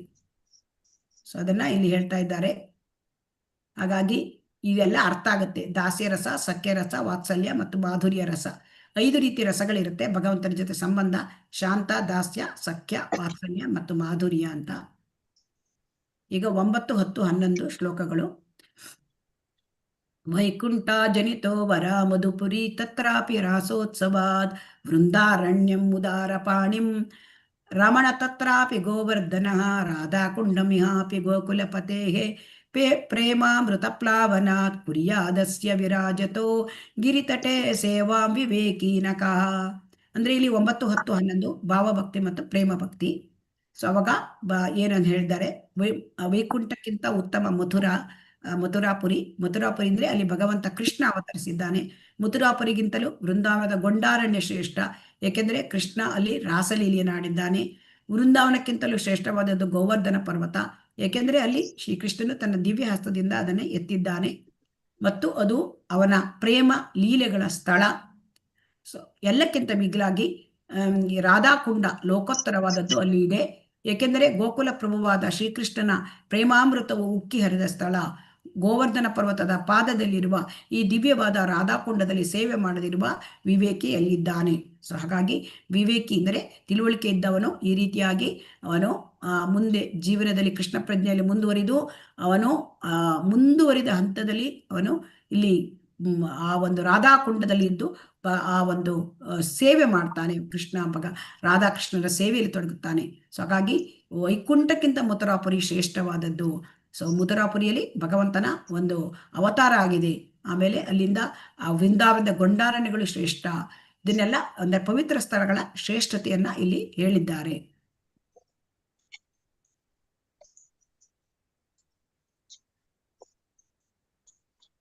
ಮೊದಲು ಈ ರಾಧಾಕುಂಡ ಪತ್ತೆ ಆಗಿರ್ಲಿಲ್ಲಂತೆ. ಅಂದ್ರೆ 5000 ವರ್ಷದಿಂದ ಈ ರಾಧಾಕುಂಡಲಾಗಿದ್ದರಲ್ಲ ಆ ಒಂದು ಕೃಷ್ಣನ ಆ ಒಂದು ದ್ವಾಪರ ಯುಗದಲ್ಲಿ. ಆದರೆ ಚೈತನ್ಯ ಮಹಾಪ್ರಭುಗಳು ಅವರು ಸ್ವತಃ ಕೃಷ್ಣ, ಅವರು ರಾಧಾ ಭಾವದಲ್ಲಿ ಬಂದಿದ್ದಾರೆ, ಭಕ್ತರ ರೂಪದಲ್ಲಿ. ಅವರು ವ್ರಜಭೂಮಿಗೆ ಹೋದಾಗ ರಾಧಾಕುಂಡವನ್ನು ಪತ್ತೆ ಹಚ್ಚಲಾಗಲಿಲ್ಲಂತೆ ಹೇಳಿದೆ. ಆದರೆ ಚೈತನ್ಯ ಮಹಾಪ್ರಭುಗಳು ರಾಧಾಕುಂಡ ಎಂಬುದನ್ನು ಹುಡುಕುತ್ತಿದ್ದರು ಎಂದು ಅರ್ಥ. ಅವರಿಗೆ ಪತ್ತೆ ಹಚ್ಚಲಿಕ್ಕೆ ಅವರು ಸ್ವತಃ ಭಗವಾನ್ ಅವರಿಗೆಲ್ಲ ಗೊತ್ತಿದೆ. ಆದ್ರೆ ಅವರು ಒಂದು ಸಣ್ಣ ಕೊಳ ಇತ್ತು, ಅದೇ ಪುಣ್ಯಸ್ಥಳ ರಾಧಾಕುಂಡ ಅಂತ ಕಂಡು ಹಿಡಿದ್ರು. ಮತ್ತು ಅಲ್ಲಿ ರೂಪ ಗೋಸ್ವಾಮಿ, ರಘುನಾಥ ದಾಸ ಗೋಸ್ವಾಮಿ ಮೊದಲಾದ 6 ಗೋಸ್ವಾಮಿಗಳಿಗೆ ಅದನ್ನ ಮುಂದೆ ಪತ್ತೆ ಮಾಡಿ ಅದನ್ನ ಅವರು ದೊಡ್ಡದನಾಗಿ ಅವರು ಅದನ್ನೆಲ್ಲ ಇಂಪ್ರೂವ್ಮೆಂಟ್ ಮಾಡಿದರು. ಸೊ ಹಾಗಾಗಿ ಇಲ್ಲಿ ರೂಪ ಗೋಸ್ವಾಮಿಯವರು ರಾಧಾಕುಂಡಕ್ಕೆ ಮಹತ್ವ ಕೊಟ್ಟಿದ್ದಾರೆ. ಯಾಕೆಂತಂದ್ರೆ ಕುಂಡ ತುಂಬಾ ಶ್ರೇಷ್ಠವಾದದ್ದು. ಯಾಕೆಂದ್ರೆ ಅಲ್ಲಿ ಅವರು ರಾಧಾ ಮತ್ತು ಕೃಷ್ಣರ ಪ್ರೇಮಾಮೃತದಿಂದ ಆಗಿರೋದು, ಅಷ್ಟು ಪವಿತ್ರವಾದದ್ದು. ಹೀಗಾಗಿ ರಾಧಾಕುಂಡವನ್ನು ಮುಖ್ಯವಾಗಿ ಗೌಡೀಯ ವೈಷ್ಣವರು, ಶ್ರೀಕೃಷ್ಣ ಚೈತನ್ಯ ಮಹಾಪ್ರಭುಗಳ ಅನುಯಾಯಿಗಳು ಅವರು ಪೂಜಿಸುತ್ತಾರೆ. ಶ್ಲೋಕ 10. ಕರ್ಮಿಭ್ಯ ಪರಿತೋ ಹರೇಃ ಪ್ರಿಯತಮ ವ್ಯಕ್ತಿಂ ಯಯುರ್ಜ್ಞಾನಿನ ತೇಭ್ಯೋ ಜ್ಞಾನ ವಿಮುಕ್ತ ಭಕ್ತಿ ಪರಮಾಃ ಪ್ರೇಮೈಕನಿಷ್ಠಸ್ತತಃ ತೇಭ್ಯಸ್ತ ಪಶುಪಾಲ ಪಂಕಜದೃಶಾಸ್ತಾಭ್ಯೋ ಅಪಿ ಸರಾಧಿಕಾ ಪ್ರೇಷ್ಠ ತದ್ವದೀಯಂ ತದೀಯ ಸರಸೀತಾಂ ಆಶ್ರಯೇತ್ ಕಾಕೃತಿ. ಅಂದ್ರೆ ಇಲ್ಲಿ ಏನ್ ಹೇಳ್ತಾರೆ ಅಂದ್ರೆ ಜೀವನದ ಅಲ್ಲಿ ಹೇಗೆ ಭಕ್ತ ಶ್ರೇಷ್ಠ, ಭಕ್ತರಲ್ಲಿ ಶ್ರೇಷ್ಠರಾದವರು. ಹರೇ ಕೃಷ್ಣ. ವಿದ್ಯಾಕಾಮತ್ ಮಾತಾಜಿ ಪ್ಲೀಸ್ ಮ್ಯೂಟ್ ಮಾಡ್ಕೊಳ್ಳಿ. ಹರೇ ಕೃಷ್ಣ. ಇಲ್ಲಿ ಕರ್ಮಿಗಳು ಅಂದ್ರೆ ಇಲ್ಲಿ ಏನ್ ಹೇಳ್ತಾರೆ ಅಂತಂದ್ರೆ ಕರ್ಮಿಗಳು ಅವರು ಐಹಿಕ ಲಾಭಕ್ಕಾಗಿ ಜೀವನ ಮಾಡ್ತಾರೆ ಮತ್ತು ಇಂದ್ರಿಯ ಭೋಗ ಮಾಡ್ತಾರೆ. ಸೊ ಹಾಗಾಗಿ ಅವರು ಮಾಯೆಯ ಒಂದು ಮೋಡಿಗೆ ಒಳಗಾಗಿದ್ದಾರೆ. ಸೊ ಇವರಿಗಿಂತ ಅಂದ್ರೆ ಇವರು ಕರ್ಮಿಗಳು ಪುಣ್ಯ ಕಾರ್ಯನ ಮಾಡಬಹುದು, ಪುಣ್ಯಕಾರ್ಯ ಮಾಡಿ ಅವರ ಸ್ವರ್ಗಲೋಕಕ್ಕೆ ಹೋಗ್ಬಹುದು ಯಜ್ಞಯಾಗಾದಿಗಳನ್ನು ಮಾಡಿ. ಆದರೆ ಅದು ಒಳ್ಳೆಯ ಪ್ರಪೋಸಲ್ ಅಲ್ಲ. ಯಾಕೆಂದ್ರೆ ಕರ್ಮಿಗಳು ಪುಣ್ಯಕಾರ್ಯ ಮಾಡಿ ಲೋಕಕ್ಕೆ ಹೋದ್ರೂ ಕೂಡ ಆ ಪುಣ್ಯ ಮುಗಿದ ಕೂಡಲೇ ಅವರು ಮತ್ತೆ ಹಿಂದೆ ಭೂಮಿಗೆ ಮರಳುತ್ತಾರೆ. ಸೊ ಹಾಗಾಗಿ ಅವರಿಗೆ ಭಗವಂತನ ಲೋಕಕ್ಕೆ ಹೋಗ್ಲಿಕ್ಕೆ ಆಗೋದಿಲ್ಲ. ಆದರೆ ಕರ್ಮಿಗಳಿಗಿಂತ ಅಂತ ಮುಖ್ಯವಾದದ್ದು ಜ್ಞಾನಿ. ಯಾಕೆಂದ್ರೆ ಜ್ಞಾನಿಗೆ ಐಹಿಕ ಲೋಕದ ಬಿಡುಗಡೆ ಆಗುವ ಒಂದು ವಿಚಾರ ಇರ್ತದೆ. ಸೊ ಅದಕ್ಕೆ ಅವರು ಜ್ಞಾನಿ ಶ್ರೇಷ್ಠ. ಜ್ಞಾನಿಗಳಲ್ಲಿ ಅಂದ್ರೆ ಆ ಒಂದು ಭಕ್ತಿ ಮಿಶ್ರಿತ ಜ್ಞಾನಿ ಅವನು ಶ್ರೇಷ್ಠ. ಇದಕ್ಕಿಂತ ಮುಂಚೆ ಕರ್ಮಿಗಳಿಗಿಂತ ಮುಂಚೆ ಇಲ್ಲಿ ಶ್ರೀಲ ಪ್ರಭುಪಾದರು ವಿಕರ್ಮಿಗಳ ಬಗ್ಗೆ ಮಾತಾಡ್ತಾರೆ. ವಿಕರ್ಮಿಗಳು ಅಂದ್ರೆ ಪಾಪವನ್ನ ಮಾಡ್ತಕ್ಕಂಥವರು. ಅವರು ಅಂದ್ರೆ ಇದನ್ನ ಅಂದ್ರೆ ಅವರು ಇಲ್ಲಿ ಯಾವುದು ಧರ್ಮಗ್ರಂಥಗಳು ಹೇಳ್ತಾರೆ ಆ ತತ್ವಗಳ ಪ್ರಕಾರ ನಡ್ಕೊಳ್ಳೋದಿಲ್ಲ. ಸೊ ಅವರು ಏನಾಡ್ತಾರೆ, ಅವರು ಇಂದ್ರಿಯ ಸುಖಕ್ಕಾಗಿ ನಾಯಿಗಳಂತೆ ಹಂದಿಗಳಂತೆ ದುಡಿಯುತ್ತಾರೆ ಇವರು ವಿಷಯಾಸಕ್ತರು. ಹಾಗಾಗಿ ಅವರು ಹೇಯ ಕೃತ್ಯ ಮಾಡಿ ಪಾಪ ಕರ್ಮ ಮಾಡಿ ಅವ್ರಿಗೇನಾಗುತ್ತೆ, ಕೀಳು ಜನ್ಮವನ್ನು ಪಡ್ಕೊಳ್ತಾರೆ, ನರಕಕ್ಕೆ ಹೋಗ್ತಾರೆ. ಸೊ ಅದು ವಿಕರ್ಮಿಗಳು. ವಿಕರ್ಮಿಗಳಿಗಿಂತ ಕರ್ಮಿ ಶ್ರೇಷ್ಠ, ಕರ್ಮಿಗಳಿಗಿಂತ ಜ್ಞಾನಿ ಶ್ರೇಷ್ಠ. ಸೊ ಈ ಜ್ಞಾನಿಗಳಿಗೆ ಭಕ್ತಿಗೆ ಬರಲಿಕ್ಕೆ ಅವಕಾಶ ಇರ್ತದೆ. ಯಾಕೆಂದ್ರೆ ಅವರಿಗೆ ನಾನು ದೇಹ ಅಲ್ಲ, ನಾನು ಆತ್ಮ ಅಂತ ಗೊತ್ತಿರುತ್ತೆ. ಆತ್ಮ ತತ್ವವನ್ನ ತಿಳ್ಕೊಳ್ಳಿಕ್ಕೆ ಮನುಷ್ಯ ಪ್ರಯತ್ನ ಪಡಬೇಕು, ಕಾತರ ಪಡಬೇಕು.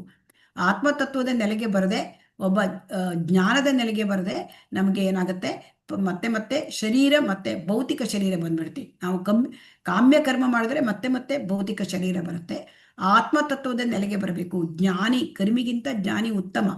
ಆದರೆ ಆ ಜ್ಞಾನಿಯಾದವನು ಅವನು ಅಂದ್ರೆ ಐಹಿಕದಿಂದ ಬಿಡುಗಡೆ ಬಯಸ್ತಾನೆ. ಆದರೆ ಆ ಜ್ಞಾನಿ ಆದವನು ಭಕ್ತಿ ಮಾರ್ಗಕ್ಕೆ ಬಂದರೆ ಮಾತ್ರ ಅವನಿಗೆ ಭಗವಂತನ ಪಾದ ಕಮಲಗಳನ್ನ ಅವನು ಪೂಜೆ ಮಾಡಿದ್ರೆ ಮಾತ್ರ ಭಗವಂತನ ಲೋಕಕ್ಕೆ ಹೋಗ್ಲಿಕ್ಕೆ ಸಾಧ್ಯ. ಸೊ ಹಾಗಾಗಿ ಜ್ಞಾನಿ ಆದವನು ಜ್ಞಾನ ವಿಮುಕ್ತ ಭಕ್ತಿ ಪರಮ. ಆ ಜ್ಞಾನಿ ಆದವನು ಬರೀ ಕೇವಲ ಜ್ಞಾನದಲ್ಲೇ ಉಳ್ಕೋಬಾರದು, ಅವನು ಭಕ್ತಿ ಸೇವೆಗೆ ಬರಬೇಕು. ಇದು ಹೇಗೆ ಸಾಧ್ಯ?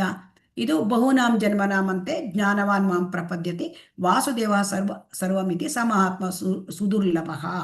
ಅಂದರೆ ಅನೇಕ ಜನ್ಮಗಳ ನಂತರ ಈ ಜ್ಞಾನಿ ಆದವನು, ಅವನಿಗೆ ಭಗವಂತನ ಕರುಣೆಯಿಂದ ಭಕ್ತರ ಸಂಘ ಸಿಕ್ಕತ್ತೆ. ಸೊ ಆ ಭಕ್ತರ ಸಂಘ ಸಿಕ್ಕಿರೋದ್ರಿಂದ ಭಕ್ತಿಗೆ ಬರ್ತಾನೆ. ಸೊ ಹಾಗಾಗಿ ಕೃಷ್ಣನ ಪಾದಕಮಲಗಳಿಗೆ ಅವನು ಆವಾಗ ಶರಣಾಗ್ತಾನೆ. ಸೊ ಹಾಗಾಗಿ ಭಕ್ತಿಗೆ ಬರುವುದು, ಜ್ಞಾನ ಮಾರ್ಗದಿಂದ ಭಕ್ತಿಗೆ ಬರುವುದು. ಸೊ ಅಂಥ ಮಹಾತ್ಮ ಕೂಡ ಬಹಳ ವಿರಳ. ಭಗವಂತನಿಗೆ ಶರಣಾಗ್ತಕ್ಕಂಥ ಮಹಾತ್ಮ ವಿರಳ. ಸೊ ಇಲ್ಲಿ ಭಕ್ತರಲ್ಲೆಲ್ಲ ಭಕ್ತರು ಶ್ರೇಷ್ಠ. ಭಕ್ತರು ಶ್ರೇಷ್ಠ ಯಾಕೆ ಅಂತಂದರೆ ಅವರು ಭಗವಂತನ ಭಕ್ತಿ ಸೇವೆಯಲ್ಲಿ ತೊಡಗಿರುತ್ತಾರೆ. ಭಕ್ತಿ ಸೇವೆಯಲ್ಲಿ ತೊಡಗಿರೋದ್ರಿಂದ ಅವರು ಏನಾಗ್ತಾರೆ, ಅವರು ಅಂದರೆ ಅವರಿಗೆ ಭಗವಂತನ ಲೋಕಕ್ಕೆ ಹೋಗ್ಲಿಕ್ಕೆ ಅವಕಾಶ ಇದೆ. ಸೊ ಅವರಿಗೆ ಐಹಿಕ ಬಂಧನದಿಂದ ಅವರು ಬಿಡುಗಡೆ ಪಡಿಬಹುದು, ಮತ್ತು ಭಗವಂತನ ಲೋಕದಲ್ಲಿ ಅವರು ಪ್ರವೇಶ ಮಾಡಬಹುದು. ಆದರೆ ಇಂತಹ ಭಕ್ತರಲ್ಲೆಲ್ಲ ಗೋಪಿಯರು ಶ್ರೇಷ್ಠ. ಯಾಕೆ ಗೋಪಿಯರು ಶ್ರೇಷ್ಠ ಅಂದರೆ ಅವರಿಗೆ ಕೃಷ್ಣನನ್ನು ಸಂತುಷ್ಟಿ ಬಿಟ್ಟರೆ ಬೇರೆ ಏನೂ ಗೊತ್ತಿಲ್ಲ.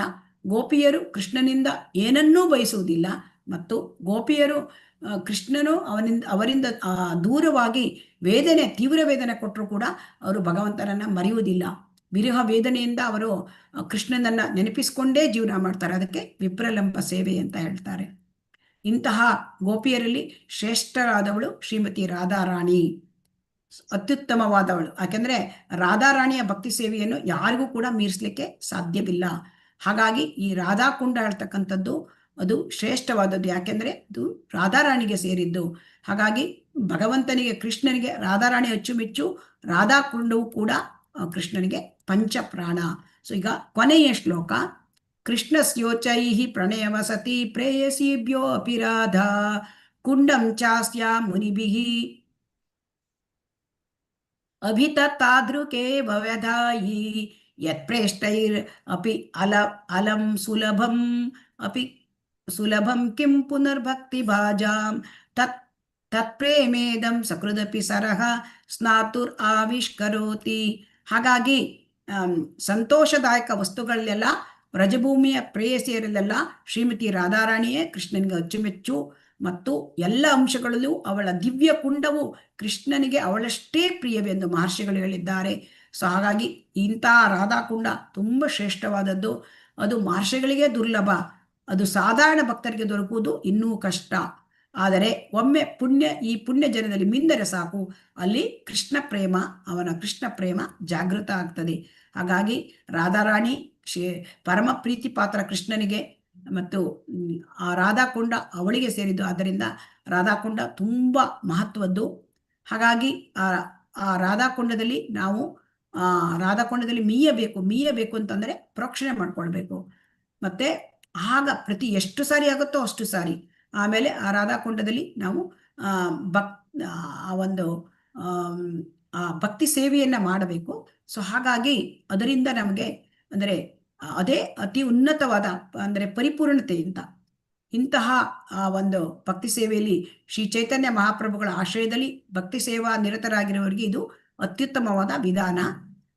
ಆದರೆ ನಾರದ ಮತ್ತು ಸನಕ ಇಂತಹ ಮಹರ್ಷಿಗಳಿಗೆ ಭಾಗವತೋತ್ತಮರಿಗೆ ರಾಧಾಕುಂಡದಲ್ಲಿ ಮೇಯುವ ಅವಕಾಶ ಸಿಕ್ಕೋದಿಲ್ಲ ಎಂದು ಶ್ರೀಲ ಭಕ್ತಿ ಸಿದ್ಧಾಂತ ಠಾಕೂರ್ ಹೇಳ್ತಾರೆ.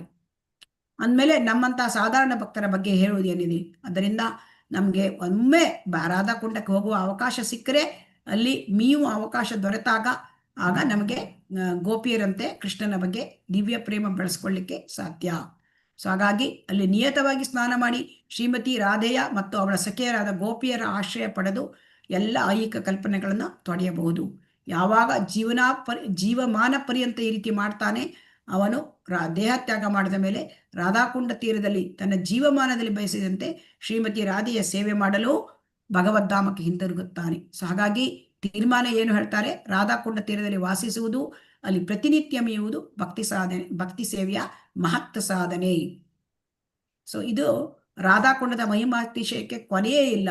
ಹಾಗಾಗಿ ರಾಧಾಕುಂಡದ ಸೇವೆ ಮಾಡುವುದರ ಮೂಲಕ ಗೋಪಿಯರ ನಿತ್ಯ ಮಾರ್ಗದರ್ಶನದಲ್ಲಿ ಶ್ರೀಮತಿ ರಾಧಾರಾಣಿಯ ಸಹಾಯಕ ಆಗ್ಬೋದು. ಇಲ್ಲಿ ನಾವು ಮತ್ತೊಮ್ಮೆ ಇದನ್ನ ನೋಡೋಣ, ಒಂದು ಹೆಡ್ಲೈನ್ಸ್ ನೋಡೋಣ. ಹರೇ ಕೃಷ್ಣ.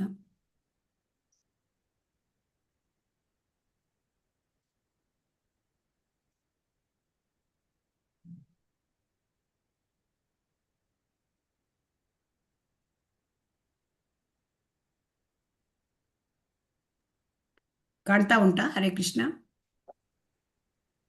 ಹರೇ ಕೃಷ್ಣ. ಕಾಣ್ತಾ ಇದೆ. ಹಾಗಾಗಿ ಶ್ಲೋಕ 1-7 ವೈದಿ ಭಕ್ತಿ, ಭಕ್ತಿ ರಸಾಮೃತ ಸಿಂಧು ಇದರಲ್ಲಿ ಉಪದೇಶಾಮೃತದಲ್ಲಿ ರಾಗಾನುಗ ಭಕ್ತಿ 8ನೇ ಶ್ಲೋಕ, ಭಾವಭಕ್ತಿ ಮತ್ತು ಪ್ರೇಮ ಭಕ್ತಿ ಅದು 9, 10, 11ನೇ ಶ್ಲೋಕ.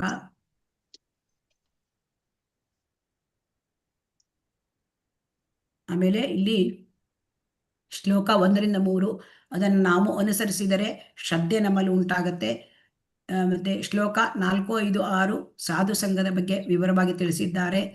ಮತ್ತೆ ಶ್ಲೋಕ 7ರಲ್ಲಿ ಅಂದರೆ ಭಜನ ಕ್ರಿಯಾ ಅಂದರೆ ದೀಕ್ಷಾ ವಿಧಿ, ಮತ್ತೆ ಅನರ್ಥ ನಿವೃತ್ತಿ, ನಮ್ಮಲ್ಲಿದ್ದ ಎಲ್ಲ ಕೆಟ್ಟ ವಿಚಾರಗಳು ಹೋಗುವುದು, ಮತ್ತೆ ನಿಷ್ಠ ನಮಗೆ ತುಂಬ ದೃಢವಾದ ನಂಬಿಕೆ ಬರುವುದು, ರುಚಿ ಅಂದರೆ ಭಕ್ತಿ ಸೇವೆಯಲ್ಲಿ ಆಸಕ್ತಿ ಇದು, ಮತ್ತೆ 8ನೇ ಶ್ಲೋಕದಲ್ಲಿ ಆಸಕ್ತಿಯ ರುಚಿ ಮತ್ತು ಇದನ್ನ ಭಕ್ತಿ ಸೇವೆಯಲ್ಲಿ ರುಚಿ ಉತ್ಪನ್ನ ಆಗುವುದು. ಇದಿಷ್ಟು 7ನೇ ಶ್ಲೋಕದಲ್ಲಿ. 8ನೇ ಶ್ಲೋಕದಲ್ಲಿ ಆಸಕ್ತಿ ಹಂತ ಅಂದರೆ ಭಗವಂತ ಕೃಷ್ಣನಲ್ಲಿ ಆಸಕ್ತಿ ಉಂಟಾಗೋದು. ಮತ್ತೆ 9, 10, 11 ಅದು ಭಾವಭಕ್ತಿ ಮತ್ತು ಪ್ರೇಮ ಭಕ್ತಿ ಬಗ್ಗೆ ಹೇಳ್ತೀವಿ. 11ನೇ ಶ್ಲೋಕದಲ್ಲಿ ರಾಧಾಕುಂಡದಲ್ಲಿ ರಾಧಾರಾಣಿ ಆಶ್ರಯವನ್ನು ಪಡೆದು ಭಕ್ತಿ ಸೇವೆಯನ್ನು ಗೋಪಿಯರ ಹೇಗೆ ಮಾಡಿದ್ದಾರೆ ಹಾಗೆ ಮಾಡೋದು, ಅದು ಅತಿ ಉನ್ನತವಾದದ್ದು ಮತ್ತು ಪರಿಪೂರ್ಣತೆ. ಹಾಗಾಗಿ ಶ್ರದ್ಧೆಯಿಂದ ಹಿಡಿದು ಪರಿಪೂರ್ಣತೆ ಸಾಧಿಸುವ ಬಗ್ಗೆ ಇದರಲ್ಲಿ ಎಲ್ಲ ಶ್ಲೋಕಗಳಲ್ಲಿ ಹೇಳಿದ್ದಾರೆ. ಅನೇಕ ಉಪದೇಶಗಳಿವೆ. ಈ ಉಪದೇಶಗಳು ಅಮೃತದಂತೆ. ಇದನ್ನು ನಾವು ನಮ್ಮ ಜೀವನದಲ್ಲಿ ಅಳವಡಿಸಿಕೊಳ್ಳಬೇಕು. ಹರೇ ಕೃಷ್ಣ. ಇಲ್ಲಿಗೆ ನಮ್ಮ ಒಂದು ರಿವಿಷನ್ ತರಗತಿ ಮುಗಿತು. ಹರೇ ಕೃಷ್ಣ. ವಾಂಛಾಕಲ್ಪತರುಭ್ಯಶ್ಚ ಕೃಪಾ ಸಿಂಧುಭ್ಯ ಏವ ಚ ಪತಿತಾನಾಂ ಪಾವನೇಭ್ಯೋ ವೈಷ್ಣವೇಭ್ಯೋ ನಮೋ ನಮಃ. ಹರೇ ಕೃಷ್ಣ ಕೃಷ್ಣ ಕೃಷ್ಣ ಹರೇ ಹರೇ, ಹರೇ ರಾಮ ರಾಮ ರಾಮ ಹರೇ ಹರೇ. ಶ್ರೀ ಶ್ರೀ ರಾಧಾ ಗೋವಿಂದ ಕಿ ಜೈ, ಶ್ರೀ ಶ್ರೀ ಗೌರನಿತಾಯ್ ಕಿ ಜೈ, ಶ್ರೀಲ ಪ್ರಭುಪಾದ ಕಿ ಜೈ.